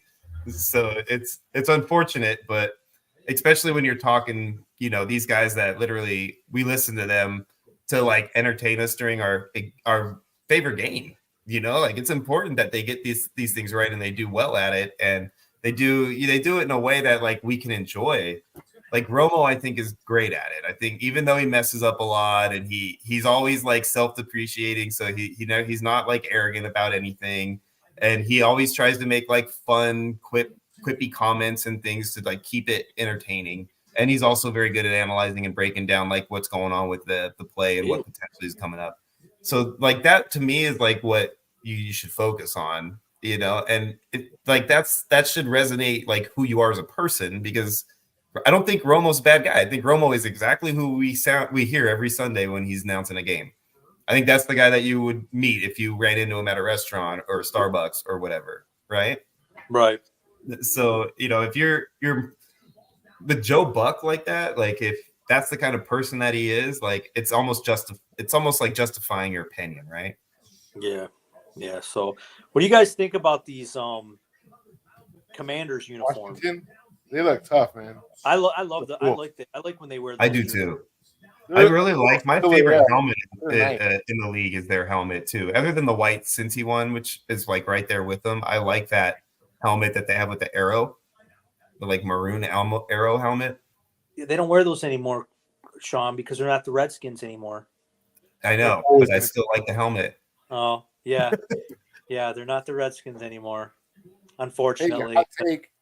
You guys think Patrick Mahomes is going to have more value now with Hopkins? They're going to go to him in the red zone. Yeah, I mean I want to see how Jaden Daniels does here. I want to see if he's going to try to escape the pocket. He's like, he's stepping back. Oh, he didn't have to. And Ertz wide open. Pass could have been a little more accurate. All right, I need a little bit of Kareem Hunt here. Let's go. He's telling him. Ertz gets up, and Ertz is like telling his offensive lineman, I juggled that pass. Hurry the hell up. Let's get this play going so they don't challenge it. Smart. I think he knows he didn't catch it. Let's see what happens. Oh, the refs are holding them up.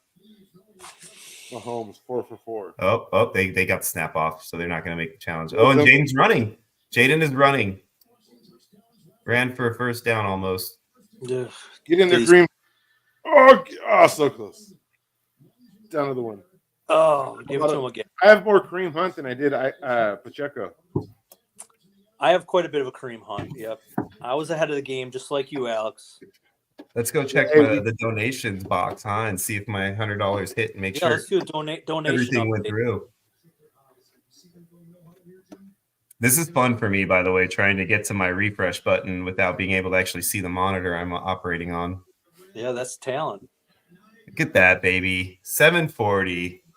Donation is in. Thank you, Keon Coleman.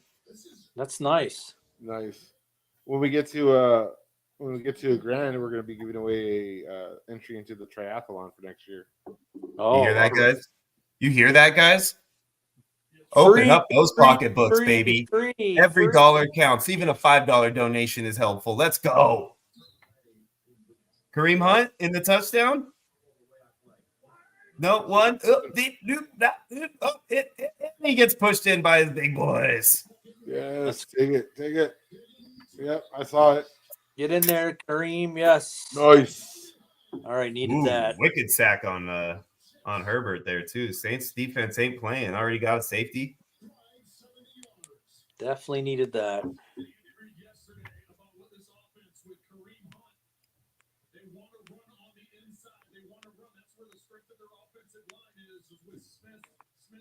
That's gonna help. Is that Thielen in the game, huh? Thielen's ended up playing. Oh no, it's not Thielen. Who is that? Oh, 18. Yesterday. Yeah, I was gonna say I didn't think he was playing. That was really tripping me out for a second. Thielen? Herbert got sick. Yeah, it was 18 though, not 19. The way he was running in the angle, it kept looking like a 9. I'm like, what the hell?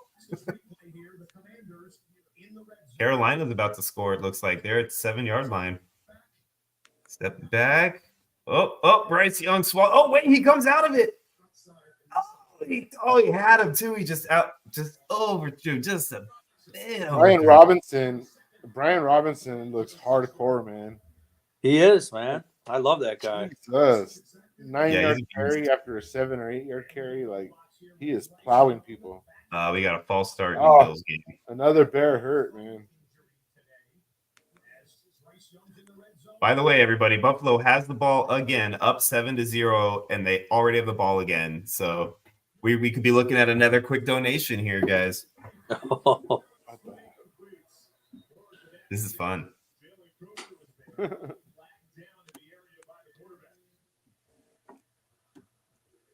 Ooh, Allen in the shot. Oh, he had a penalty. 5 penalties for 39 yards already on the Bills. Jeez, 5 penalties already? Yeah. Did you go to a party or something when you got that poop outfit? Yes, actually. I bought that originally. Oh, Keon Coleman right through his hands. It was a hard catch, though, but man, that was close. I actually bought it originally because Halloween last year was around the Amber Heard and Johnny Depp trial time. So I was actually Amber Turd for Halloween that year. Dude, you should have had like your girlie dress up as Johnny Depp, and then you would have been the turd. That would have been hilarious. Put like a pillow behind you. Oh, dude. Yeah, with some poop on it. I love it. Great. Oh, yeah, you're right. I wish I would have thought of that at the time. Although I'm trying to think back. It might have been right before we started hooking up, actually. Gotcha. Depending on if it was 2 years or 3 years ago now. It's time, when you get into a relationship, time just seems to kind of like blend together. Yeah, it kind of flies by. All of a sudden, it's like 4 years later, and you're like, damn, I got to buy another gift? Holy shit. I am up to 6 out of 15 in the green. Looks like 4 of them I lost. Now I'm coming back in one of them. So 3 I probably lost for sure. And the rest are like right in the middle. Let's go. Bills are going to punt the ball. No donation on this drive, everybody, unfortunately. It's all right, though. More's coming. Still early in the game. Oh, terrible punt, but it got a great bounce. We got a touchdown, Carolina. Xavier Leggett doing his horse again. Oh, now he's smacking the horse in the butt. Get a little more speed out of that horse. Woo! Yeah. You guys like him? Leggett? Leggett? I do. I think he's a fun guy. Yeah, he's all right. Oh, look at this card. Reds. Oh, they're stuffed. They're stuffed on the 2nd and 1. Stuffed at the 7. Blues 2 yards. Now they're looking at a 3rd and 3.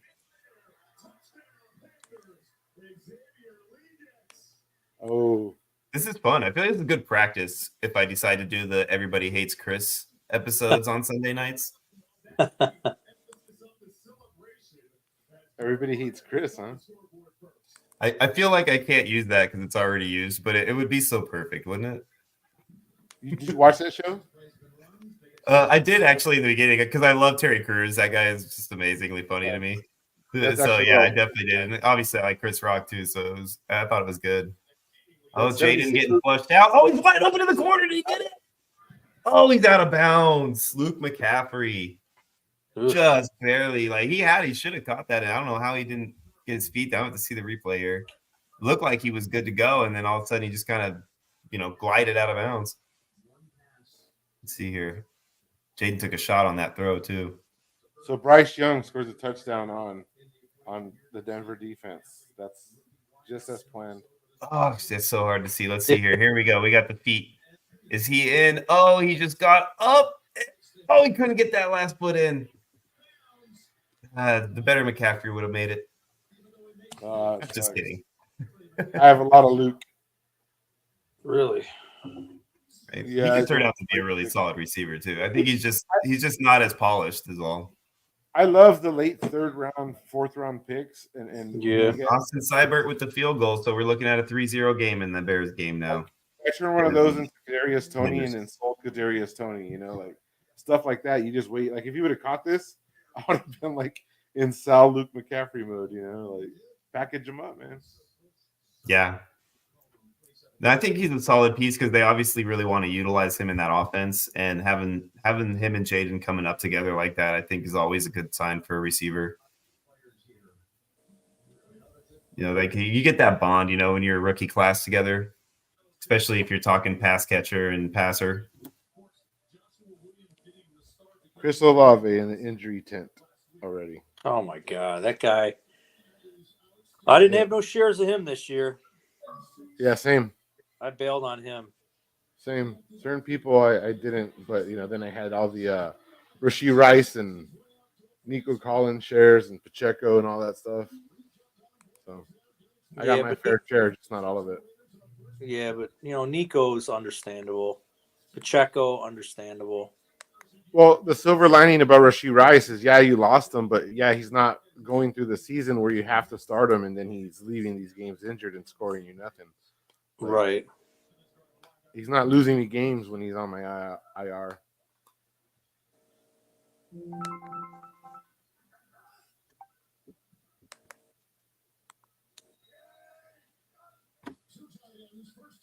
Jameis Winston is number 4 on the week with 29.6 points.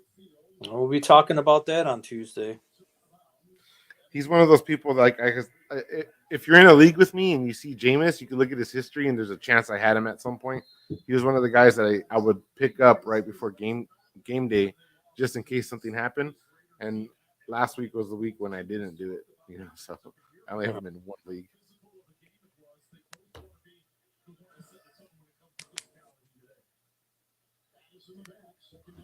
All right, guys, I'm going to go for a bathroom break. You get the charger. Awesome. I'm watching this Bills game right now. Let's go.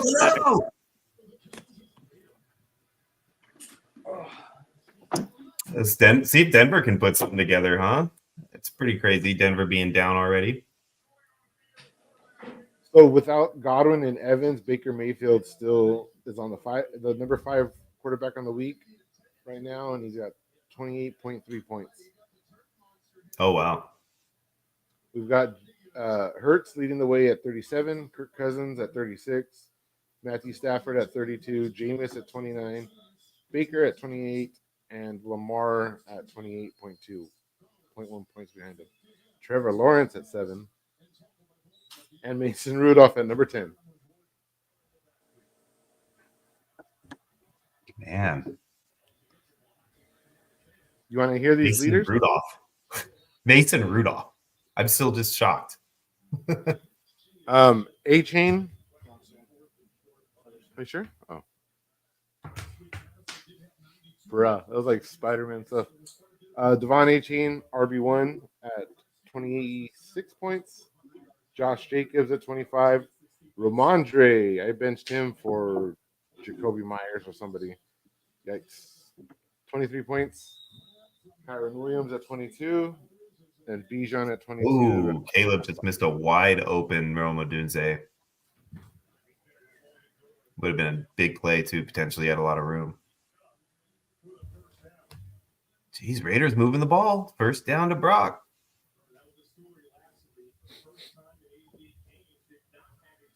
Dude, what a day so far, huh? We got a good Sunday of football for what we're doing here. We had a lot of games come down to the wire at the end in there. We got matchup of 2 top picks in the rookie draft right now and quarterback. Raiders are moving the ball and the Chiefs and making a game of it against the undefeated Chiefs right now. That'll be interesting. Oh, Brock Bowers, one guy I was wrong about. I was like, right? How good is this guy really going to be in the system? You know, Michael Mayer's a non-factor. Ooh, Gardner Minshew with the big block, baby. The Minshew throwing the block, dude. Oh, I'm sure they're going to show that one for you. Man, that was awesome. Always love seeing the quarterback get in there and fucking put their head down and just go for it, baby. They're wrapping somebody up here. Is this Jaden getting wrapped up in the Redskins game? Is he getting a wrap on the sidelines around his ribs, it looks like? Could be. Herbert with the 38-yard run. Oh, yeah. It looks like sweat landed on him.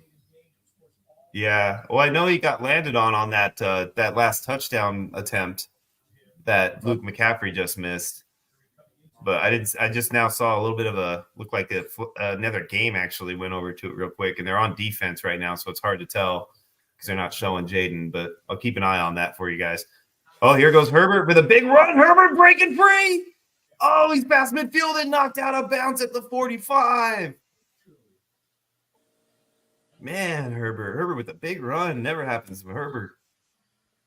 Inside the 10 for the Raiders. Yep. Minshew's in the eye formation here, the little pistoly eye, baby. Hey, guess who the wide receiver 1 is on the week? Formations. Up the gut. Tackled down at the 1. Looks like White. Sean. What's up? Who do you think the wide receiver 1 on the week is? So far? Yes. Like, are you like in general, like asking who it is, or you mean like who I think it'll be? No, who do you think it is right now, currently? Right now? Let me think here for a second. I'll never guess. Okay, now you say that, I'm gonna try to think even further down the line here. Let me think. I'm gonna go with Romeo Dobbs. No, even more. You're ready to Cedric Tillman. Oh, Tillman. Cedric Tillman. Wow. Oh, touchdown Raiders. Minshew to Myers. Cedric Tillman. Yeah, he had a big day. Nice. Minshew to Myers, baby. Touchdown. 29 points. Behind him at 23 and second is Marvin Harrison. Number 3 is Calvin Ridley at 22. Josh Downs, number 4 at 22. Devontae Smith at 20. Top 5. And we got Mooney at 7. Zay Flowers, Puka, 9-10. That was interesting. And K-Dot oh, wow. Top 2 in tight end, K-Dot and Kyle Pitts. Wow. McBride finally up there. I was going to say Laporta's got to be close too, right? Laporta is number 6 with 16 points. K-Dot had 29 points. Jesus. Yeah, tight ends went off today. Yeah. Tyler Conklin in the top 10 at number 9 and Gesicki at 10. Yeah, crazy. Seahawks got a 1st and 10 at the 35-yard line, 36-yard line. Tillman's definitely the biggest surprise. Yeah, if absolutely. he's not picked up last week, he's going to be picked up this week. Oh, wide open. I do have him. Big in a bunch of Bobo. places. Last year I traded. It looks like Jaden Daniels is GTG. He's out there. He's walking around. He's got no wrap around his waist or anything anymore. So whatever it was that they were showing, he's GTG. Looks like. Okay.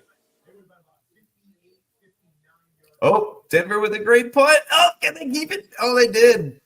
Good play. Did a little hot potato with that ball, keep it off of the goal line. Gino looking to make a move, dumping down to Walker, running for a first, getting about 20 yards and down at the 30. Seahawks are starting to threaten now. On their side of the ball, baby, on their 30. Hey, Peyton Manning. Peyton. Peyton. That's a stupid. I love those commercials, by the way. They crack me up. That Peyton one, that one's so dumb. The Peyton? I love it. It's so funny to me. That's what makes it good, though, is it's so dumb it's good, you know? Yeah, you'll love me then. Oh, dude, wide open across the middle of the field. They're all in the red zone now? Looks like they are. Seahawks in the red zone. About the 16-yard, 17-yard line.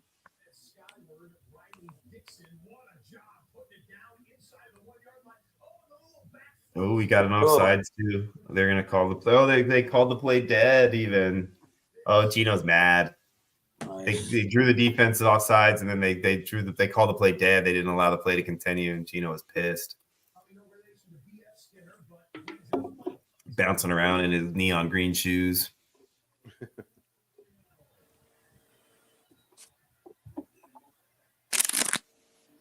Doggies. Neutral zone infraction. Defense. Kicking a field goal for Cameron Dicker. Dicker the kicker. 46-yard attempt is good. Yeah, we haven't seen Cooper, huh? Oh, Gino with the screen pass. Oh, Jansen tackle just shy at the 3. No Cooper, eh? Sean, I haven't seen no Amari? Cooper. Yeah. He hasn't been on the field for a little while now because their defense has been on field now. Seahawks are trying to drive the ball. Does he even have a catch? Probably not. Jeez. Walker, handoff to Walker, tackled short, lost a yard.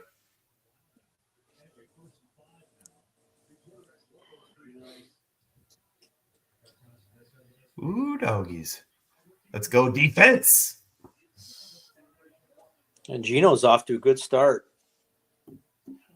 Oh, look at see if the Broncos defense can do anything. They got the backed up to the 1-yard line here. Bryce Young under center.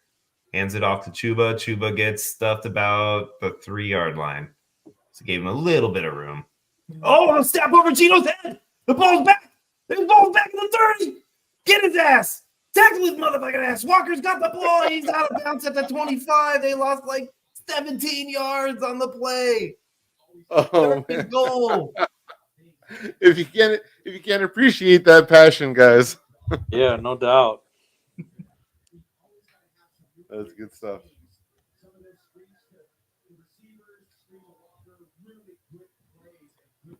Yeah, they're lucky Ken Walker got to that ball because if they didn't pick that ball up, that was going the other way for 6. There was 5 other players, and all of them were Bills players.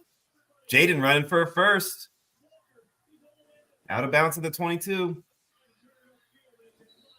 Oh, look at this. They might end up with a delay of game. Delay a game on Seattle now, too. Gonna back them up even farther. Back. Yeah, it's starting to rain there, that game. Yeah, that was a terrible freaking snap. Oh, I know, right? Jesus. How do you snap it that bad? I mean, that wasn't even close. Yeah, that was 7-8 feet over his head. Jaden Daniels running all over the place. Jesus. Yeah, I just saw that play too. He's smooth with it. Seattle sitting here at the 27-yard line, 3rd and goal. It's still good. It was still going to be a tough matchup, though, even with against the Bears, putting him in. They're going for the screen pass to JSN, tackled at the 20. Looks like they're going to concede for a field goal attempt. Be a 37-yarder from the 20, I assume. Jaden Daniels dropping back. Throwing the ball just out of the reach of his receiver. McLaurin was like just a little short. If he had on the long cleats today, he might have caught it. Oh, man.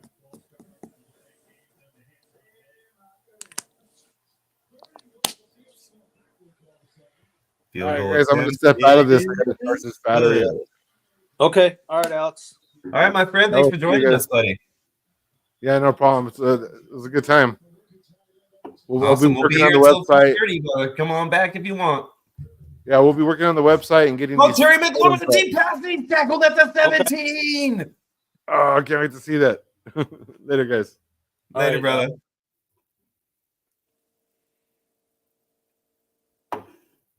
All right. Looks like me and you, Sean. All right. Hey, never a bad thing when it's me and you on the pod. Would have been nice to get some different people in here. It would have been nice, but I know we kind of caught everybody at a bad week. A couple people on vacation, and I know Ken's still dealing with his parents' situation. But Ken was in Miami actually this weekend. But yeah, we. Any updates on the game from him? Did you shoot him a text or anything? Ask him how his game experience was. See if we can get us a live update. Well, the game's over, so. Yeah, of course. I mean, a live update on his experience on the game. Yeah, I don't know. He didn't send me anything. I know he had a late. You guys know Ken had a side mission at this game to get us another drop or two for our podcast. If he didn't get it, I think if he would have got a drop, he would have sent me something for sure. Yeah, that was a nice pass to McLaren. Yes, sir, it was. They're running the ball with Robinson now. First down. First and goal at the 7. It is really hard pregame because we've tried it before to try to get these guys to come and interact with the fans. The best time to do it is during training camp. When they have training camp, they always, make time for the fans and stuff. But during games when they're warming up, they're in a zone. They don't have time, for fans, which is understandable. They're getting ready for a game. Oh, absolutely. Absolutely. I wouldn't want to distract a Josh Allen pregame. No, and I think it would just be, but when Ken and I went, to the Steeler Lion game, that was a preseason game. So I'm thinking, well, this should be a little bit more lenient, but yeah, during a real game before the game, I'd be shocked if you were to get anything from anybody. Yeah, no. The best thing would be to run into a rando retired player who happens to be attending the game. And that's the only scenario you're probably going to run into on a game day. Yeah, or if you stick around after the game and it's a winning team where they're in a good mood and they come by and maybe they'll throw you an autograph, but or whatever. But yeah, it has to be during training camp.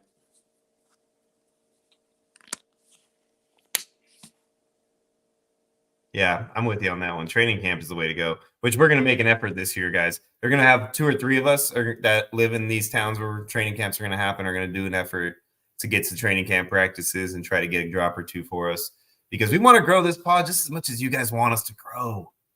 Yeah, yep, for sure. I think we've done pretty well considering we really didn't start until March?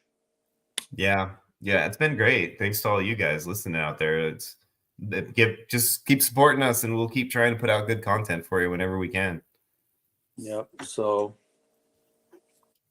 Jaden Daniels is taking the snap. Oh, it looks like this is a replay of a penalty. Looks like they caught him with 12 men on the field. So they're getting a little half the distance penalty. Look at James Cook with 6 rushes for 34 yards already. I have a feeling that this might be a James Cook game. No Ray Davis at all? Not yet. They're throwing a screen to Khalil Shakir right now, getting us about 6.5 yards, putting us at about a 3rd and 3. So no Ray Davis sighting yet. But I talked to you about that earlier today. The way that they've been utilizing him is they'll spell Cook for a series, and it's usually around mid second quarter and then late third quarter, early fourth. They'll spell Cook for almost like a full series and have Ray come in. And it seems to be the way that they like to sprinkle Ray. And so we might not see a lot of him until then. They seem to utilize Ty Johnson because I feel like they like him better for their pass protection. Which he's in the game currently. Oh, interception. Oh no. Is it going to be a pick six? Is he going to take it all the way? No, Josh is trying to fight for the ball. He didn't get it though.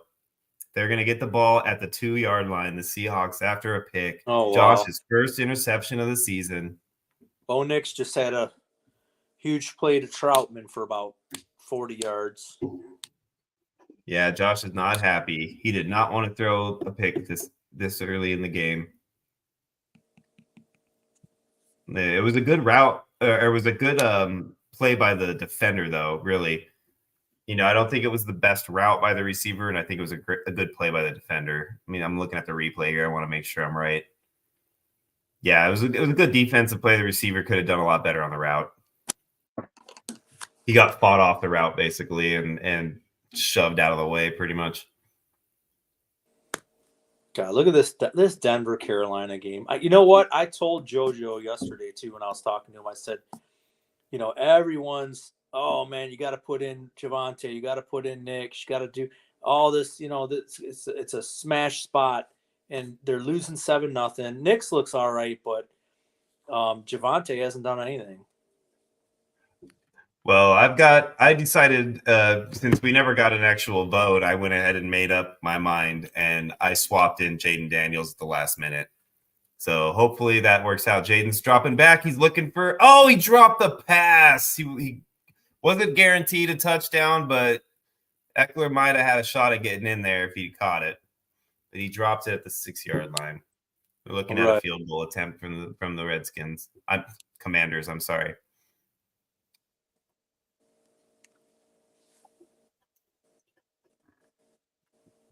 Let's see here. It looks like the Seahawks ended up having to burn a timeout because they weren't quite ready and the clock was running out. Broncos are in the red zone. 1st and goal, ball at 7. Nick's in the shotgun. Javonte at his hip. He's looking left. He's throwing. He's got Humphreys at the 3-yard line.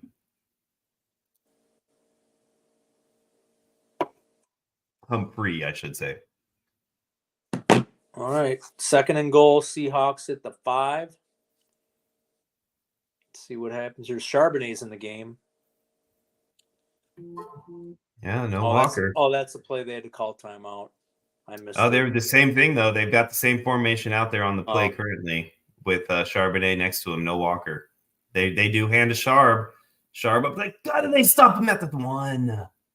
Good. Get Walker in there. I need Walker. It's a 3rd and 1.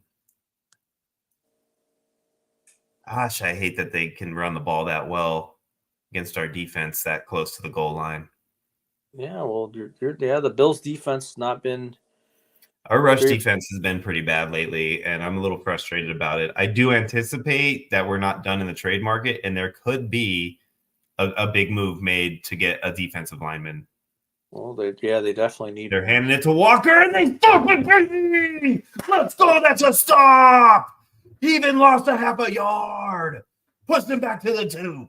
Take that field goal, stay down by 1. They're probably going to go for it, though.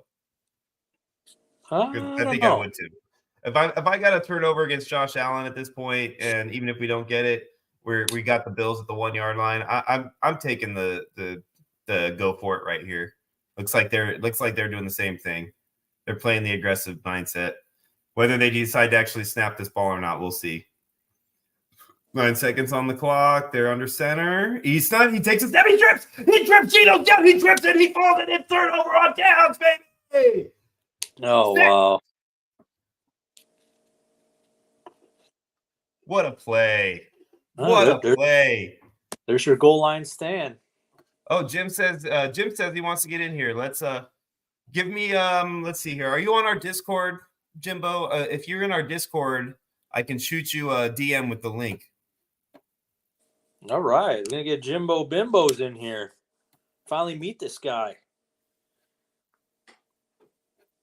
Yeah, you just let me know where if you're in our Discord, and I'll go look right now to verify. I think he is in Discord. I think he is. I feel like I searched for him the other day and I couldn't find him in there.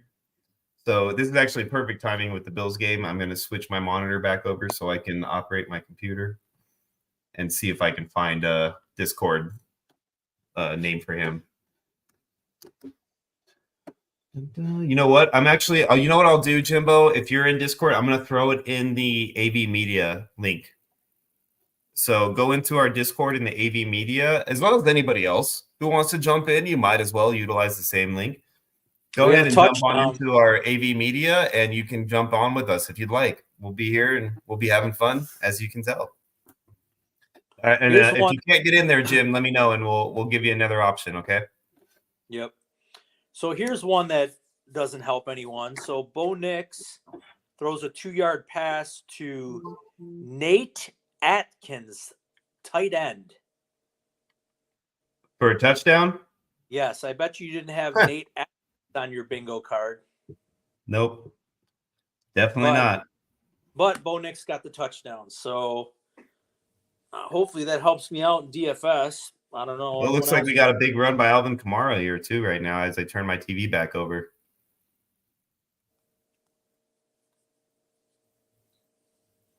Let's see how long this was. Oh, it was a screen pass. Looks like he's got some big men running down the field with him. Oh, good. Good 35, 40 yards. Good play. That helps out them Kamara owners, huh? Yeah, he was almost like telling those linemen, get the hell out of my way so I can run. Right? In my way. He's been one of those running backs that's always like that, too. He'll be like, I have no problem just jogging back behind you slow bastards until you get a guy to block. Yeah. Yeah, Gino, I don't think let me see here. They're showing Gino to see if he gets stepped on as he's coming out of center here. He got stepped on. Yep, he got stepped on right out the gate, too. He didn't even get to move his foot. So, yeah, that was a definite offensive lineman interference. Josh Allen's in the shotgun at the 4-yard line, 7-yard line. Oh, he's going a little quick pass to Kincaid, my boy Kincaid. Only got 1.5 yards, but hey. I don't know. This Commanders Bear game was supposed to be exciting. It's 6-0 at the end of the first quarter. They better ramp it up. Yeah, right. Things will get moving though. It's a little bit of a like kind of, feeling each other out scenario. It looks like so far. Yeah, we get Kendre Miller, man. He had a nice little run here for about 15 yards. I mean, I'm still holding hope. I still got my Kendre Miller shares in Dynasty, but Josh back throws the ball. Keon Coleman got the ball to 20. Oh, we got a flag though. Let's see what this flag is. It might be a hold against Ray Davis on the actual comeback here. We'll find out. Come on, Ray. You're gonna get yourself. McDermott's gonna bench you. And we got a little bit of rain in Seattle. Surprise, surprise. Yeah, it's raining. Sears back there still. They still got Kendre Miller back there. Look at Taysom Hill tip pass with a pick. Oh, did they get the pick though? We'll find out. See if they call this an interception or not. I'm sure it's getting reviewed.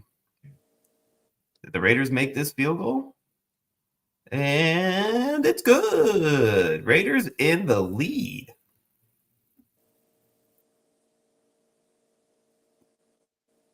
Oh, we've got a penalty on each team, offsetting penalties. They call it crackback block on him. That flag was out before he even did it. How the hell do you know he's going to hit the guy? He threw the flag before he even touched him. Dude, the flag almost hit the ground prior to his block. It's ridiculous. This is getting goddamn ridiculous. One of my favorite movies, Anchorman reference. Bo Nix hasn't been bad. 10 of 12 or 92 yards and a touch. But the big boy this week was Jameis, man. Went off. Over 300, 3 touchdowns, game winner. Oh, Khalil over the middle. Got about 9 yards. Looks like we're looking at about a 3rd and 7. Oh, look at the Panthers moving the ball.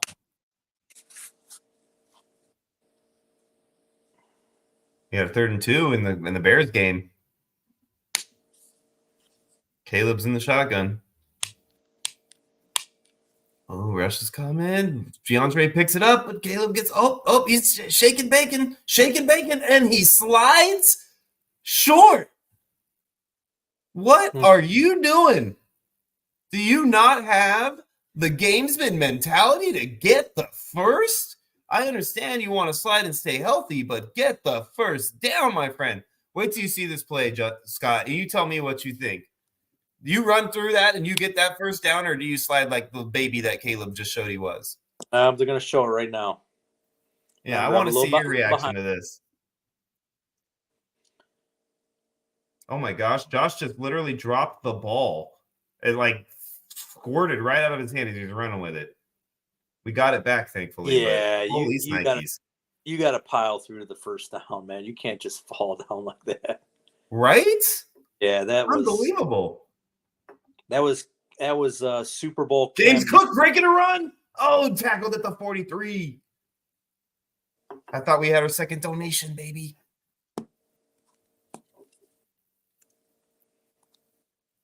Oh, yeah, the rain's Yeah, but how down. unbelievable is that? Back to Caleb. How unbelievable is that? Like, you got to get that first down. And it's not like he was immediately going to get hit either. He had like 2 yards between him and the defender when he started to fall. Yeah. And I mean, the only thing I can think of is the coaching staff may have told him, look, dude, I don't care what happens. You just slide. I don't care. You tell me that all you want, bro. I'm a competitor.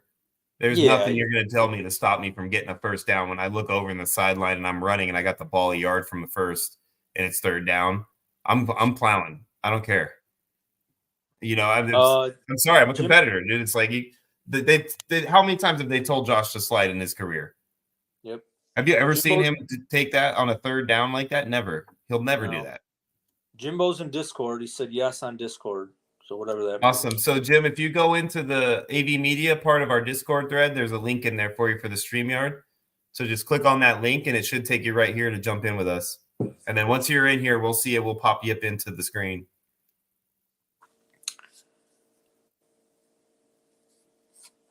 We got a big play by Bates. Moving on down the field. Rumbling, bumbling, stumbling. We got a Panther down on the field. That was Leggett. I'm not sure who it is. Leggett. Oh, it's Leggett? Yeah, he limped off. God, Mahomes has been so bad, man. It don't look like Leggett. This looks like a white boy. Number 17? It wasn't Leggett? There's a different player. Maybe it's a different play. Maybe it's the next play. Yeah, Leggett limped off the field. Caught a pass and then limped off the field. Uh-oh, that's not good.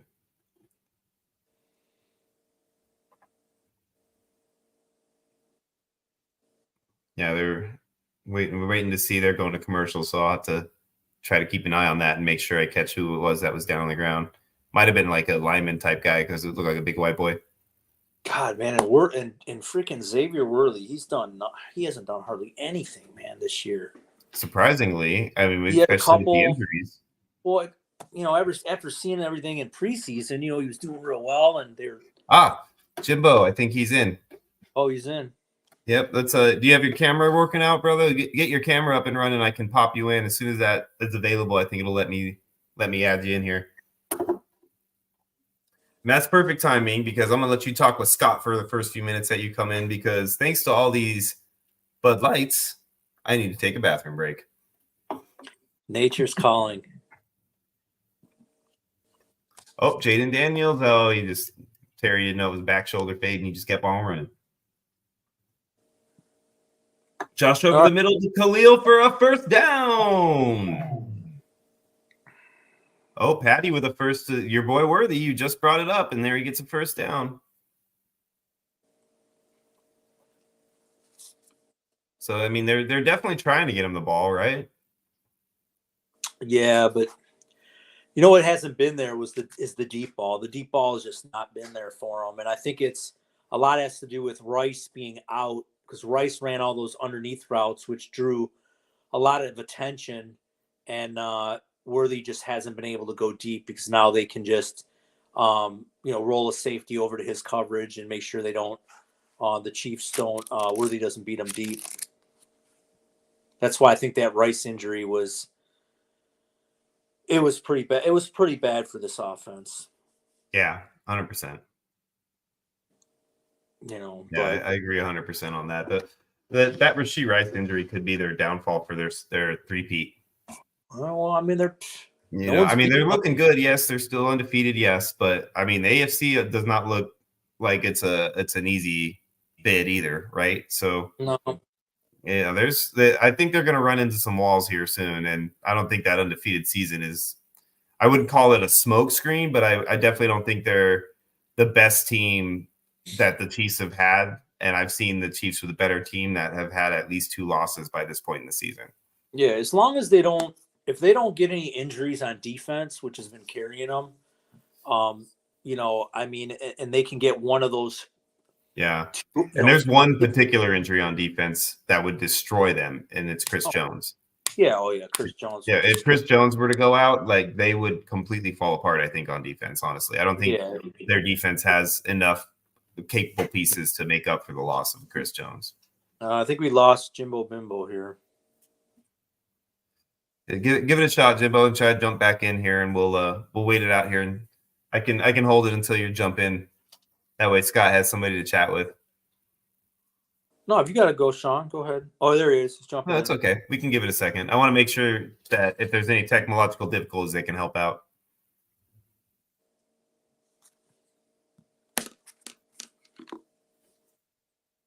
All right, let's see if it'll let me add you in here, Jimbo, without. Are you there, my friend? I'm here. What's up, brother? All right, guys. What up, Jimbo? Hey, you guys are amazing. I mean, the emotions are way more than I can even explain. It's just, it's been a blessing what you guys are doing, and I just can't even express to you guys how intense the last month has been. You know, from preparation for the storms with sandbagging and anticipation of it coming, dealing with it coming and the losses, and then wondering where you're going to start and how to start. And it's just it's a very humbling experience to go through. And the fantasy football community is unbelievable. I'm in about 100 leagues total. I mean, I'm in probably 52 dynasty leagues. You guys kind of got me hooked on best ball. I was not a best ball guy forever, and it's been kind of fun to do the best ball thing. Alex brought me into the league, and it was kind of cool because of the way you guys do things, and you're so committed to your players. As far as league members is just amazing, and just going through this whole experience with people in general, it's the giving from a community, from the standpoint of friends, family, but it's amazing to see the fantasy people step up. I mean, I've had people that are from Georgia, Texas, and Alabama all come here and have donated their time to helping people. It's just, it's incredible. We lost literally every single thing in our home, from appliances to clothes to furniture. The house is empty, and we've gutted it out, and we're starting to rebuild it. And I think I've kind of stated where we're at. It's going to be a long recovery. You know, I'm not a rich kind of guy. I'm a hardworking blue collar guy. I operate heavy machinery for a living. I work for a fairly large construction company in Florida, and you know, they were very generous in the beginning. They donated fans to help me dry out, generators, a dumpster to put all the drywall and all the wood and things that we ripped out of the house in. And then along comes Milton. You know, Helena is where we got our damage. Milton was not so bad here, other than wind and trees, and really didn't affect us. But it just kind of set us back another week in recovering, you know, because we had to prepare again for the unknown. And just a slight change of track on Milton could have been huge. The emotional part of it, and I'm a pretty strong guy, I mean, but it's been an emotional ride. And fantasy football has been an outlet for me to just unwind. And Sean, what you're doing today, brother, has made me laugh, made me cry, has brought some refreshness to my day. And I can't thank you guys enough, in the fantasy football group enough, for what I'm doing. And I mean what I say with, I will donate our house for 1 week vacation. Yes. For someone that wants to come down here. As soon as I'm done with it, I'll let you guys know, and that person can come and spend the week, use my boat, Yep. and just enjoy themselves, because it's a family. More than what you know, the fantasy football people kind of all come from the same cut of cloth, and we kind of all know that. And relying on them and just their friendship has been just incredible. So thank you again, guys, for everything you're doing. I love the show. I love the leagues. I love everything about what Ballsville's about. And going forward, I want to be a part of anything I can do to help a charity for people in loss, people in need in our league. And I don't care if it means jumping on an airplane and going to another state. I'll be there. So thank you, guys. And I second all that. I'm his wife. Thank you guys so much.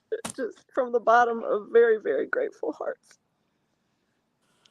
Well, that's pretty emotional. Thank you, It's Jimbo. just real, guys. It's I don't know how to explain it. It's You definitely get in touch with its only stuff. It's after life. A while. It's life changing. Yeah. And for someone that's never been through it, Yeah. it's amazing to think of 5 foot 6 inches of water in your house, along with wind. What it does to the inside of a house. It's just amazing. I mean, it ruined everything. It picked up the refrigerator, flipped it over. It picked up the hot water heater, flipped it over, busted the water line off the hot water heater, and you got water blowing all over the place on a live feed.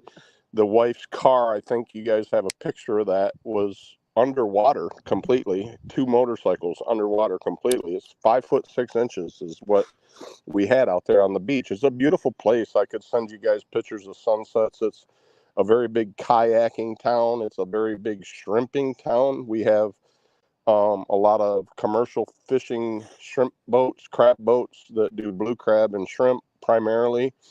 So it's just a little quaint town in Hernando Beach, Florida, is where we're at. And hard to ever think of And leaving.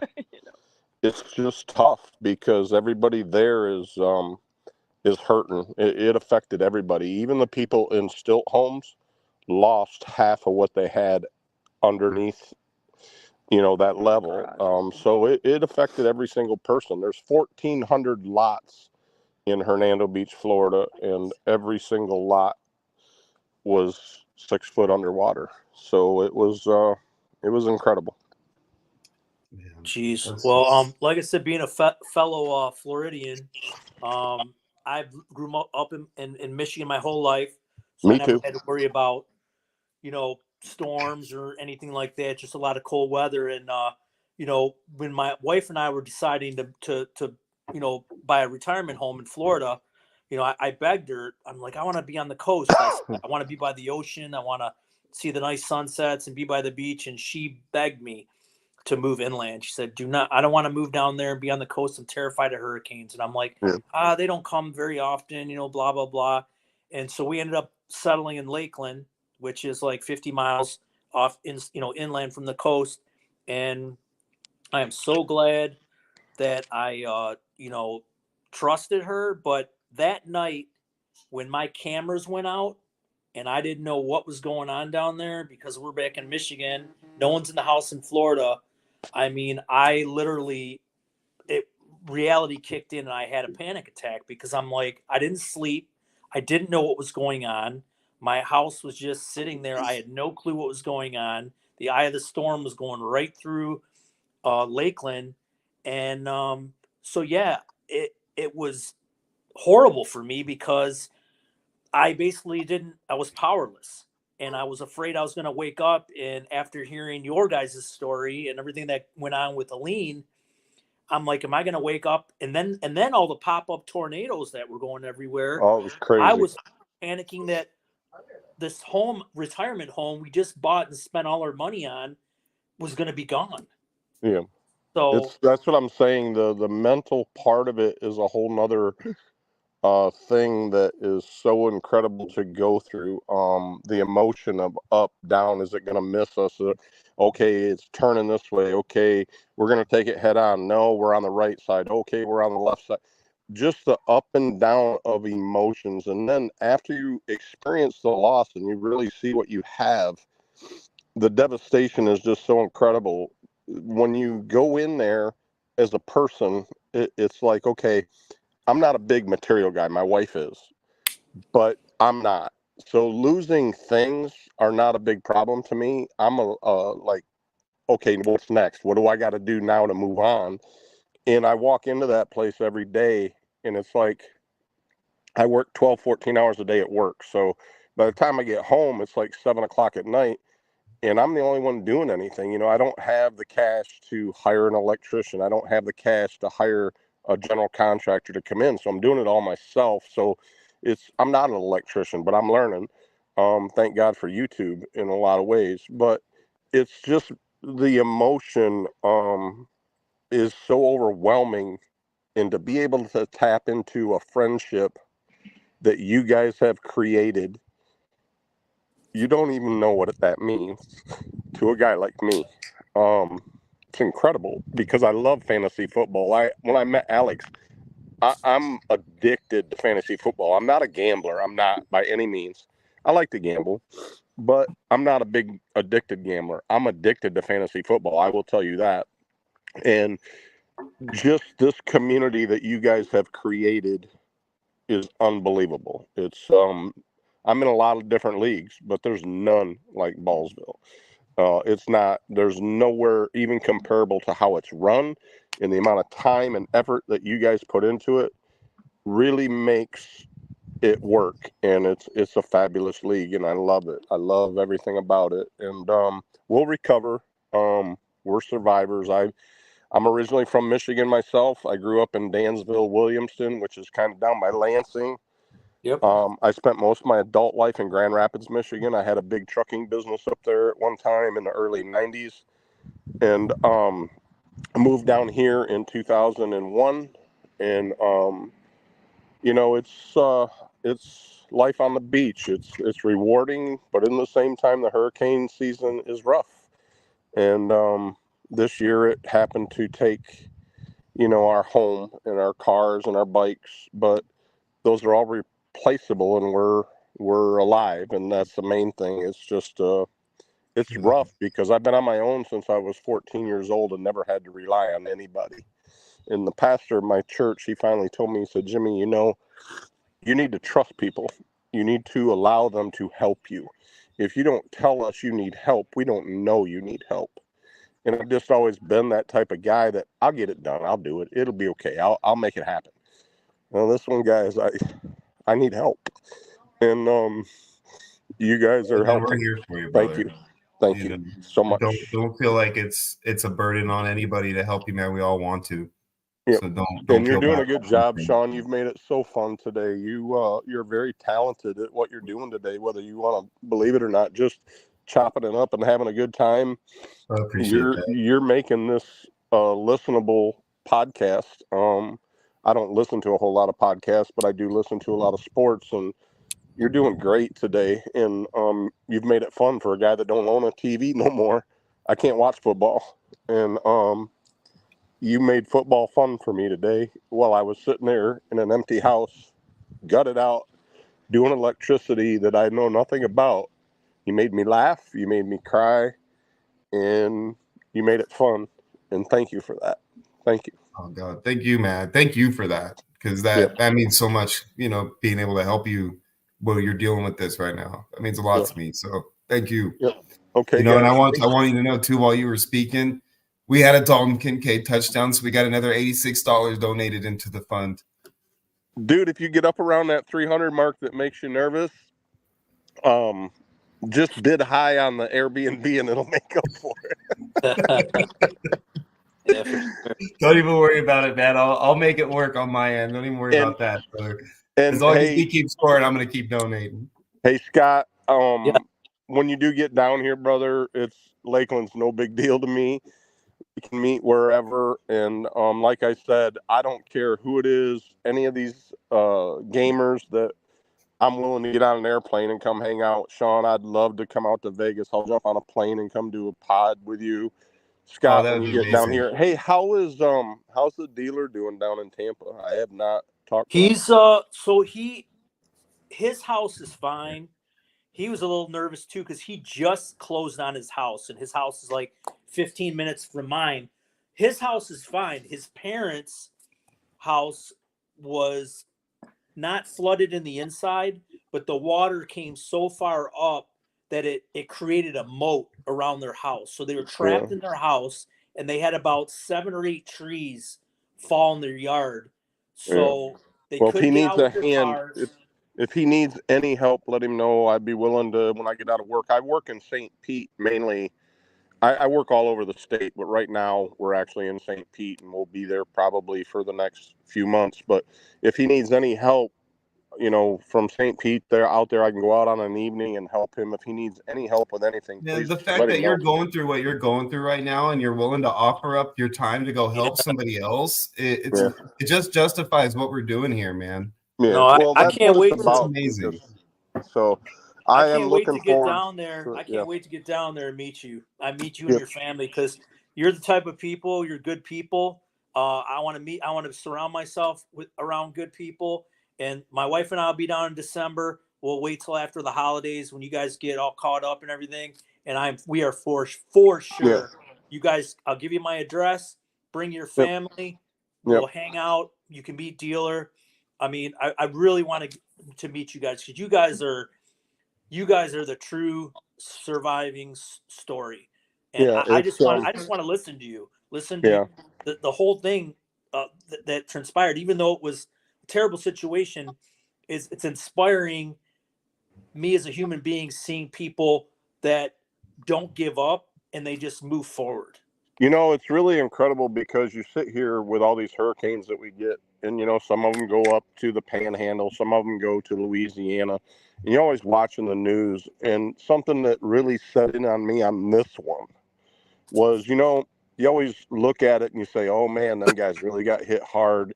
And you look at the devastation in another town, and you think about it for a moment, a blink of an eye moment, of someone you don't know in Alabama or Louisiana that lost everything.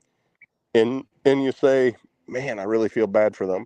But you know what? The next week, it's totally off your radar and totally off your mind. Mm-hmm. But when it happens to you, it's forever. And I just, going forward, I will never look at another loss of someone else's property, their life, in a way that I look at it now. My now is, when this happens to someone else, I want to be there for that person. I don't care who it is, a friend, non-friend, a gamer, a stranger. I will dedicate from this day forward my time.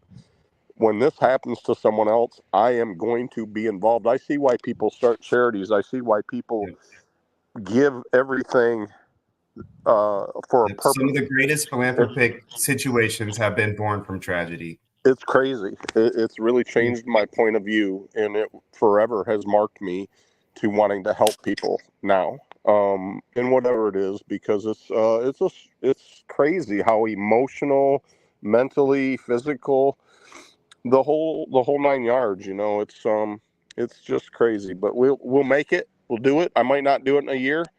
I might not do it in two, but it'll happen. I'll be in my home soon, and I might not have the luxuries that I've been afforded in the past for a long while, but it'll make me appreciate them when I have them again, and in a whole different way.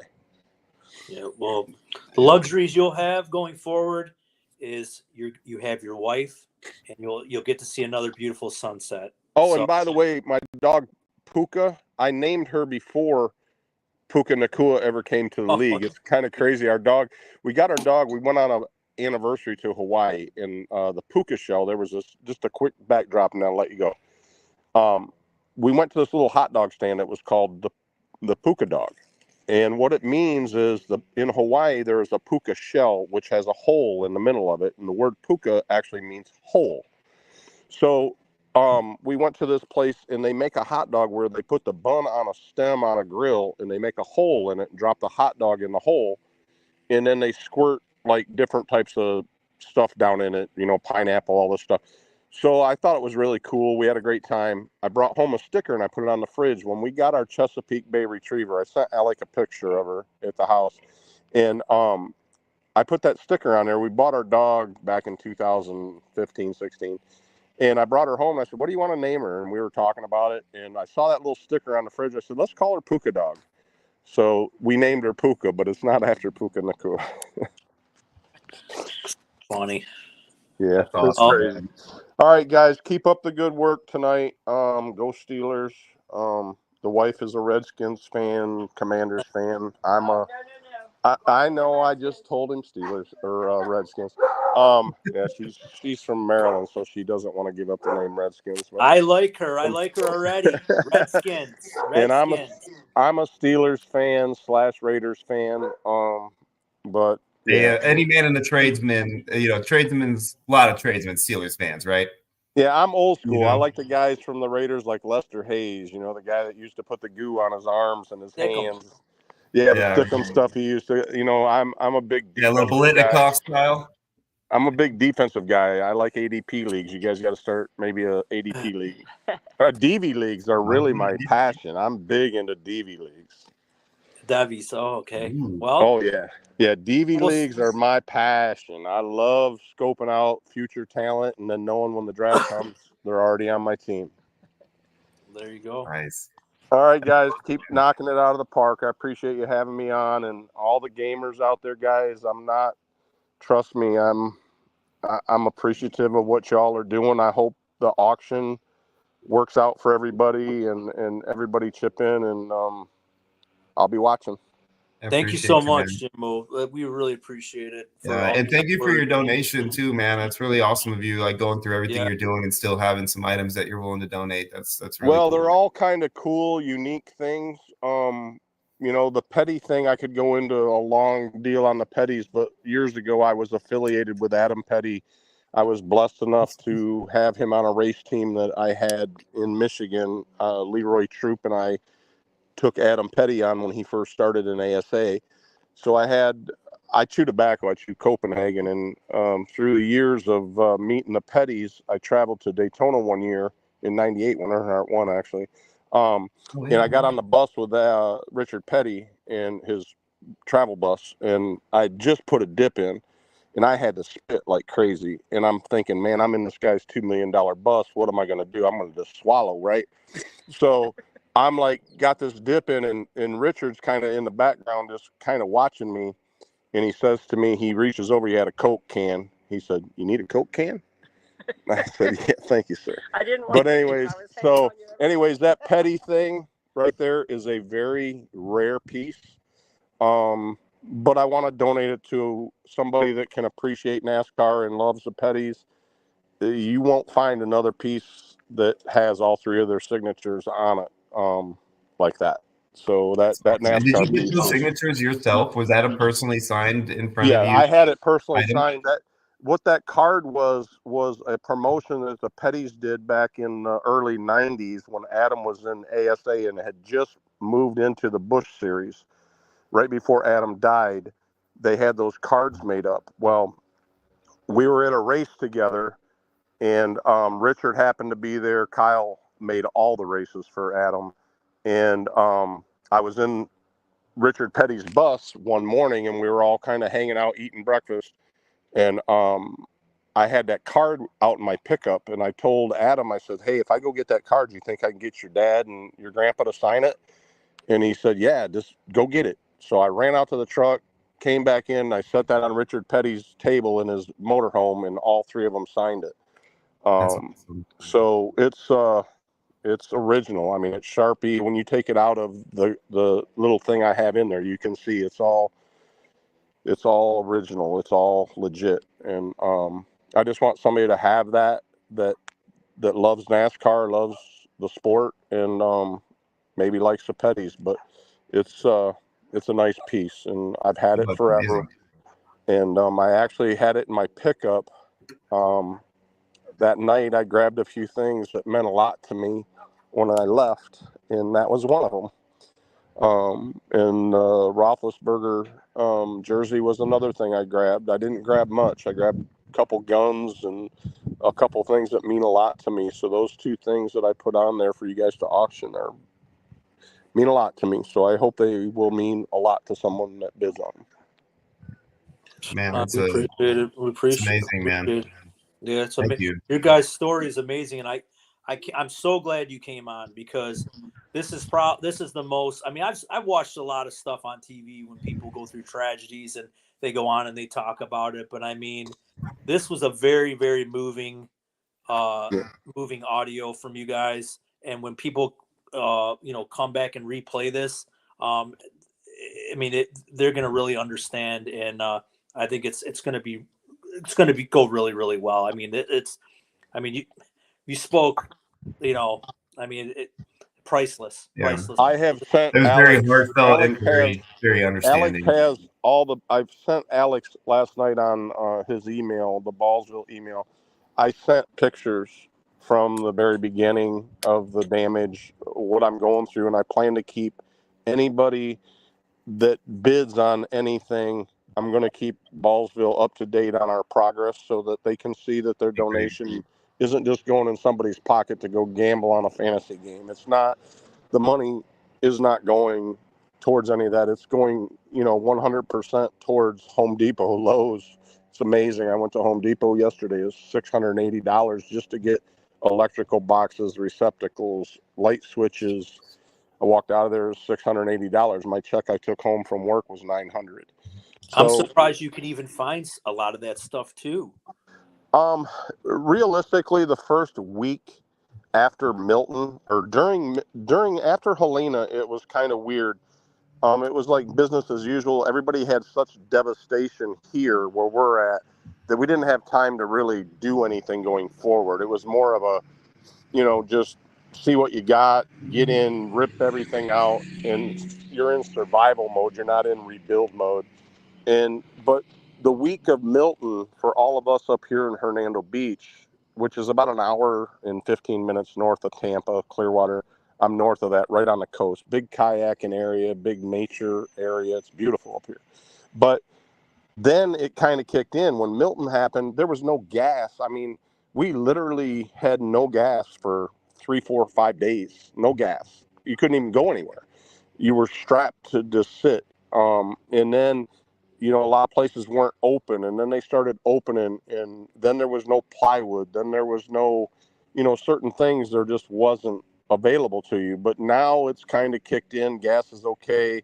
Everything's kind of, as far as the area is back to normal, other than the people suffering with the loss. You know, you still see people outside of their homes with trash and their belongings stacked as high as the roof. I mean, you can look at the pictures I sent Alex. The inside of my house was stacked out in my driveway for a week, and it was just gut wrenching. When you would pull in to go do something, it's like your whole life is laying on the side of the street, and it's just crazy.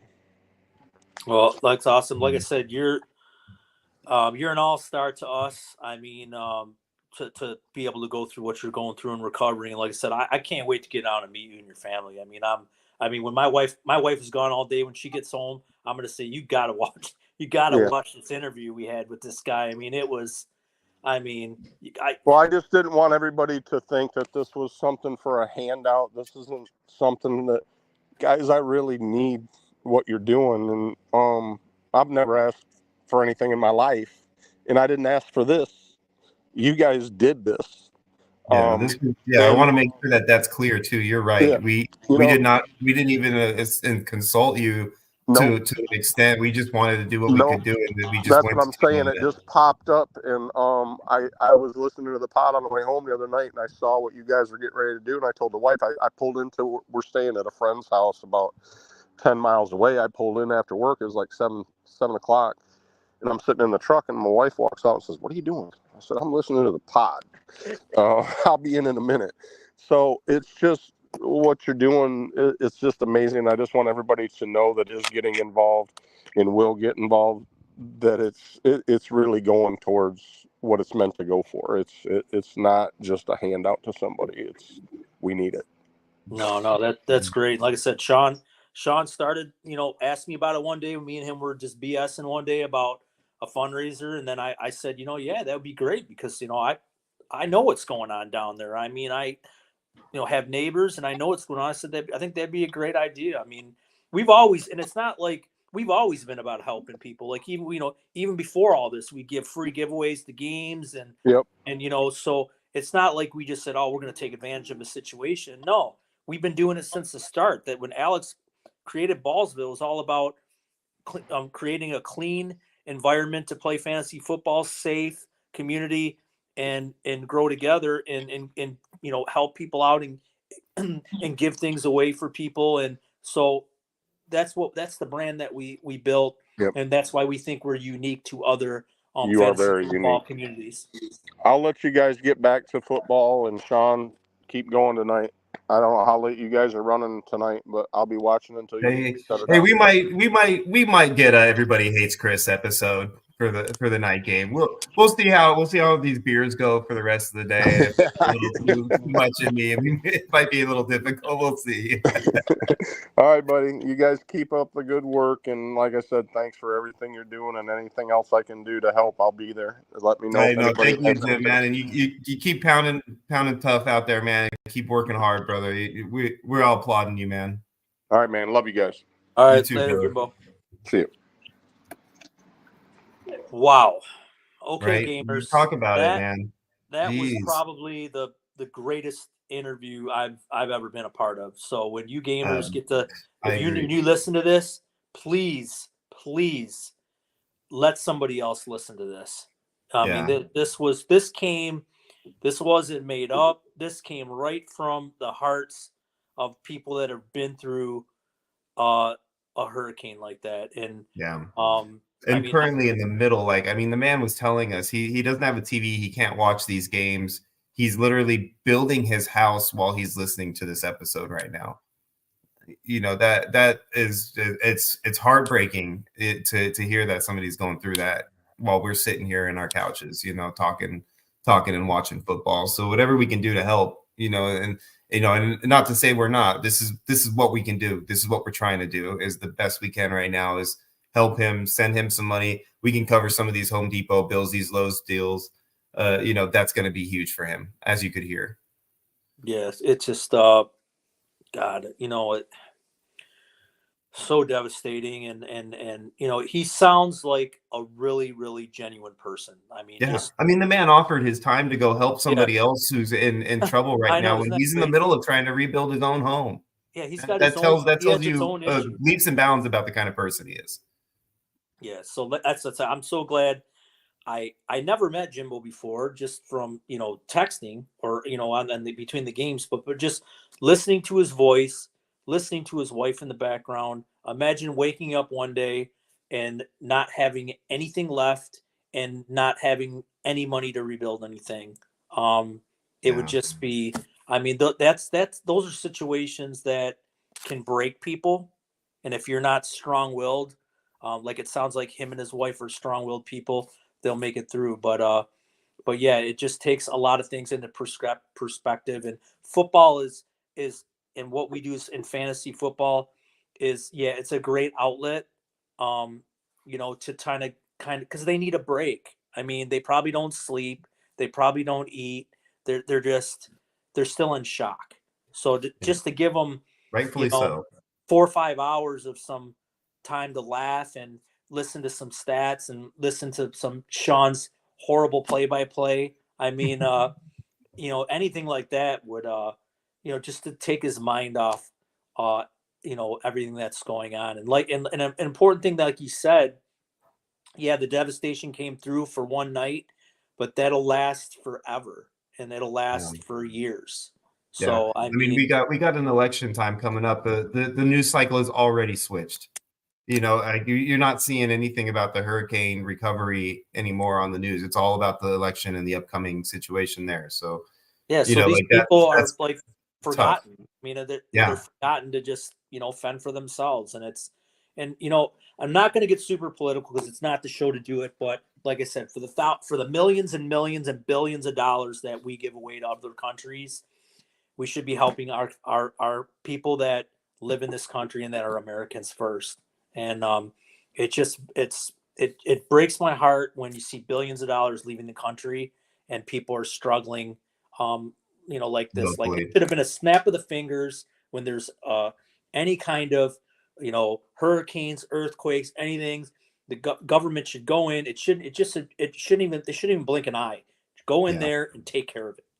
Yeah. Emergency relief funds, local emergency relief funds need to be revamped, to say the least. So yeah, they're you know what, and in all reality, they're like what Jimbo's preacher told them. You need to reach out to people because there are good people in this world. I mean, as horrible as this world can be sometimes, there are good people out there that are willing to help. And Yeah. I noticed, because I've never really, just besides vacation going to Florida. I mean, now that I'm a Floridian and I've met neighbors and met people working in stores and stuff, everything's yes sir, no ma'am.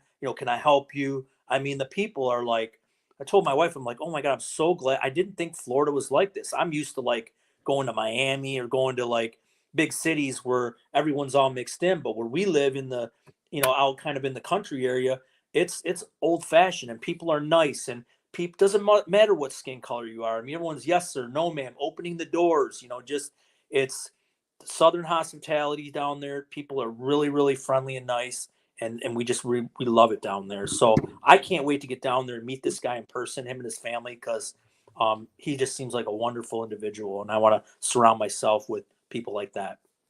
Yeah, no, I totally agree. I definitely think that that was a great call. That was honestly, I think, what we needed to kind of drive home the point that we're making here with what we're doing, and help people understand why this is important and how much we can help by And doing like I it. said, anything will help. I mean, donate $20. You know what? That gets him and his wife a hot meal for the night. I Yep. mean, or go for a bill or something like that. I mean, just anything, Yep.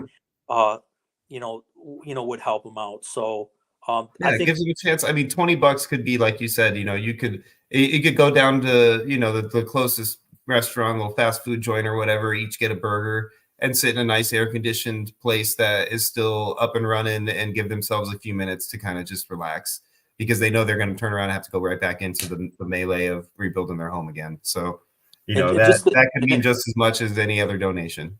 right. And some of the stuff, like he said, he's giving away like that. I mean, I'm not a NASCAR guy, but I mean, that Richard Petty thing, I mean, I know the Petties. I mean, you don't have to know NASCAR to know the Petties. I mean, how, their family. And that's a very valuable piece that he probably in any other situation would never give that up.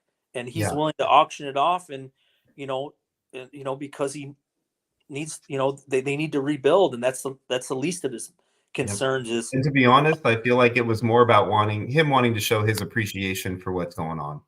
I really do. I feel like it was like I want to contribute because I want you guys to understand how much I appreciate it. And I'm contributing with items that mean an extreme amount to me. Some of the few items that I purposely salvaged before the hurricane hit type of scenario. So, that should drive the point home a little more on as far as how much this means to him.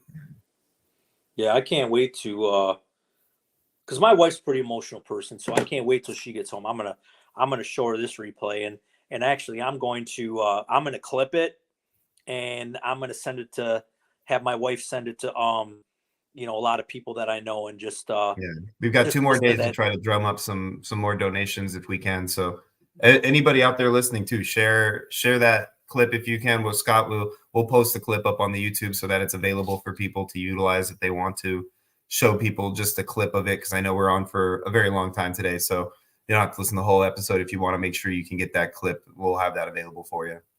Yeah. So anyways, so like we said, that's what we're doing today. I mean, we're doing it for somebody like him. And being said, Scott, I need to take that restroom break. I know you. I'm surprised you didn't pee your pants already. So go ahead. I will be back, my friend. Okay, I'll keep it down. So, all right, guys.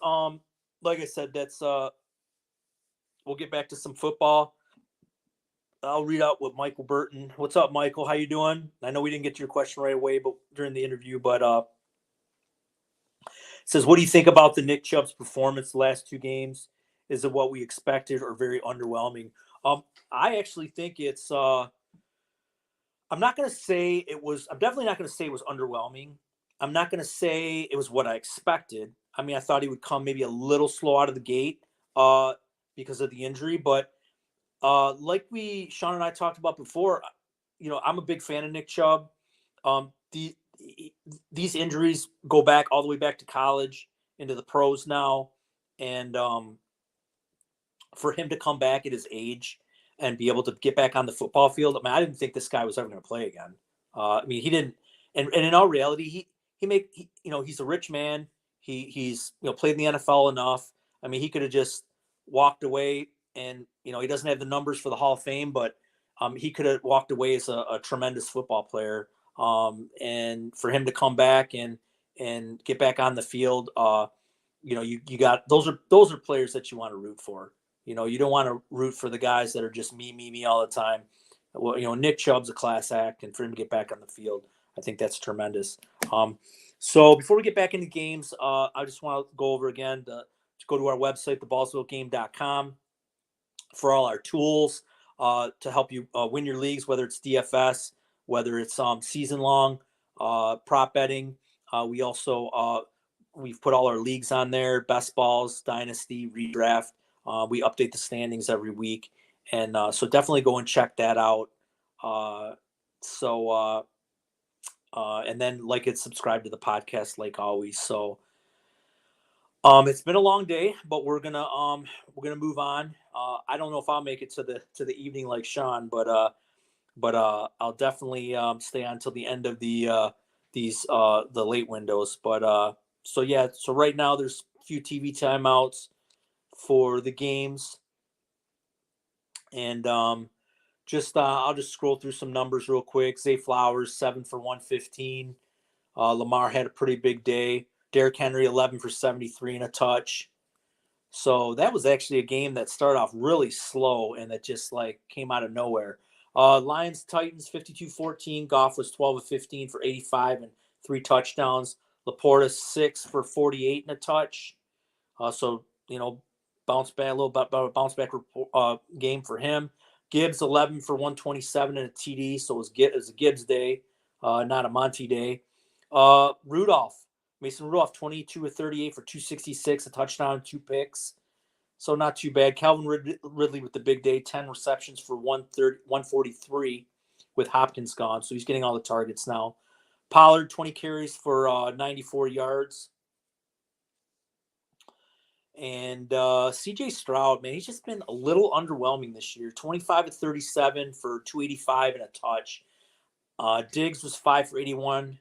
He did leave the game with an injury, so we have to look out for that. Mixon, another monster day. 25 rushes, 102 yards and a touchdown. A lot of carries for him.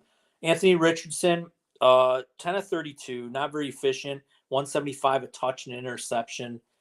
Josh Downs, is he the number one in Indy now? 4 receptions, 109 and a touch. It's looking that way. And Jonathan Taylor back to work, 20 rushes, 105 and a touch. So that game got a little bit better. Packers 30, Jags 27, Love 14 to 22, 196 and an interception. He did leave the game with an injury. Kraft 3 for 78 and a touchdown.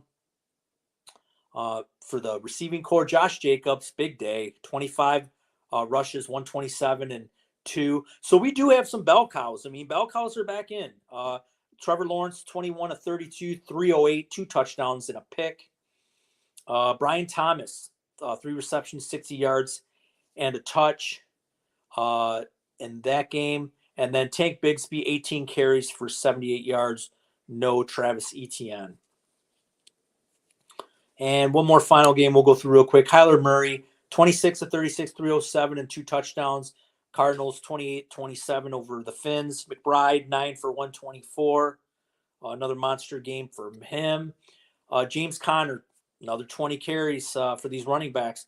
Only 53 yards, but he did get in the box. Tua, 28 of 38, pretty efficient, 234 and a touch. Tyreek Hill, 6 for 72. Would have been nice if you would have gotten the box. A little underwhelming there. David Achan, 10 for 97. Mostert did get in the end zone twice. So he got the rushing touchdowns in that game. So we're back to action now. Third quarter, this Chargers Saints game, 9-5. Right now, the Saints have the ball on their 45. Rattler in the shotgun, flanked out as Kamara, drops back. It's like a little in and out pass right there. All right, they just switched over to, I'm watching Red Zone. So Gino drop back to pass over to Kenneth Walker on the catch. That looks about 15 yards. They're down inside the Bills 40. 17-3 is the score there. 6 minutes to go in the third quarter. So this game, I thought the Seahawks would put a little bit more. You missed the spot there, Scott, because they just turned the ball over, baby. Let's go, interception, Buffalo. I am a little behind, so yeah. So Sean's back in. Perfect timing. With another wardrobe change. Hey, I just had to throw on a little bit of a hat there because I realized how bad the hair looked after the whole Wolverine poop incident.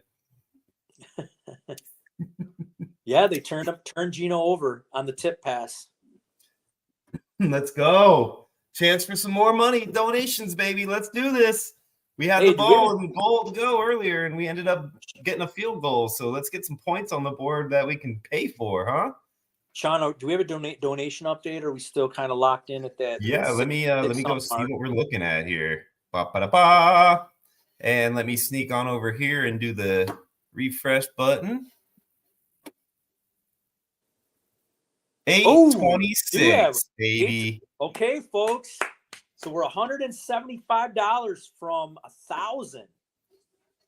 Right? Let's get that. Let's get the triple digits, ladies and gentlemen. Before Sunday ends, before these games end, let's get the triple digits. We're in the second halves on most of them. This is the home stretch, baby. Let's do this. Let's go. Come on, boys and girls. Let's do it. Yeah, let's try to get to that 1,000 mark. That would be nice if we can get to that before the 7 o'clock for the late window ends. I think that would be really good. That's what I was hoping for. I was hoping if we could crack 1,000 today, and then we have tomorrow. We have the Sunday night game still. We have the Monday night game, and then we have the Tuesday pod. I think we can raise some good money for Jimbo. I agree. So some of these games are coming into the third quarter now. 17-10 Chiefs over the Raiders. Man, the Chiefs are just living on 6-0 undefeated, and they're just not. Dalton Kincaid touchdown, Buffalo. Is that a Dalton Kincaid touchdown? Oh wait, I'm sorry, that was a replay. I lied. I was on the wrong monitor. It's a replay. Sean was getting a little too excited there. It's a premonition. It's a premonition of what's to come after the interception. Oh, that's funny. I was looking at the game that's on halftime, and they were showing a replay. The Kincaid that would have been cool, right? Yeah, Yes, there's it still a would. ways from the end zone. James Cook's running the ball. He's at about the 44-yard line after the interception. So we still got a little ways to go before the Kincaid touchdown, most likely. God, man, I'm getting killed in DFS, man. Just bad. Oh, they caught Gino with the biggest crybaby look. Oh man, that is gonna go viral. Oh, really? Oh yeah, he looks like he's crying. Like they caught him with this look on his face on the Crying? sideline while he's talking, and he looks like he's crying. There's no crying in football. Oh man, Bills with a little sweep toss to James Cook and a first down. First down, 41-yard line. Buffalo moving the ball just like we know they would. This is the type of game that I anticipated out of my team. I think that addition. Oh yeah, they just showed that picture of Gino. Yeah, you see that? It did look like he was crying.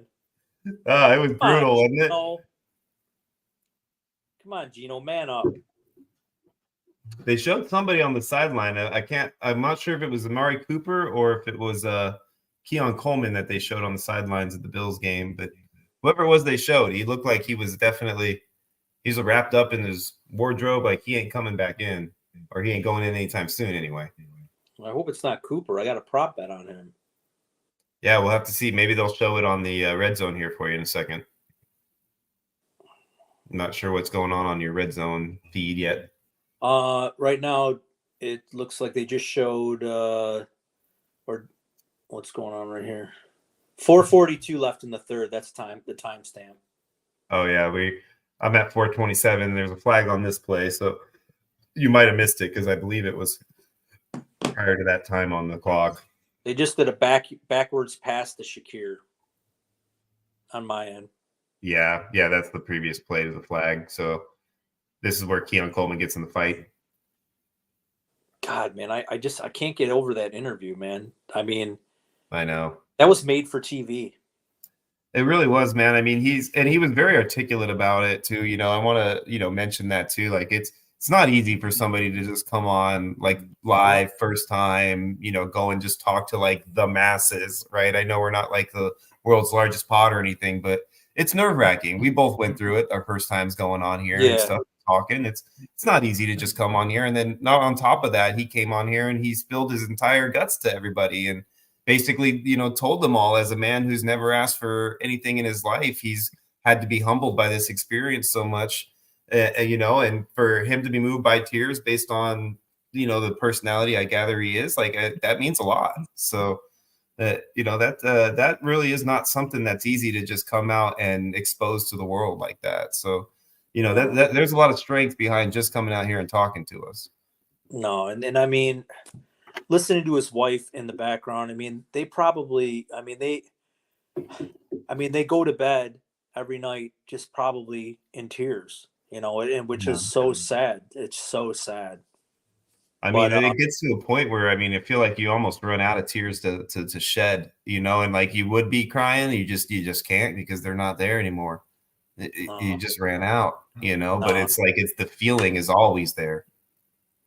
Yeah, no. So yeah, I'm so glad I finally got to meet him. I was like, that was great, man. That was the highlight of the episode, man. Honestly, highlight of the episode for sure. Like definitely. Yeah, even before the hurricanes, he'd pop in the chat and he'd always say something funny or something like that. And I'm like, this guy's pretty funny. And he was in some, and he was had in his some hilarious like draft messing with everybody in and the live draft, he was he the guy that was in one of our drafts where Yeah, he took like 5 tight ends or something to start the draft, like messing around. He took all these positional players at once. I'm like, Yeah. what is this guy doing, man? So fun. That whole episode was dedicated to how hilarious his draft was. I know. Like, what the heck, man? So yeah, so finally to meet him and it was just Yeah. you know, it was great. It was great. Yeah, it's awesome when like you get, it's the same thing like we talked about with celebrities, when you meet somebody and they meet and exceed the expectation that you had, it's always awesome, right? And I feel like that was kind of what happened right there. Yeah, for sure. Oh, James Cook tackled at the 3-yard line, just short of the touchdown. Man, I mean, Cooper must be hurt because I haven't seen him at all. They haven't been playing him in this game so far, but like I said, that might have been him in the jacket. I just don't know. And since I don't have the volume going, I didn't get the audio on what was going on with the. I haven't seen him. I don't even see him on the field. Looks like the Bills are under center. James Cook is in the backfield. Keon Coleman one-on-one. James Cook's got the ball. He's going to the corner. It's a touchdown, Buffalo. Let's go, Buffalo. Touchdown, James Cook. Keep on cooking, Buffalo. 24-3. Bills up. And I have to pull up my phone because I have a donation to make. You have a donation to make. Yeah, baby. Look at that. This is like the funnest I've ever had spending money. I'm not going to lie.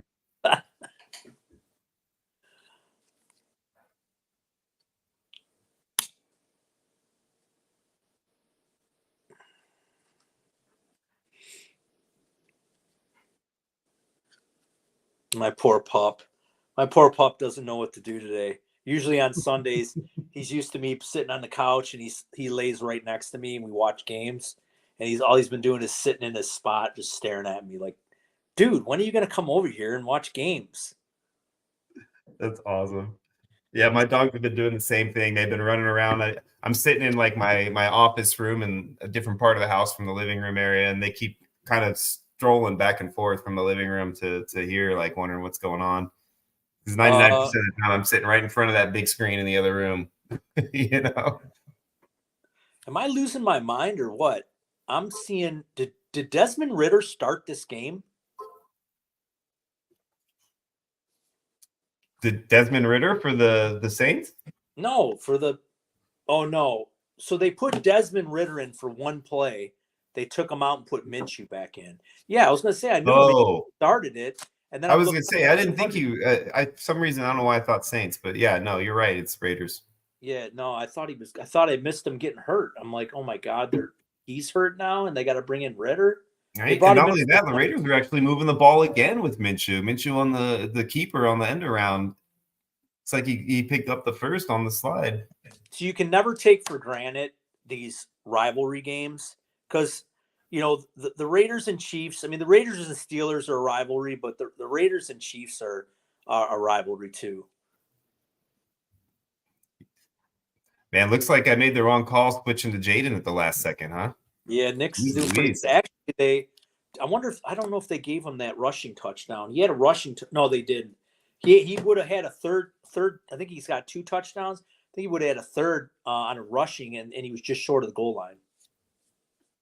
It's funny because I have in that league, it's a 1 quarterback league, and I just this week because I picked up Nick's, in case the Jaden didn't play. So I had 3 quarterbacks on my roster, and the 2 that are on my bench have scored the exact same amount, and Jaden Daniels still has a goose egg in my starting spot.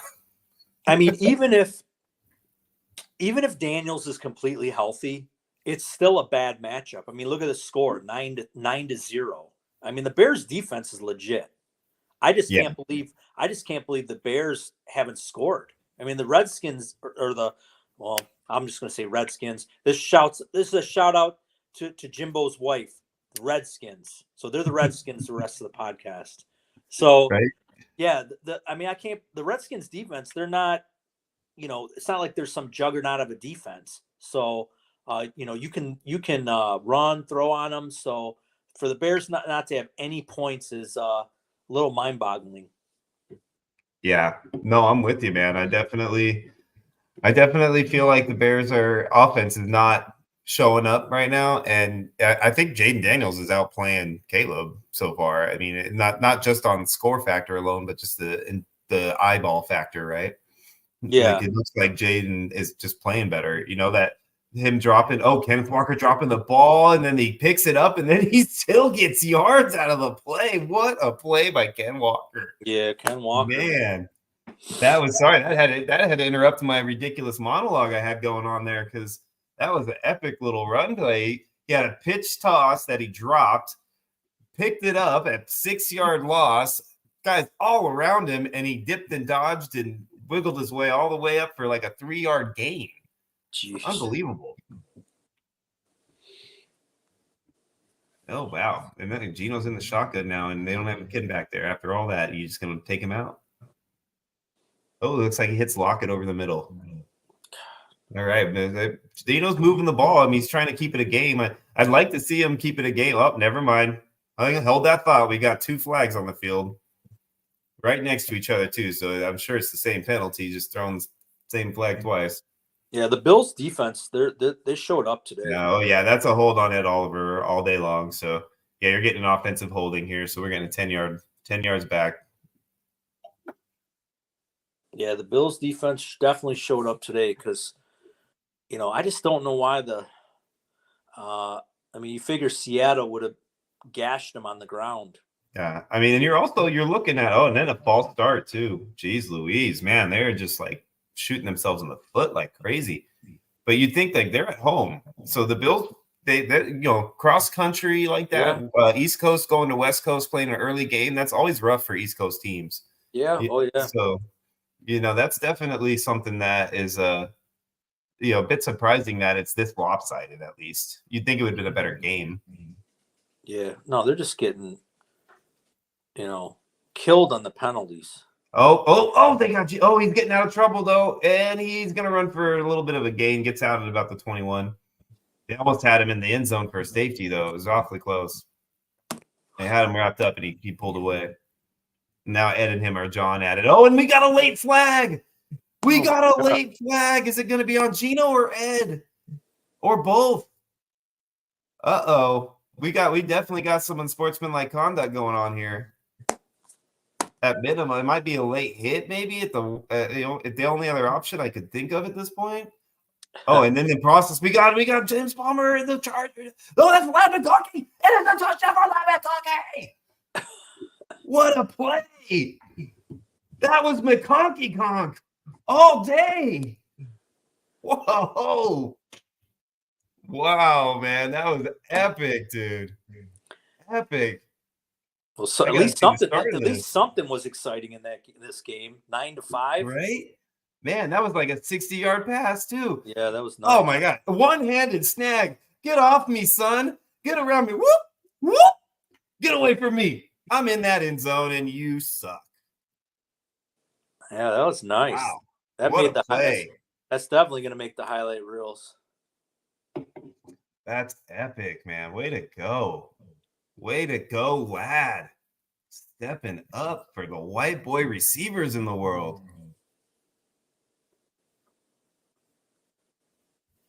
Oh, yeah, that was a nice catch. Oh, we got a flag, and Sharp is tackled short anyway on a 3rd and 20. What is this flag going to be? So this is one of those crazy things, right?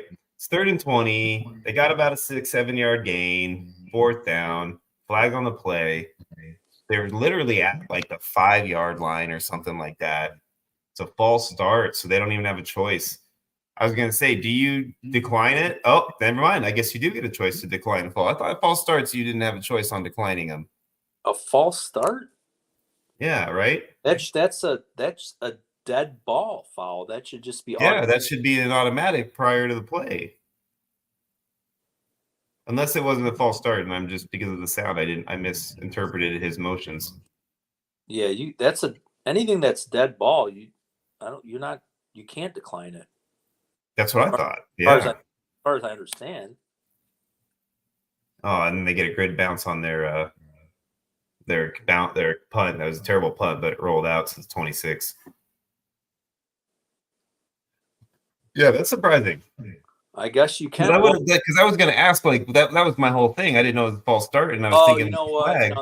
They're right. Yeah, you can decline it because it would have gave them an extra down. So because they would replay the down, so it'd be third down instead of fourth. So if by declining it, it just goes right to fourth down.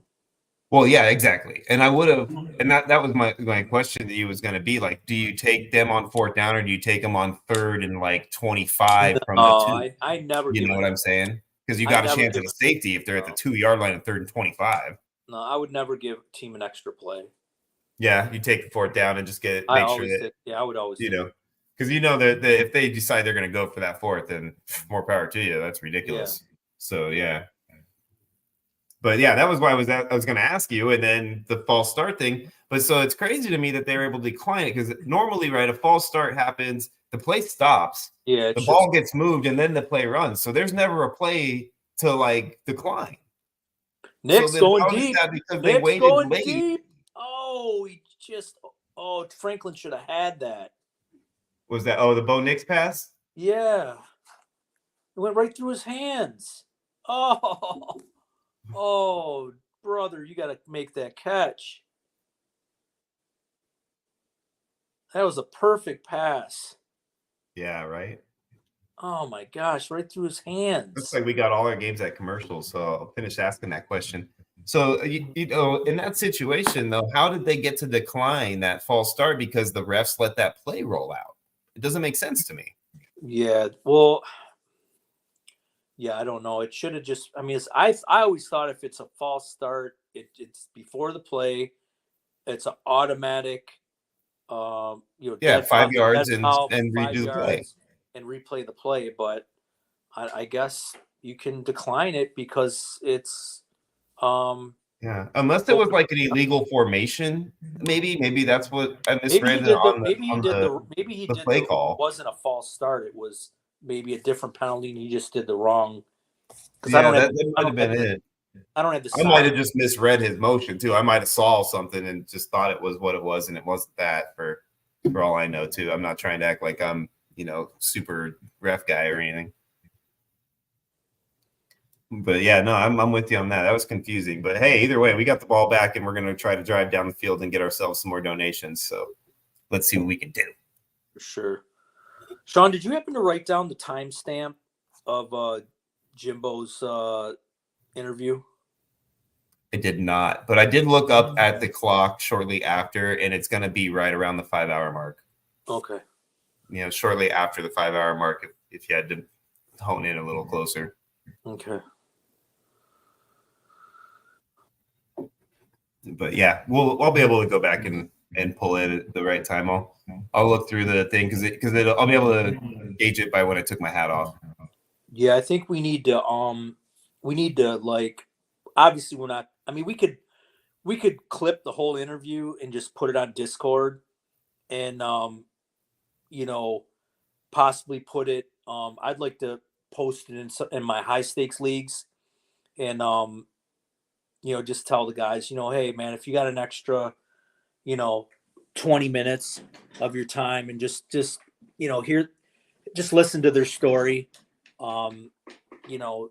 It's the least you can do is at least open your ears and just listen to them. So, like I said, I don't know. I like hearing stories like that. I mean, it's, obviously I don't like it that happened to them, but I like the story that, they're fighting, to make it all better.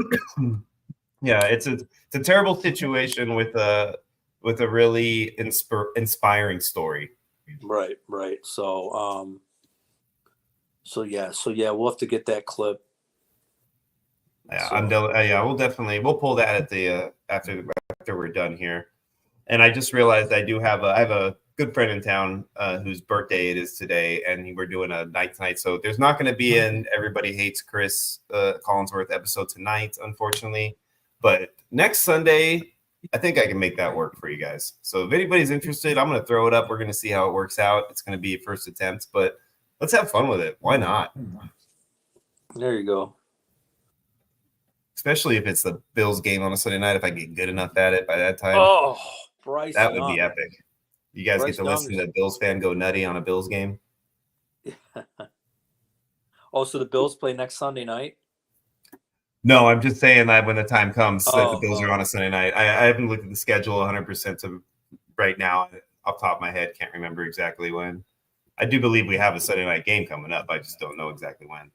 Yeah, see, even when Jaden Daniels leaves the pocket, because he just made a run right now, he runs immediately. Oh, we got a touchdown. We got a touchdown in the Redskins game.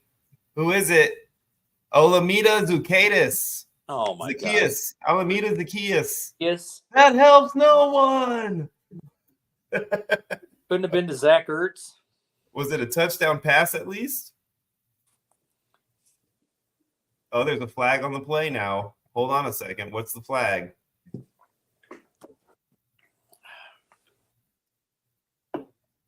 What's the flag here? Let's see. Let's hope it's just like excessive celebration or something like after the play, so it's not like. God, man. Oh yeah, it's on the defense anyway. And it's an eligible man downfield. Never mind. Oh my gosh. Eligible man downfield, 30-yard touchdown pass wiped off the board. Really? Yeah.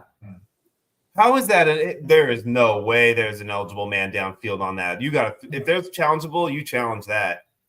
That's ridiculous. He threw that ball so quick. He literally caught it and turned and threw it. Like how do you get time to have an ineligible man downfield if you do it that quick? There we go. Get that first down to Zach Ertz, baby. Zach Ertz for the first down.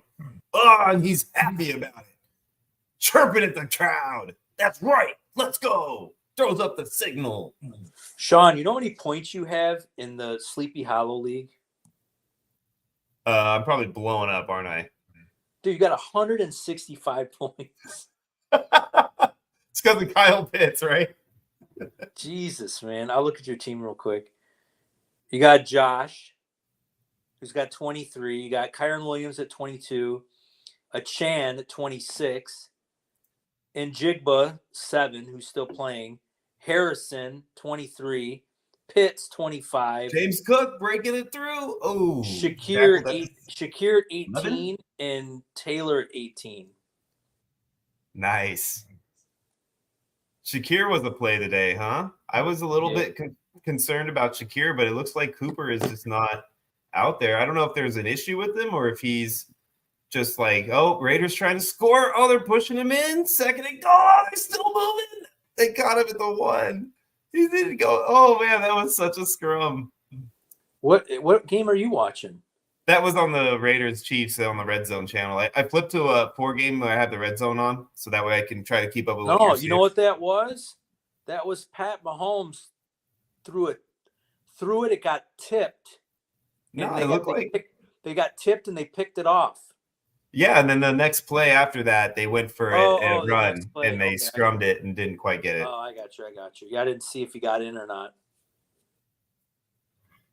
God. Yeah, man. we got some red zone action right now. Raiders with the snap. Madison trying to get on the outside. He doesn't make it. He's stuffed at the 2, loses 2 yards. 3, I'm sorry, loses 2 yards, stuffed at the 3. And we're going to go over to the Redskins game or Commanders game. And find And Brock. we're not going to go to the Commanders game because there is a timeout. So we will click on over to the Bills game where Josh Allen is about to go under center. Come on, man. 7-yard line. Bills and Josh under center. James Cook lined up behind him. Josh takes a snap, hands it to James. James up the gut. James for a touchdown! Buffalo!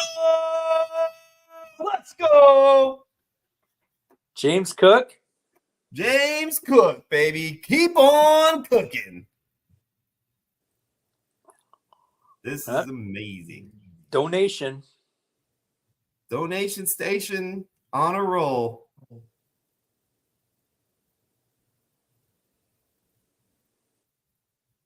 Here we go. Took me. I was like, where is it? Here it is. Let's get the donation in, baby. $40 happily donated in honor of you, my friend James Cook, and your amazing touchdown run. Jesus. Me and Jimbo and his lovely wife, thank you, along with the entire Ballsville community. 30-3, man. I didn't expect that, to be honest with you. Oh, I expected the 30 part. It's the 3 part I'm surprised about. Yeah, no, that's what I was expecting. I expected the Bills to put up some points, but I didn't think their defense was going to come out and play like this.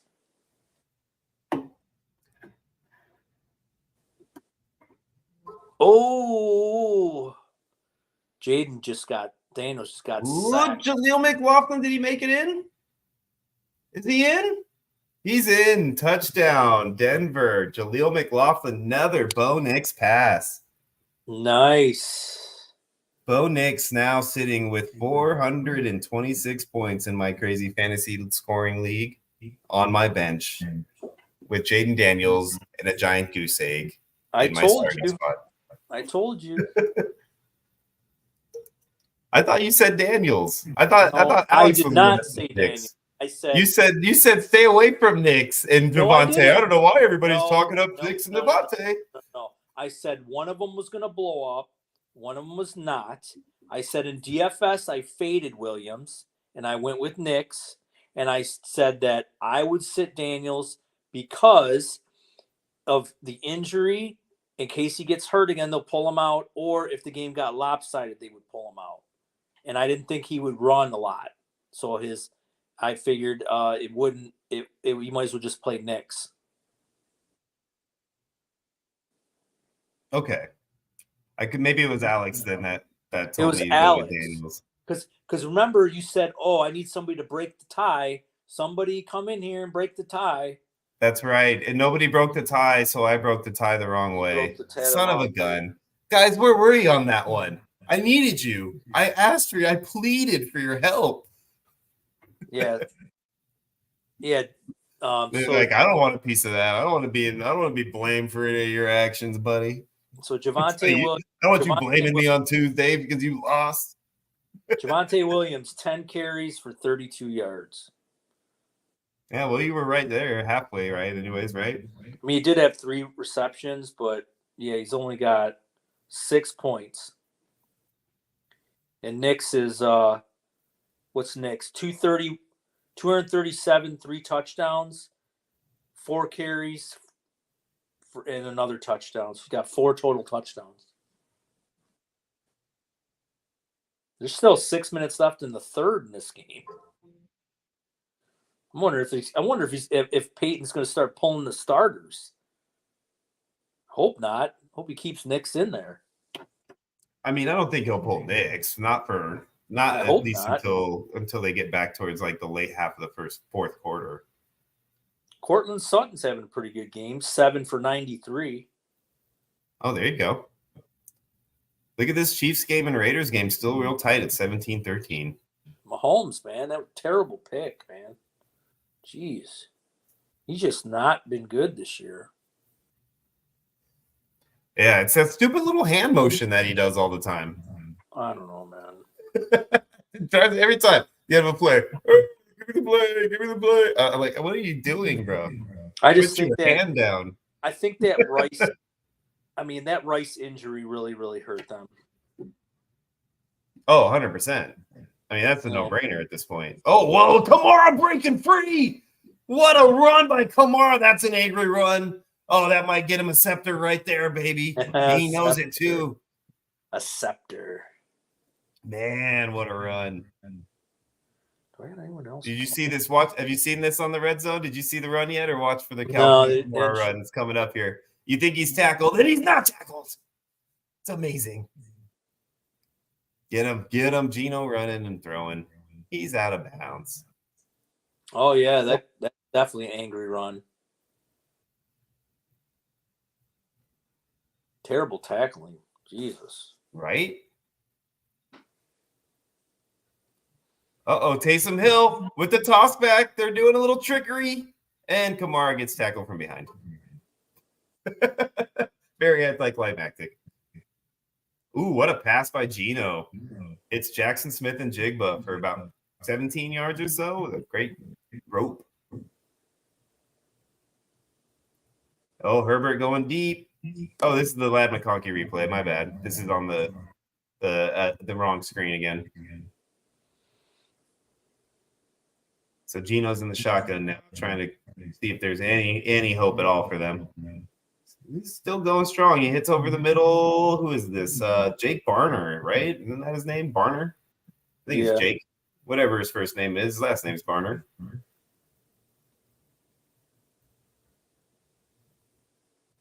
And they're moving the ball quick, too. They're already at the snapping it, shotgun, 15-yard line. Geno stepping back, going, and he gets hit. Was that a fumble or not? It looked like he threw it, but it might be considered intentional grounding also. There's going to be two things to look at on this play. He got smacked by Rousseau, the man they call Groot. God. Looks like they're calling it a pass, and they're lining up quick. Don't want no replay worries. Geno in the shotgun again. Charbonnet in the backfield with him. Looking right. He's looking right. He's getting rushed. He kicks it down to Charbonnet. Charbonnet's got a lot of room. He gets the first. He's at the 3. He's powering. He's got 9 bills on him. They finally tackle him. You couldn't even see the green anymore. It was so much blue, red, and white all over the place.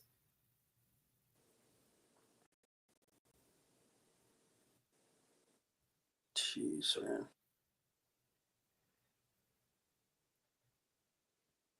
All right, where are we at? There's not much else going on right now. It looks like this is the most exciting situation. Yeah. Here we go. You got that little pistol shotgun look again. Here he is. He hands it off to Sharp. Sharp up the middle, and he gets stomped. Teron Johnson with the snap tackle. Gosh, man. Takes it down. That Bills run defense, man. They're not letting anybody up the middle. For as bad as they've been everywhere else, when it gets to the red zone, man, do they stiffen up? Like they have. I'd be interested to see the stats on their red zone stats, but I wouldn't be surprised if they're not near the top of the league and red zone defense, because their defense in the red zone seems to just always kind of shut them down when it needs to. Oh, and then pass breakup in the end zone. Great play by DeMar Hamlin. Oh, but we got a flag. What's the flag? Hold on a minute. It wasn't on DeMar because that was a clean play. So who was it? See what they're going to call here. Oh, they might get him for the hold. Oh, they're going to get him for the hold. The pass breakup was great, but the hold wasn't. You know, we all love you, DeMar, but you can't be holding jerseys. They're going to call that every time.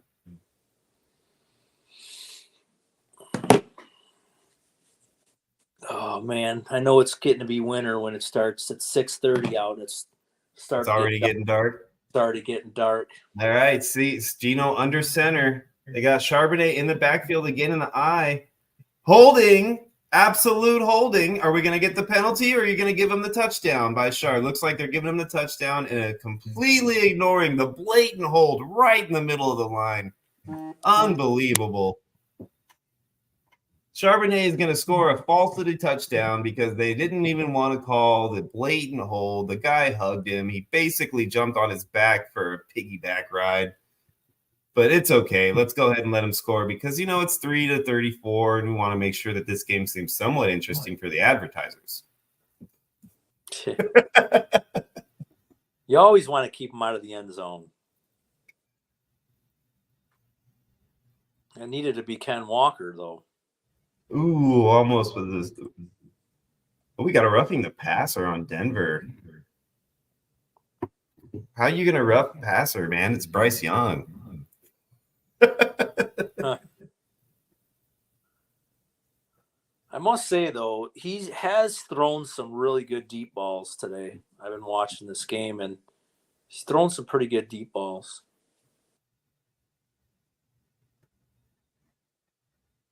He got licked pretty good too.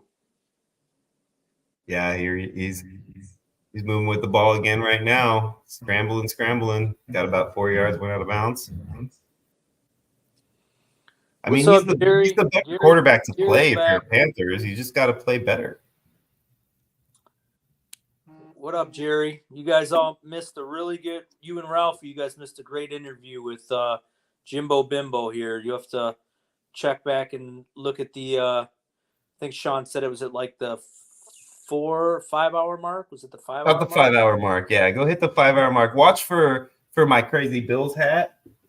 When I take this hat off, that's about the middle of the interview. So you look for that moment, and then you can kind of scroll back about 15 minutes or so and listen to what's going on, because it's definitely riveting content. I would say, it feels like a slight understatement even.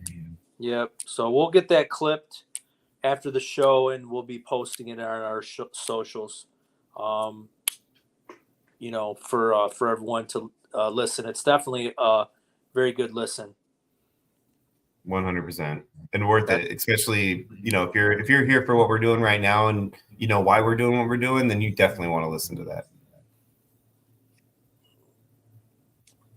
Looks like Jerry. We got Bryce Young under center, handing off to Chuba and stuffed for a 1 yard loss on a 3rd and 3. Oh, there goes Mahomes with the little Twitter fingers. I'm going to call that Mahomes spirit fingers, actually. I feel like that's the right term for it, because that's what it looks like every time he does that. It's just this little spirit finger thing that he likes to do at the end of a play. I don't know, but Andy Reid doesn't look very happy. Well, would you? No. He knows as well as the rest of the world that that's a pseudo 6-0. Yeah. You can't play like this and expect to win another championship. No, he's not very happy. They're just not efficient on offense. I mean, yeah, you can say they lost Rice and they lost Pacheco, but I mean, you're Pat Mahomes. I mean, instead of throwing balls in the dirt to Carson Steele, you can't get Kelsey involved. I mean, you got DeAndre Hopkins. Where's freaking Worthy? I mean, it's not like you have nobody. Kareem Hunt's fine. He's about the only one that's doing anything. Oh, pick intercepted. Bryce Young interception. That was coming. Mahomes is 4 of 10 right now in his last 10 pass attempts. Oh, he just threw that one a little high. They're sitting at a 3rd and 12. He's dropping back. He's scrambling. He's going to run for it. Is he going to get it? Oh, he barely gets it. Tackled from behind just after he crossed the first down.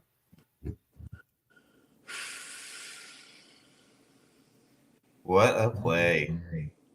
I've realized that while I'm doing this, my go-to is to just get high-pitched and scratchy. You're gonna lose your voice. It's going to be horrible, dude. It's okay, though. It's totally worth it. We got Jaden Daniels in the shotgun on a 3rd and 3 in his own red zone. Back it up. Mahomes. Oh, they didn't get to him, though. I was close. Surprised he didn't get a little bit of a penalty there. It looked like Ertz kind of got held, but they're gonna end up putting it away. I gotta see how these are going.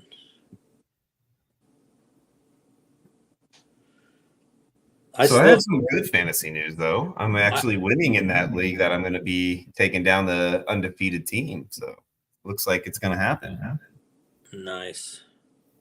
So it's looking like Amari Cooper is probably out, right? I haven't seen him on the field forever. I mean, I would assume at this point in the game, is there any reason to even play him?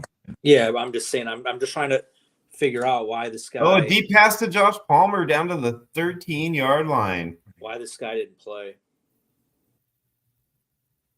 Looks like they're under center. He pitches it out to Vidal. Vidal at the corner, and he gets tackled. But we got a flag on the play. Hold everything, ladies and gentlemen. We have a flag on the play. In the meantime, we're looking at the Chiefs. The Chiefs are sitting in a shotgun. 3rd and 4. Mahomes back. Steps up. Looks like he's going to run, and then he throws it. He's got Kelsey over the middle. Down at the 20 for a first down. Kelsey stands up and goes, whoop.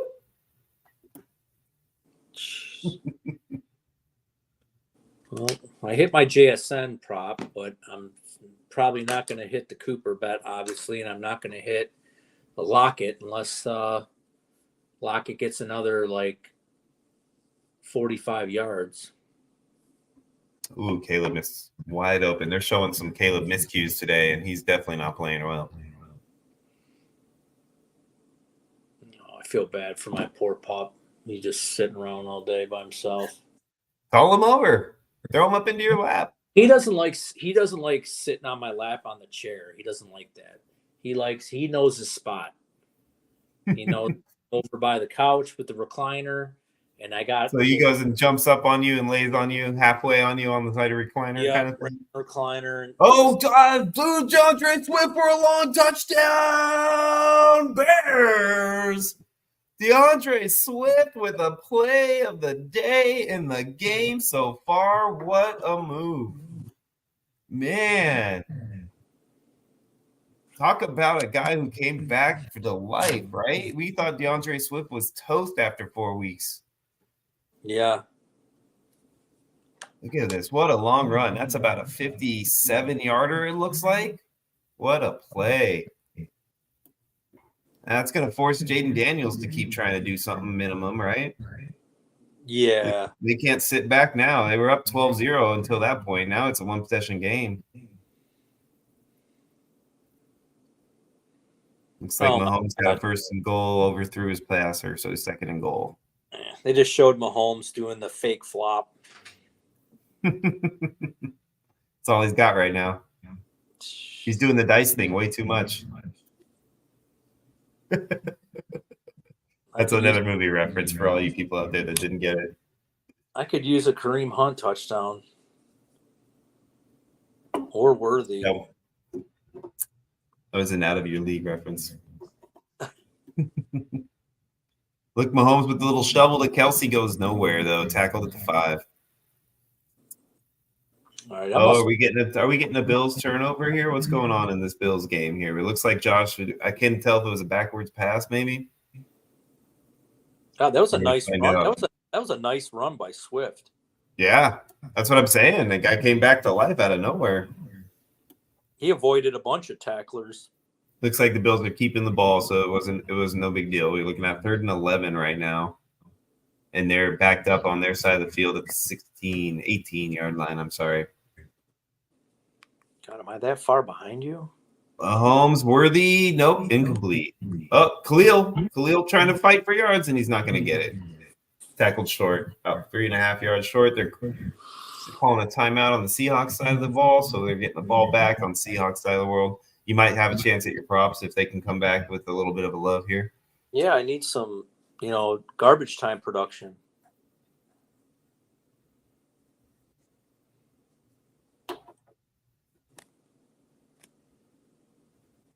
Oh. Yeah, Ken's been giving me some props, and when he sent that Cooper one in today, I'm like, I don't know, dude. He just came off a big game. He's been known to disappear from game to game. Honestly, I don't even think it's so much about him disappearing. I think it's just the situation in the game kind of. Yeah, but he didn't even play the whole game. I was watching just like you, and like he was barely even ever even on the field, even in the first half.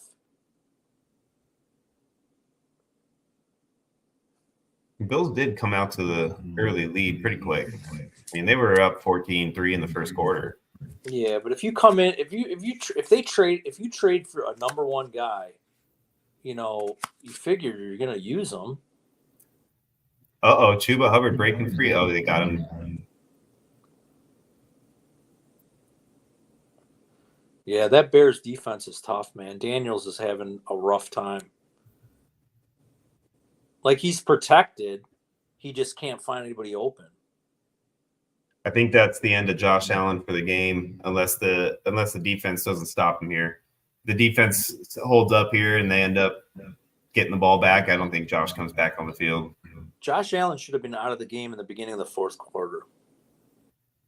Yeah, I mean, not only Josh. I think James, Josh. Yeah, where's Ray Davis? Get Ray Davis in there. Oh, that was a nice pass. Daniels to McLaren for about 30. Yeah, I seen that earlier there. I just didn't want to. I wanted to give you a couple plays, you know. Every time I see a good play, I'm like, oh, Sean already saw this. I wish I could slow down this TV. I don't know why I can't get this thing to pause for some reason. Yeah, but then we'll both be like way behind because according to some of our listeners, right, we've been behind the whole time. Are you hardwired? Are you hardwired in, or are you satellite? No, I'm Wi-Fi'd in on this one. Okay. Do you have what? Do you have a Fire Stick? No, this is like it's like a TV/computer monitor that I have as my second monitor on my computer system. Yeah, but where are you getting your stream from? Just through my Wi-Fi, through my YouTube TV. YouTube TV. Okay.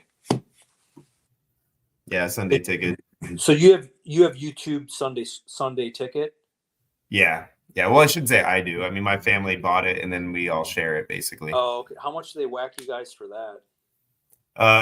We took it when we had that special going, you know, where it was like $300 for the year or something. So it's like $70 a month and $300 for the year for the Sunday Ticket. That's a special. What is it now? Or what is it? I think it was that much. I mean, I could be thinking DirecTV pricing now that I'm thinking about it. That might have been the previous DirecTV price because we had it forever on DirecTV. But let me think about it for a second. What was the special? It was like maybe about 2 months before the season started. There was a special that they did where they offered it up the full season for like $100 off or whatever. So maybe it was like instead of 200, it was 100, or instead of 300, it was 200, or something like that. Okay. I'd have to go back and look. It's 8 weeks, a lot of beers, a lot of bowls. It's hard to think back. Rattler going deep. Did you see that one? No, did he connect? No, he freaking threw it a mile over Olave's head. Oh no, it's Hayner. Oh, I didn't realize that. So Rattler's out, Hayner's in. That's probably been for a while now. No, he's only 2 of 4 for 20 yards, Jake Hayner. So it must have been this drive. Maybe that was his first drive of the game. I don't know, but he threw it a mile over his head.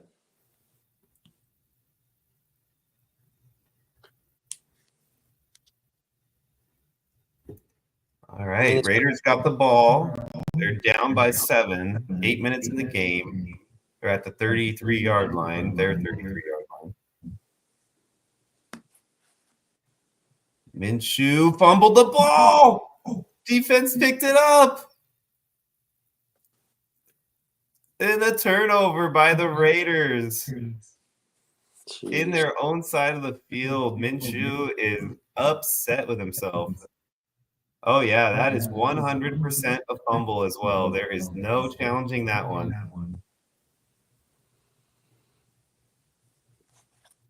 Yeah, the mustache man must have had some mustache wax on his hands for that one. Jaden Daniels going to the end zone for Terry, and he couldn't quite make it.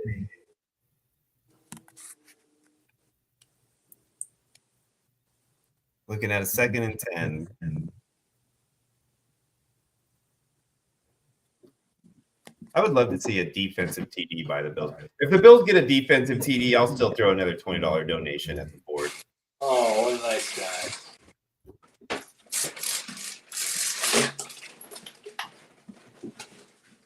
Oh, it's officially dark. Oh, look at that. Scott has closed up the windows, ladies and gentlemen, with his 1970s pool style shades. Yes, sir. I have those shades all over my grandmother's house that I moved into when I moved back to Las Vegas, and it drives me insane. I'm like, whoever invented these shades should have been tarred and feathered because they are literally one of the worst things to ever come out of the 80s. Oh, yeah. These things don't even stay up. I'm already missing one. These tracks are just so old. It's just. Oh, yeah. The tracks are terrible. The little flaps always break at the top so you can't pop them back in. And yeah, no. Then you got to try to throw some tape on them and poke a hole and hope that you can make it work. And yeah, no.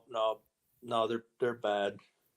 My dad's tried. He's updated the house a little bit. It's still got some 70s look. We got a couple bathrooms upstairs that still have wallpaper in it.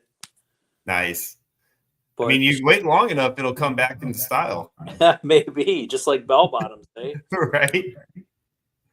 Luke McCaffrey trying to make a move. Doesn't look like he's going to quite get there. They're going to be about 3rd and 9. Oh man! Oh man, these Hey. games aren't as exciting, man. We don't have a really good game right now. Not really. They've all been either got a lot of blowouts going. or snoozers. Yeah. Like I really thought this Washington-Chicago game was going to be a better game, but it's just not. Yeah, no, I anticipated a better game too. I thought both these quarterbacks would come out like really wanting to like, you know, showcase, you know, so they would come out and be tough about it. And I think they're trying. I think they're trying too much. Well, I mean, I understand why Daniels isn't. Oh, Gino with a sack. Is because the Bears defense is for real. I mean, the Bears defense is good, but Caleb's been very disappointing because this is a defense you should be able to expose. And I expected Chicago to win this game, even on the road. I figured their defense is good enough.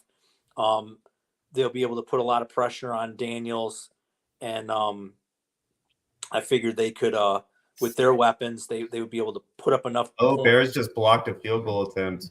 Put up enough points to. Daniels is holding his nuts. Jaden is. Yep. They just blocked a field goal. Looks like the Bears did. Yeah, he came I just got a piece of it. Yeah, he came off the field holding his groin. God. Oh, that's encouraging. That's not good. You don't want a There's a lot of sarcasm in that comment. Yeah, you don't want to have another separate injury. Kareem Hunt getting the first down. They're just going to run the ball with Kareem now to fill this clock.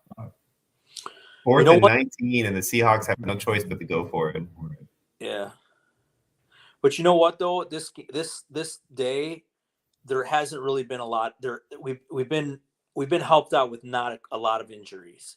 I mean, Jordan Love came off the field, which was not great, but it it's not like he went to the locker room or was off on a cart or anything like that. But there really hasn't been any like injuries where you're like, oh my God, he might be out for the year. Oh, Saints driving Olave with the catch.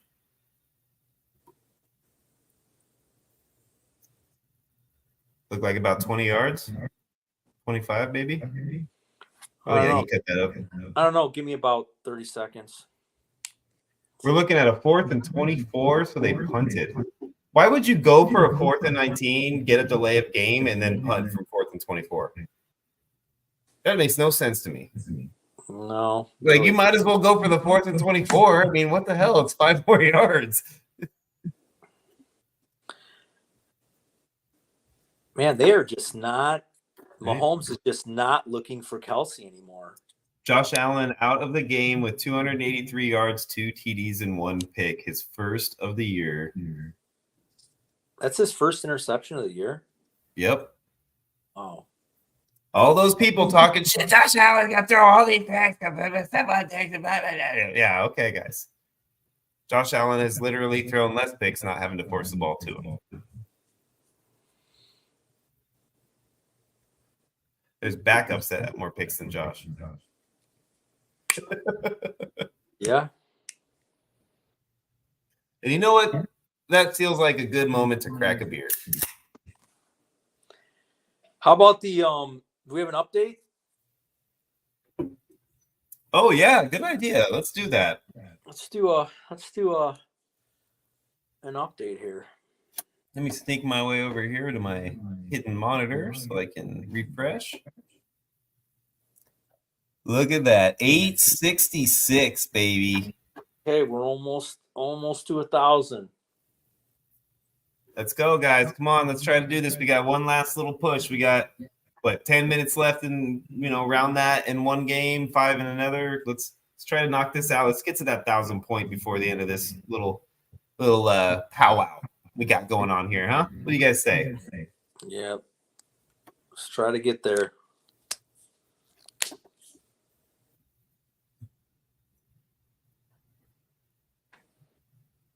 Come on, baby. Caleb Williams. 60-yard attempt in Denver. Oh, they're going for the fake. They're going for the fake. He breaks a tackle. Oh, they get him short, though. I mean, why not go for a fake field goal at 28-7? That's a great time to waste a fake field goal opportunity for other people to use in tape against you later. Mm-hmm.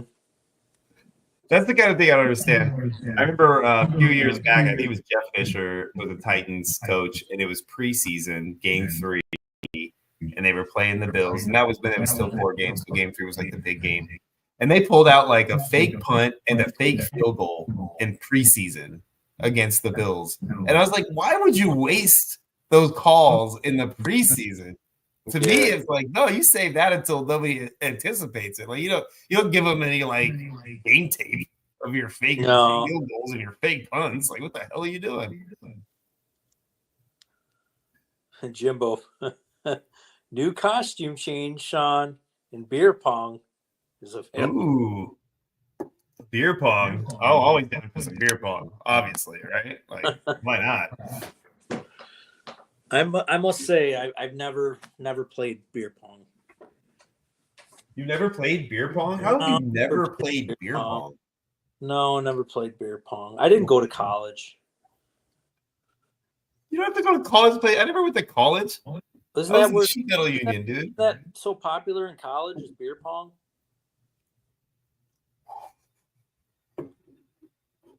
Man, dude.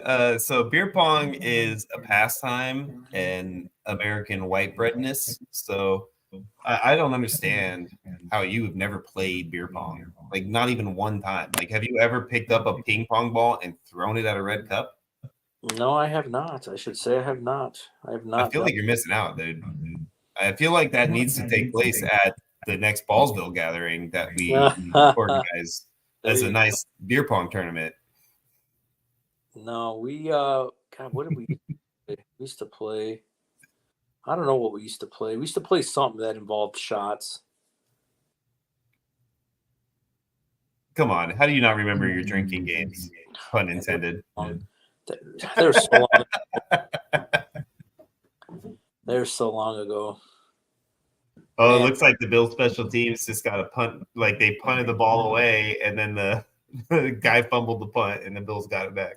And Andy Reid is pissed, man. He just looked at Mahomes and said something like, right now. Like, you better get this shit done right now. First down to Travis Kelce. Go back to your you know what you Oh, he did get that through. What a your pass. bread's been buttered right there. Go back to your security blanket. Oh, flag on the play. I asked Alex earlier. He said he didn't like it, or he doesn't really do it. Do you like Wingstop? Eh. It's all right. I mean, you're talking to a Bills fan, man. Any of those like cheesy wing places are kind of like whatever. I'm not a huge like chain wing place in general. You know, like if I'm gonna get wings, dude, I'm gonna get them at the nice bar. You know, a good place in Vegas, if you guys are ever in town out here, is called Johnny Mac's, and it's Bill's Bar. They have these wings there, and you got to get them twice baked. If you get them twice baked, they're amazing. Bill's Bar. Oh yeah, it's the best. It's in Henderson, Nevada. It's amazing. It's called Johnny Mac's. They just opened another one too up on Bill's. It's all Bill's Bar. No, it's a Bill's Bar, like a Bill's backer. Oh, I got you. I'm like, what? The guy's from Buffalo. The family that owns it's from Buffalo. Oh, I see what you're saying. Yeah, good people too. Gone up there quite a few times and hung out. I haven't gone for a game though because it gets crazy up there for games. So it's like one of those scenarios where you got to show up. Like you almost got to show up like you do for an actual game day, where you got to show up like 3 hours, 4 hours early to make sure you can get a good spot bar. You know. Jim said we will get you all a game here in Florida. Oh yeah, But I'm that's assuming, a must right there. I'm Get a assuming little you beer said pong beer going. pong. Beer pong. Oh, I can't wait to see Scott's first beer pong experience. This is gonna be nice. Probably won't go well. Look at Mahomes' wide open, worthy touchdown. The Wing House in Florida, garlic Cuban jerk dry rub. Yeah, that sounds good. So it looks like the Chiefs are going to stay undefeated now. That touchdown right there should probably do the job. Yep, another not very impressive victory by the Chiefs. Get in there, Worthy. All right. He did. Yep. Finally got a Worthy touchdown. Jesus. How can you not scheme that guy open with his speed? Like I haven't seen any like jet sweeps. I haven't seen any like smoke screens. I haven't seen like any reverses. Like they're just not scheming anything for him. Yeah, it's surprising too because being that it's Andy Reid, but you got to wonder though. I mean, maybe he's just not showing him anything in practice yet to really justify that he's capable of doing what they anticipated, right? It's Because not like Andy Reid drafted him with a plan. Yeah, but it's not like he's got to learn anything. That's hard. I mean, a smoke screen. All you got to do is stand in the line of scrimmage when the ball's hiked. Just turn and look at the quarterback. He's going to throw you the ball. Like a jet sweep. You're just running across the line of scrimmage and he's handing you the ball. It's not like you have to like do anything else. Yeah, And I get where you're coming from. I mean, I'm not arguing with you about it, but I for sure think that it's got a lot to do with, I think, Worthy's development some way or somehow. Whether it's, them choosing not to do that because they don't trust him for whatever reason, it just kind of feels odd that Andy Reid isn't able to utilize him. Like there's got to be another reason why. Yeah, for sure, Jim. I'm a little frustrated with some of these players that aren't producing. Do you have yourself a lot of shares of Worthy? Is that what's going on here? So I'm gonna tell you this lineup I have. So this is my high stakes home league that I was champion of last year, and I thought I drafted an awesome team. Now we play double headers, so my record is 6-8. Okay, but this is my team. So I have C.J. Stroud, 12-man league. C.J. Stroud, Derrick Henry, and then I've been rotating. Obviously I haven't been rotating Mostert because he's not in there. But Pacheco injured, so I've been rotating like Hill and Ray Davis. So that's kind of been my weak spot right there. But the rest of my lineup is Justin Jefferson, Neighbors, Waddle, Kincaid, Worthy, Higgins, and my tight end. I've been going back and forth between Kincaid and Henry. That's my team, and I'm 6-8, and I'm probably going to be 6-10 after this week because I always seem to run into. I have the highest points in the league scored against me. I'm just shaking hands after the Bills victory. That's all. Just shaking hands because the game's over. So I'm looking at my team and I'm like, how am I losing every week? Well, I know I'm losing because I run it up against the guy who scores a lot of points, but I'm playing double headers every week. So I'm running into like two guys every week. That's why I don't like your double header setup more than the median. Oh, I would trust me. I would definitely. So see, the only thing about this league, Jimbo, is why I like keeping my receivers is because in this league you get bonus points, like big bonus points for touchdown yardages. So if like Worthy would have caught like a 50-yard bomb, he would get 5 points for the yardage, 6 points for the touchdown, and an extra 5 points for the bonus points. So you're looking at 16-point play plus the reception for catching it. So 17-point play on one reception. So where running backs, they don't really tend to go for long, touchdowns. So yeah, I mean, am I weak at running back? Of course I am, but the way the bonus league is set up, what's killing me is freaking Stroud is killing me. And yeah, passing backs definitely are good. I didn't really have a chance to grab any, but in this league, not a lot of people trade, so it's really hard to like pull people from. That's the only thing I don't like about this league. This league's been going on this is our 29th year we've been doing this league, and the only thing I don't like about this league is there's not a lot of trades. Like very rarely do you get anybody that trades. They're just not engaged in trading. So it's like you pretty much got to improve your team on the waiver wire. So yeah, it's kind of difficult to like make deals because nobody wants to do them. So, but I've always been real successful in this league, just drafting receivers because of the bonus yardage. So, and Henry's been great for me. Henry's been probably my best player. Him and Neighbors, and then he got hurt, and then Stroud's been terrible. All right, so I'm in a predicament, brother. Rico Dowdle is out. Oh, he's out? Yeah, I just saw that. Oh, wow. It says Rico Dowdle is out of the game. What did he do? Hurt himself in warm-ups or something? Yeah, I didn't even hear any injury news on him or anything. No, So he had no out. injury designation this week. Under the weather when he arrived at the stadium. Oh, sick. Uh-oh. They're gonna. Oh, you know who's gonna play tonight? Go pick him up. Hurry.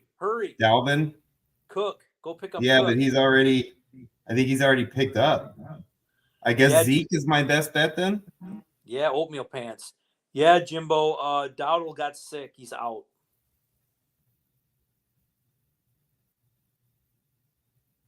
Oh shit! I have to pick somebody. I have to drop a player too, so I'd have to drop Rico to pick up Zeke because everybody else is already played. What wait about, a second! No, I can drop Isaac Orendo.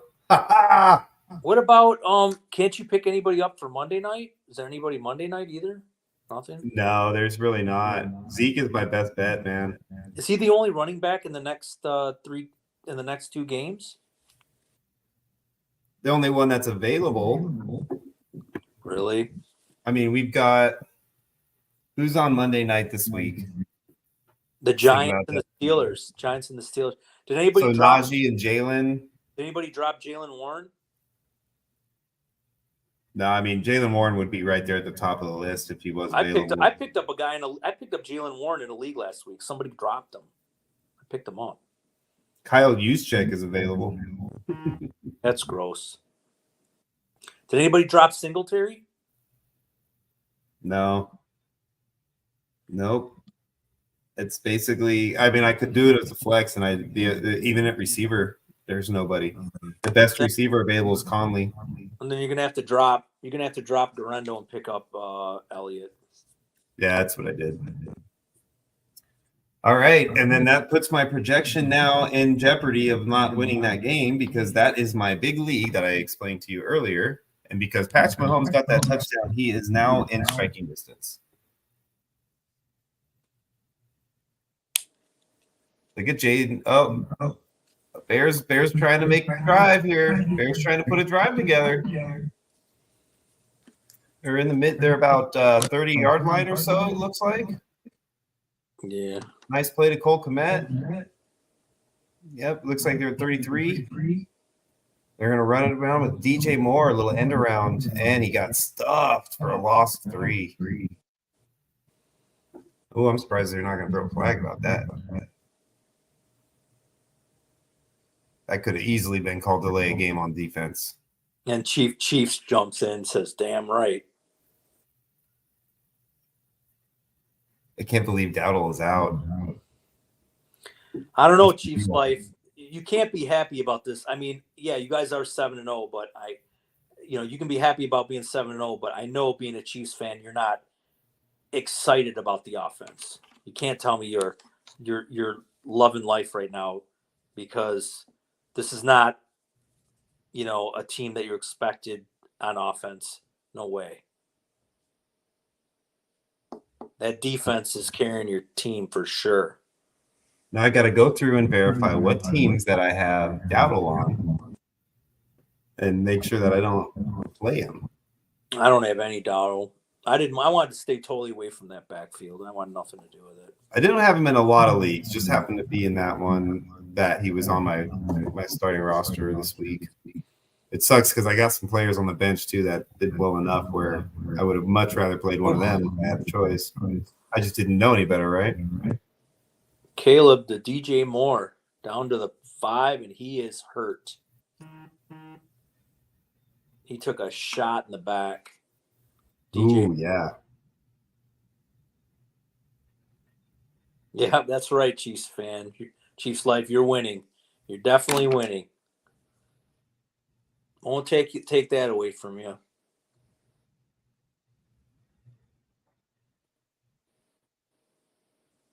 Survive and advance. Ooh, Caleb took a shot too, right in the ribs. Oh, right in the back. Man, these guys, I do not want to. I can't imagine what these guys feel like in the morning. That notification was me picking up Zeke Elliott, just so you know. Because I had to do it in one of our high-stakes leagues.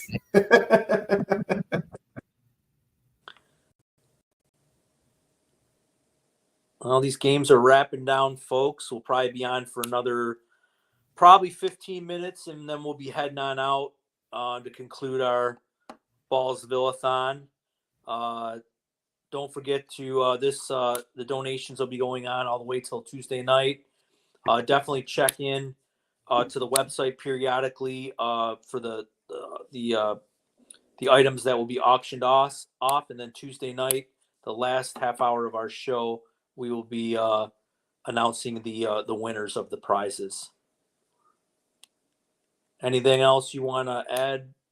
Other than the fact that Denver just is up 28-0 with 4 minutes left in the game, he decided to throw a trick play at the Panthers, which I feel like is kind of a slap in the face at this point.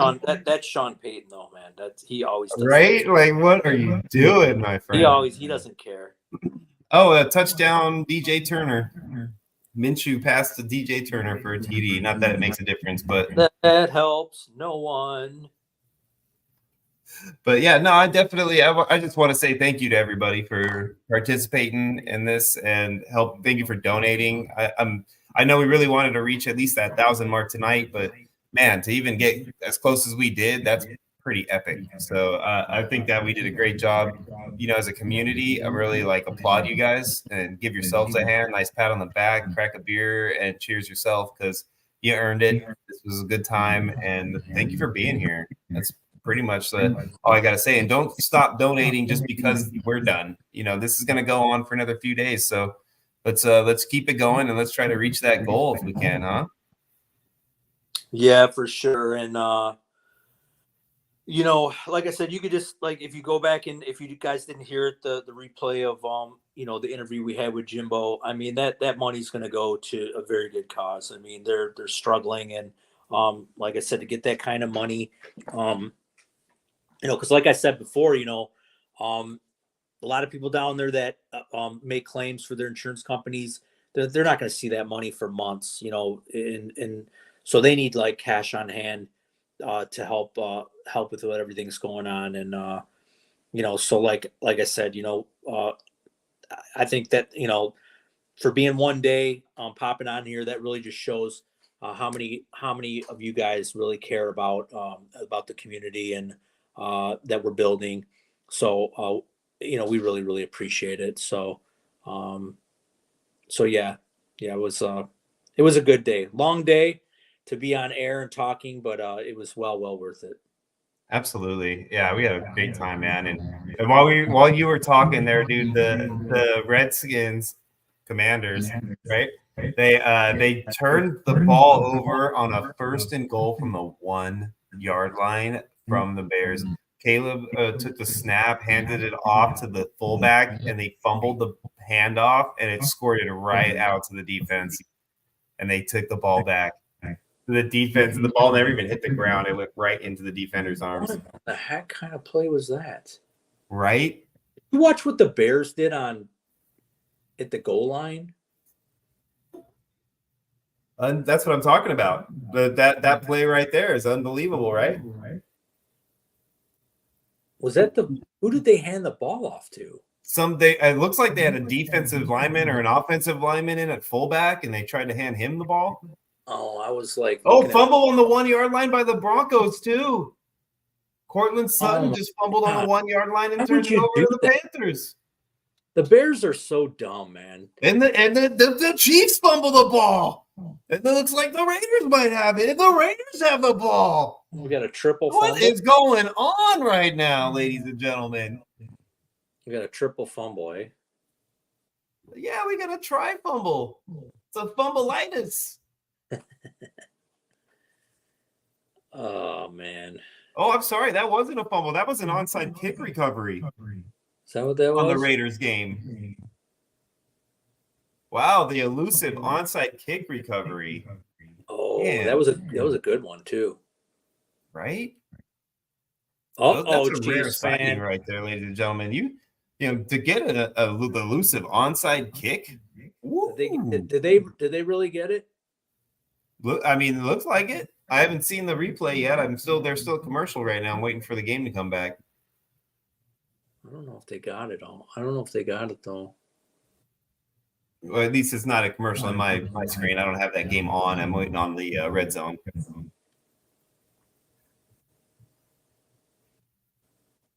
Yeah. Looks like they called that official as far as the turnover on the Washington game. Yeah, the Redskins got that with it. What a horrible call. Why do you even make that call in a game situation? Yeah, this is a terrible play call. Don't even hand the ball to a guy like that in that situation. How does that come up? Your running back has been killing it. Yeah, how does that come up in your playbook? Like, I think this is a good idea. With the game on the line, let's give it to a guy who hasn't touched the ball probably maybe once or twice in his life, and let's give him the ball. Yeah, exactly. These guys, man, I don't know how these guys sometimes keep their jobs. I just think they outthink themselves, right? Like they think they got like a good idea to kind of trick the guy because the guy that they're playing against is somebody that they feel like they can, catch off guard maybe or whatnot, coaching wise. But it's outthinking yourself, right? Sometimes it's just like whatever you think is like the most common thing to do is the right thing to do. Right. Man, incredible, man. Oh, they just did two straight handoffs and got stuffed by the Bears. So if they don't get this first down, they're going to have to kick the ball right back to the Bears. Still plenty of time for the Bears to come back in the game. Was that Sutton fumble for real? Yes, sir. Okay. So they gave it to him? Yeah. Yeah, they turned the ball over. I don't know if that's good or bad for Knicks, or I guess that's bad for Knicks, but well, yeah, it's bad for Knicks because Knicks was about to score another touchdown right there. He's happy well,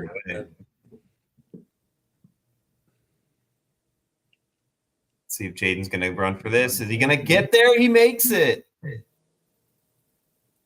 Oh, wait, no, they're stopping him short. They're calling him short by a midget, by a football. It sure looked to me like he got it, too. I'm surprised that they marked that short.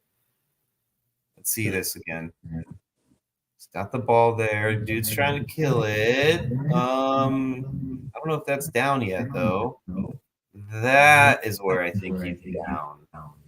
Let's find out right here. Oh, nope, down with the knee. Yep, I think it's first. And I think they're going to end up overturning it to a first down because it looks like he's ahead of the goal line to me. If not, I'm throwing the challenge flag. If they don't, it's 4 minutes left. I'm throwing the challenge flag.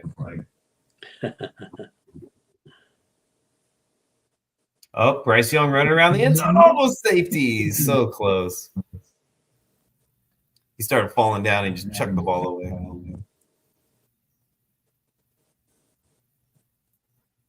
Ooh, see, I wish these games were more exciting. We had such a good run there at the end of the first round, right? Yeah, all these games got close, and you go Yeah, from one game to another, and all this exciting stuff was going on. yeah, they weren't super exciting the afternoons. None of them, man. We the only close one we've got is the Washington Chicago game, and that's not even like a fun game. It's just close. I mean, you got blowouts everywhere else. Oh man, they almost got to delay a game in their own end zone. Oh, and they still get the first down. Wow, what a play by the Panthers there, huh? Keeping the ball in their hands. All right, Bears punt the ball back to the Bears. What's he going to do with it? And they take him down at about the 38. Looks like the Bears are going to start this drive at the 38.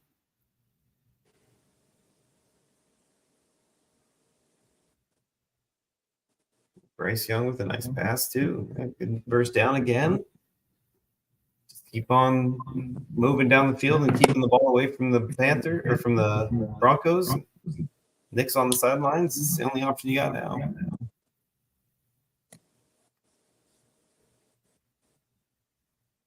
Oh wow, they're showing a replay of the interception that Joe Burrow ended up having, where he just basically tipped it to his homie. No. Oh man. Yeah, that's your boy, CJGJ, right? Yeah. Bears go for a run on the first play, and they get nowhere.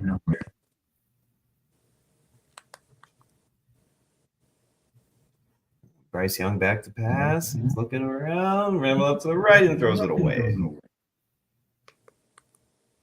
Okay. Caleb in the shotgun. Swift next to him. Stays in the block. Caleb getting rushed to big time. Throws it away. Over the head of Komet.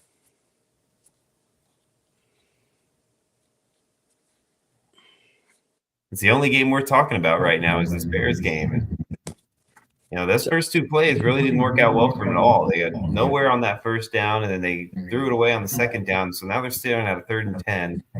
3:49 left in the game. Down by 6. Is this Bears game the only game? I'm sorry, 5. What's that? Is this Bears game the only game that's on? No, the Broncos game is still going strong for another 47 seconds anyway. Okay. But right now, Bears, Caleb back to pass, looking around. He hits Rome for a first all the way to the 47. First down, Rome Odunze, and you're listening to the Ballsville Pod.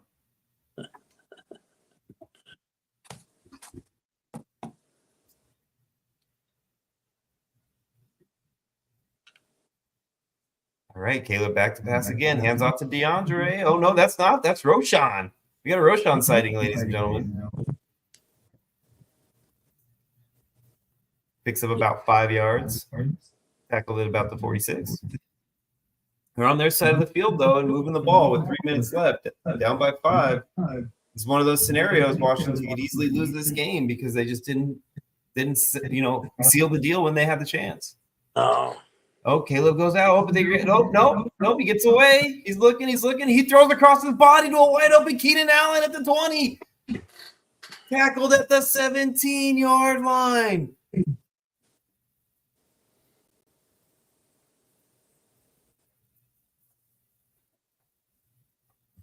What a play by Caleb Williams.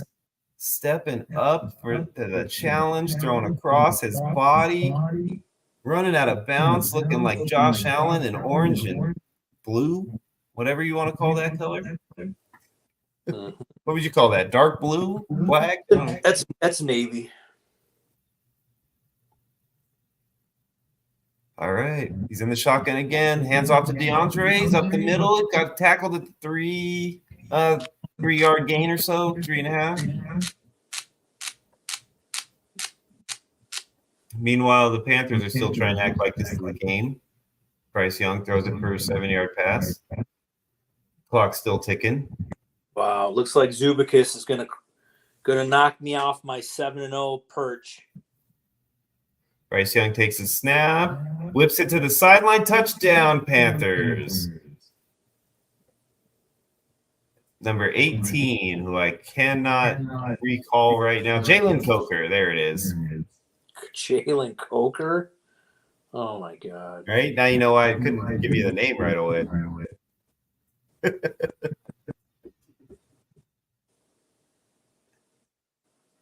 God, I lost the Zubikis. My 7-0 team lost to Zubikis. My 6-1 team lost to Connor. Was losing. That's right, Jim. Jim's got his Monday Night Football game going on tomorrow. Hopefully you'll get a chance to find a good place to sit and watch that one, and you won't have to worry about listening on the radio or anything. Yep. Gosh, man. Oh my God, I'm getting killed in the freaking best balls. Man, this was a bad week. Bad week in DFS, bad week in redraft, and bad week in best ball. It's probably my worst week. But it's been a great week when it comes to what we've been able to do here today, right? Yes. You know what? Raising all this money, it's been amazing. Glad I did this instead of just watching these games all day. I would have been so upset. Yeah, look at I really want to kind of hope that at least we can get kind of an idea on the outcome of this Washington game before we sign off here, because I know we're real close. But yeah, that's definitely been a really, really fun experience here with you all day today, Scott. Thank you for being here too. I appreciate you. Yep. No, it's good. It's a great time hosting it with you. And yeah, like I said, it's even though it was a long day, it's we really, really needed to do this. Yeah, it was worth it. It was worth it. I'd do this 10 times over if it meant that I could do that this much, good for somebody in need like that. And I know there were some other personalities that wanted to show up today, but like a couple people were on vacation. Ken's still dealing with some stuff from Florida, so it's we did get Alex to pop on, but we didn't want to. We could have waited and said, oh, let's do it like next week, or let's do it a couple weeks now, but we didn't want to do that. We're like, we just decided, no, we need to do this now. Jim needs the help now, so it's just more important to get this done as soon as possible. Yeah, not to say that we wouldn't do something like this again in the near future if it comes up. It's not like we couldn't throw together another opportunity to try to meet up again on a Sunday and have a good time and raise a little more money. We could throw another GoFundMe together if we need to. It's no big deal at all. That takes 2 minutes of time on my computer to set one up for us, and we could do this all over again. I'm totally fine with that. Yeah, for sure. It was a good time. Looks like the Bears are back with the ball. Swift is running up the guts, taken down at about the 11, looking like a 4th and 2.5 for the Bears with 1:06 on the clock. God, Swift is still on the sideline and counting. So this clock is moving. They don't have time to dilly-dally. You really got to make this work on this 4th and 3. Breaking the huddle. Caleb is barking orders. Steps back into the shotgun. Roshan standing next to him. Keenan Allen in motion at the top of the screen. He's looking Keenan's way. Keenan's getting moved, getting held, getting flagged. And there it is. Yep, we've got ourselves a probably pass interference, it looked like to me, a worse defensive holding in the end zone. So we're looking at most likely a 1st and goal on the 1. We're about to find out right here. Pass interference, 1st and goal on the 1-yard line with a minute left, I think it is. Blatant hold, too. Huh? Yeah, he grabbed his waist and tried to get away with it, but it was pretty dang obvious.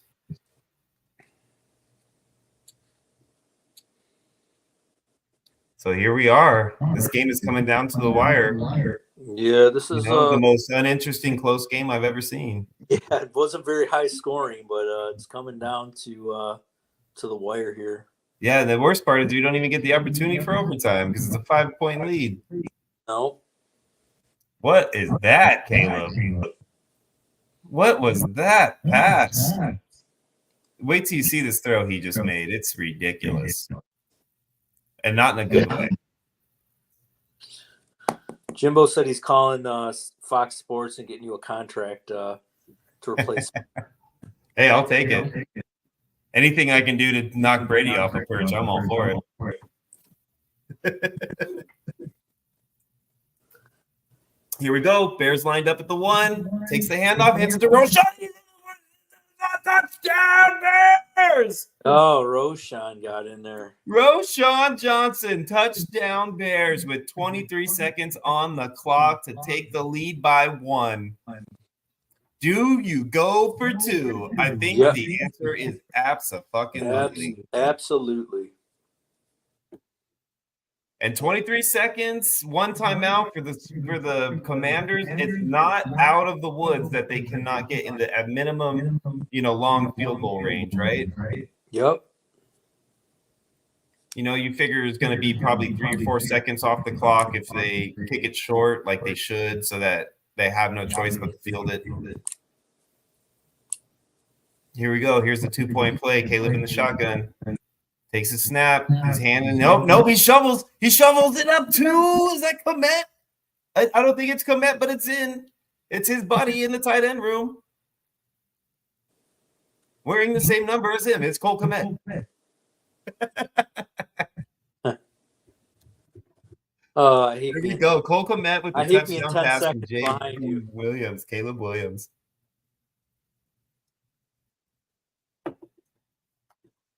Well, the 2-point conversion, I should say, not touchdown. I'm getting a little excited here and messing up my terminologies. I don't know, man. That's fired up on the sideline. 25 seconds is not very much time. No, but it's enough time to make it. You get a 20-yard pass. If you don't go out of bounds, you still have time to spike it, and you got a timeout. So it's not the end of the world there either. So, I mean, the middle of the field is open on your first play 100%. And if your dump down is, left hanging because they're playing deep and they're playing that, prevent D, I'd drop it off to a nice little DeAndre Swift, screen or something of that nature right now with a first down or with a timeout available. Right. Well, we're gonna see Jalen out there, and let's see what he's got to. Oh, I don't like them. I don't like them returning the kick at all. I don't like returning the kick at all. I just kneel on that kick in the end zone. Yeah, I don't think I would take it out either. Austin should know better. He's a fucking vet, man. He should know better.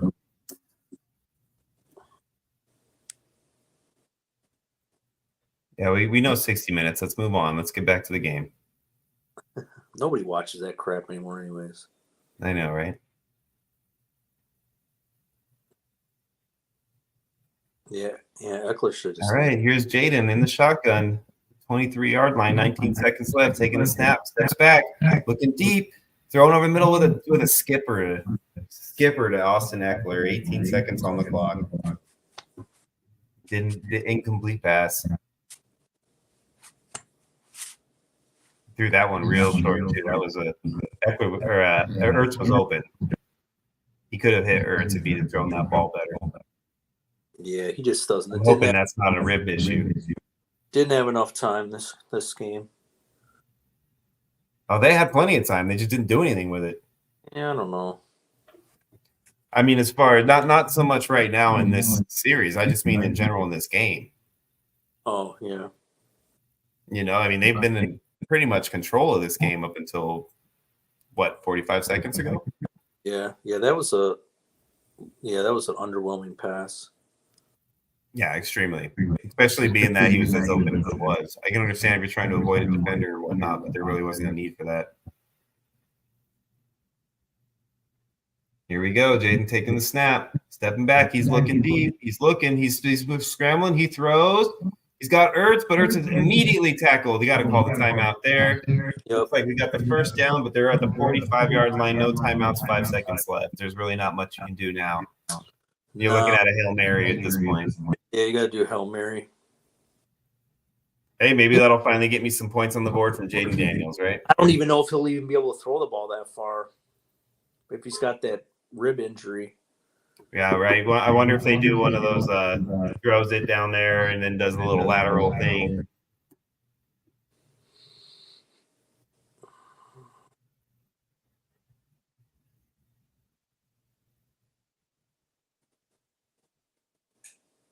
So where does that put the AFC East standings if they lose this game? Is that the Eagles and them at the same record?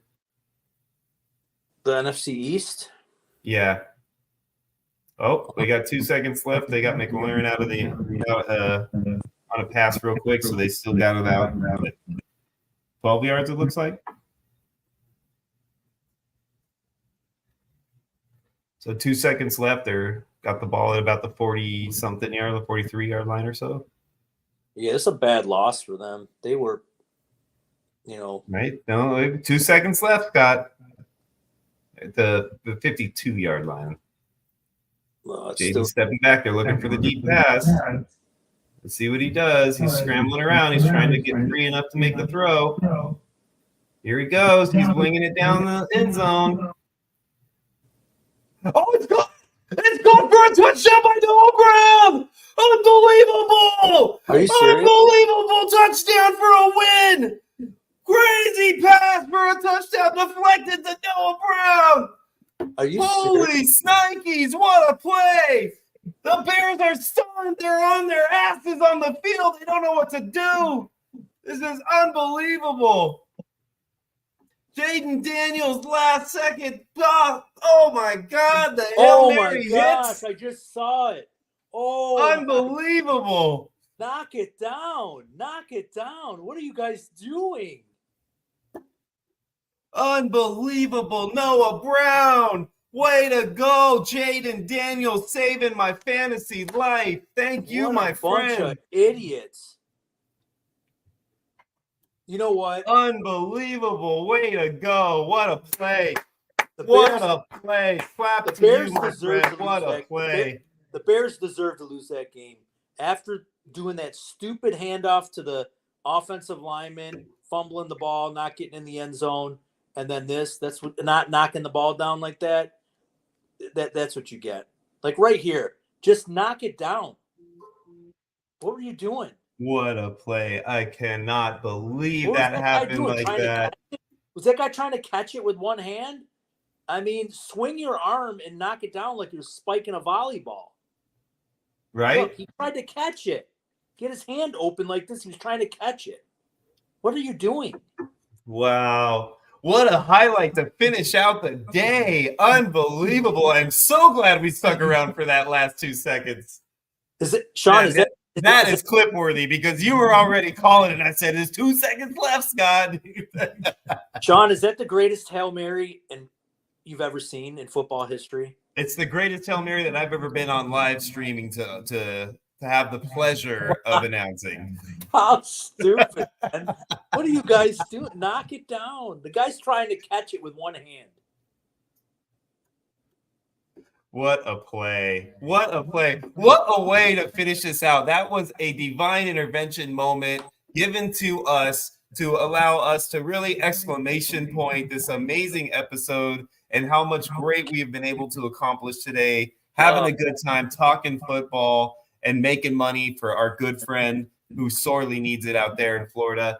What a way to end the day. Cannot say it enough. Unbelievable. Thank you, Fran. Thank you, Alex, for the kudos, and thank you all for coming on. Like Sean said, we had a great time. Thank you for Jimbo Bimbos for coming on and talking with us about his story. And then like we said, we're gonna keep this going until Tuesday night's pod, until we end the auction and find out who the winners are. So and get Jimbo that cash that he needs right away. Absolutely. Thank you guys so much. We really appreciate you. And then, don't forget to go to the website, ballsvillegame.com, to follow all the auction stuff. Until, what is today? Sunday? Until Tuesday, folks. We go on. Monday. Don't forget about my guillotine pot on Monday, everybody. We can't forget about that. Go ahead, Sean. Take it away. Yeah, we got the guillotine pot on Monday. And again, we are including the triathlon league because we're going to know where we stand in that league and who is going to be eliminated and what players we're going to get by that pod. So it's going to be a really fun one to tune in for, guys. And, of course, me being my crazy self, I might have a little bit of fun with the donations and the fundraiser because it's still going to be going strong during that pod. So, I'm going to bring that up and it's going to be included as well. All right. Awesome. Okay, guys. Thank you again for a wonderful day of football. And until then, Ballsville Gamers, we are out.